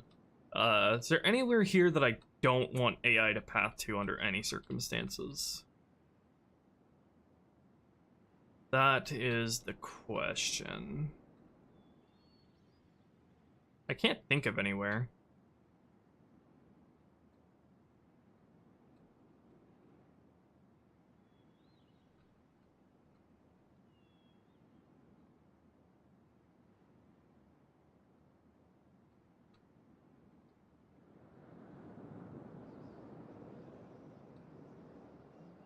Yeah, I don't think not at the moment anyway. I can't think of anywhere that the AI are at risk of going to that would like get them stuck, or anywhere that would prohibit them from moving up.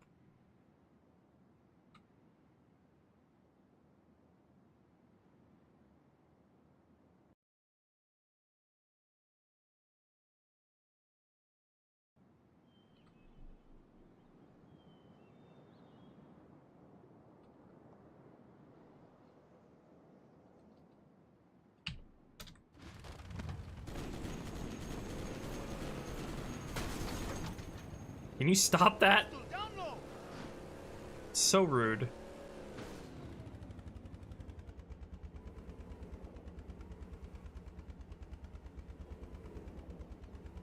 That is what we call a 6-point turn. It's good enough, though.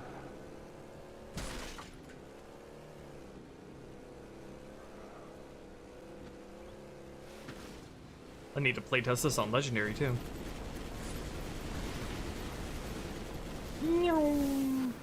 So fun.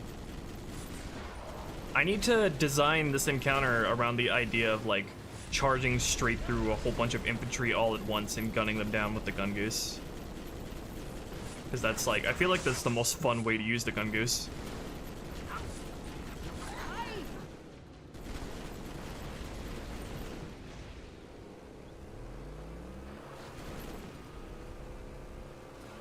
Warthog seems a lot more eager to come up here with me, that's good.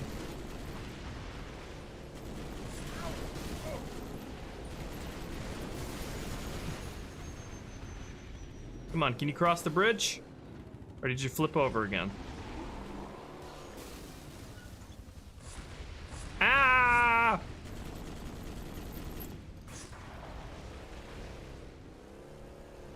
Where'd it go?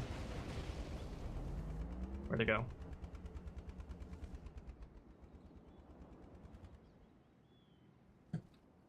Where the heck did it go this time?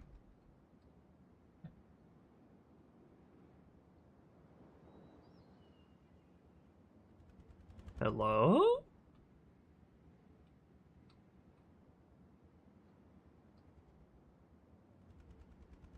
I think I'm going to move these grunts over here to move onto the bridge so they fire down on you from up here when you're down here, but also particularly whenever you circle around up to here, it'll give you the chance to just barrel straight through them with the guns blazing.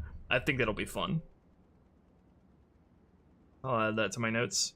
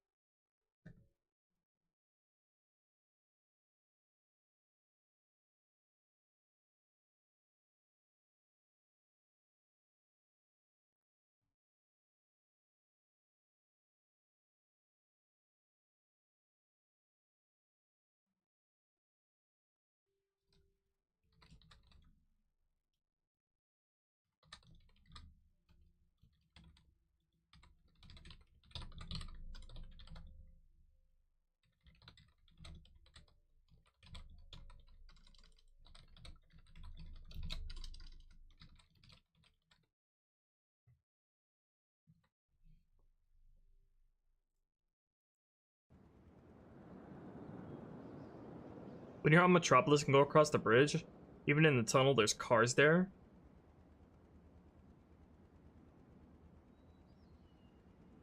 Instead of the Warthog engine sound, use a stock engine sound. Well, that depends if the cars are even drivable or not. Enemy movement feels good so far for what is just a very basic set of firing positions. Hello, Ian. Did you finish the one part with weird textures at the beginning? Well, we didn't change the textures at all because we're just focusing on gameplay at the moment. But we're getting pretty far along. Well, not far along, but we're getting a very good idea for how this section should play in general. I'm trying to think of more situations that I could set up, have a bunch of Covenant just set up like bowling pins for you to charge at with a gun goose.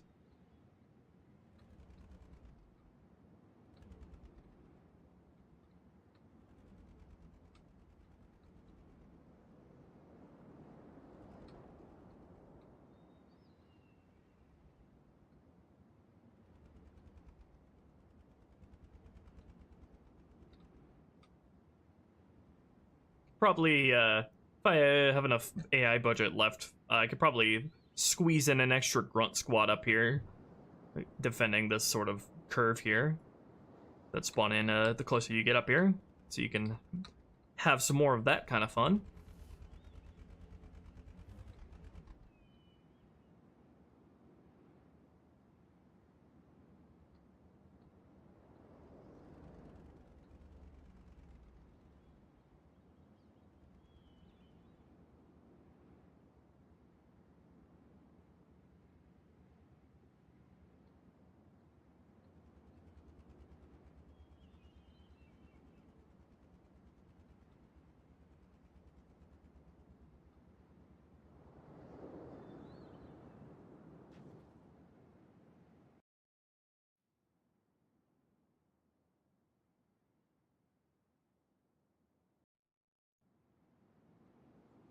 Okay, I think we should test this on Legendary now.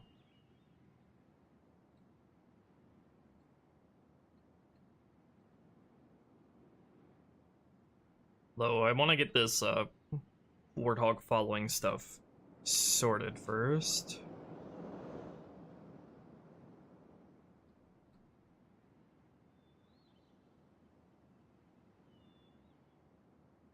Let's see. Place myself down here, and then let's just see what they do.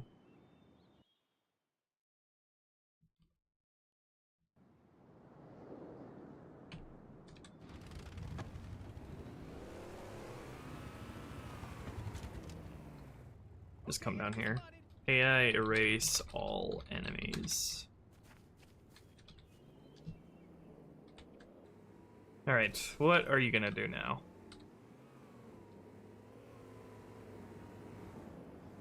He's trying to get out of there.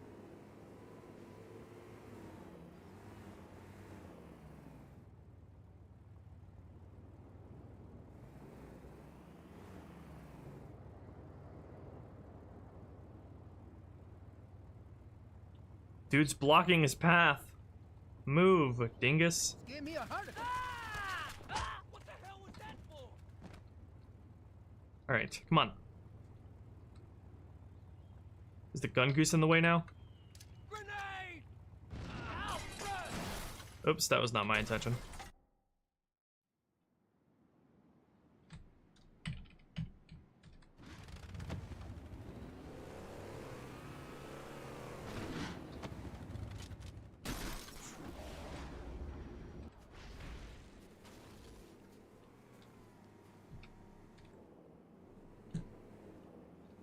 Come on. Get down here.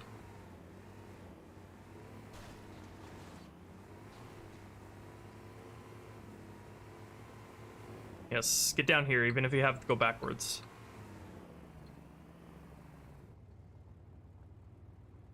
The struggle is real. Okay, it seems like I need to have a greater than one world unit of following for this to work out well. Oh lord, they coming.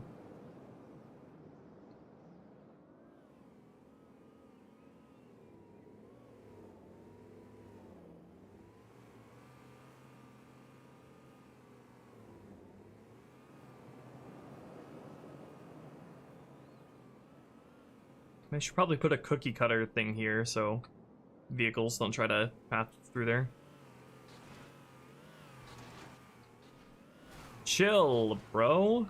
They're making it up, but not very smoothly. Why is I'm still confused why the on foot AI aren't okay, now he seems to be.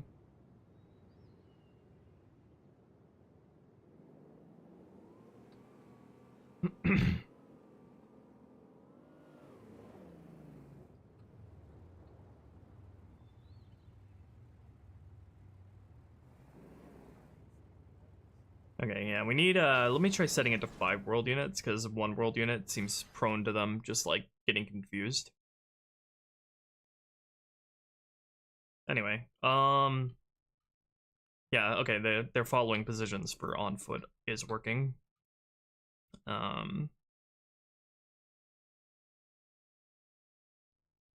Just need to get them to follow no matter where I am. Even if I'm really far away, they should still try to keep up.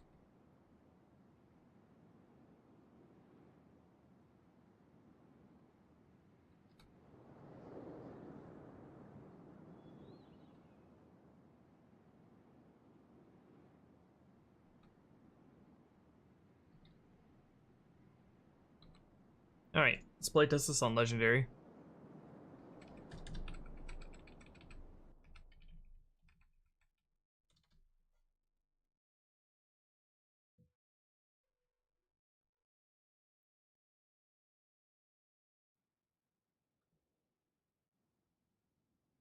Sir, we gotta neutralize those turrets! Nope. Bye. Oops, I need to switch to the BSP first.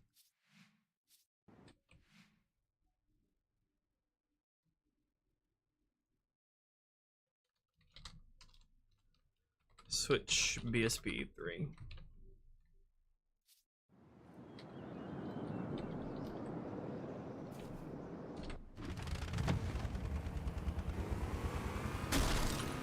Yes, thank you for the nudge.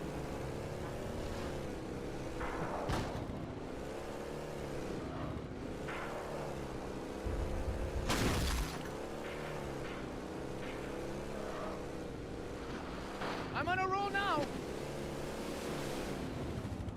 Where's our hog?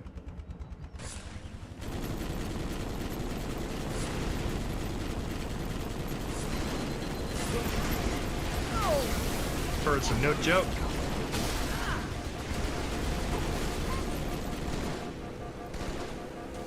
Oh yeah, I haven't even given any checkpoints in this encounter yet.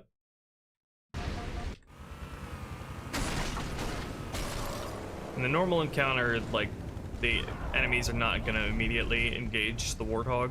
They're gonna wait until you raise the alarm yourself first. So loud.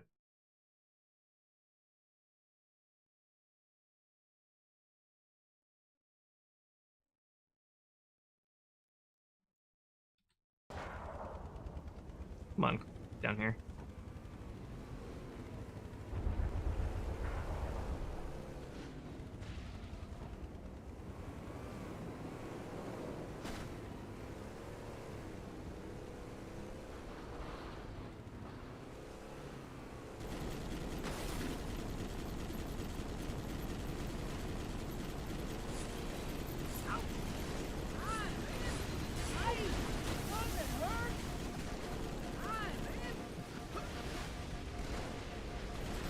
This is where you're really gonna want your passenger to have a rocket launcher on Legendary.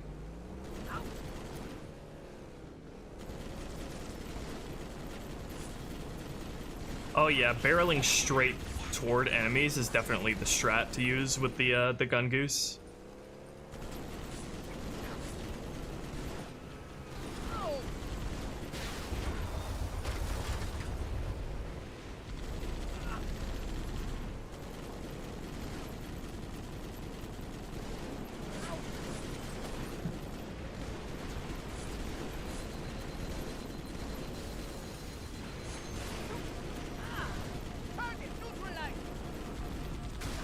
Oh, hello. Yep, they're following.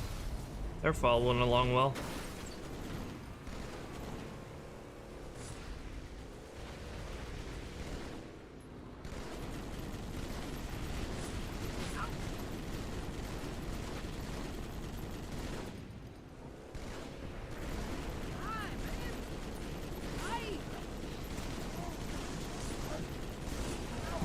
Taste my goose.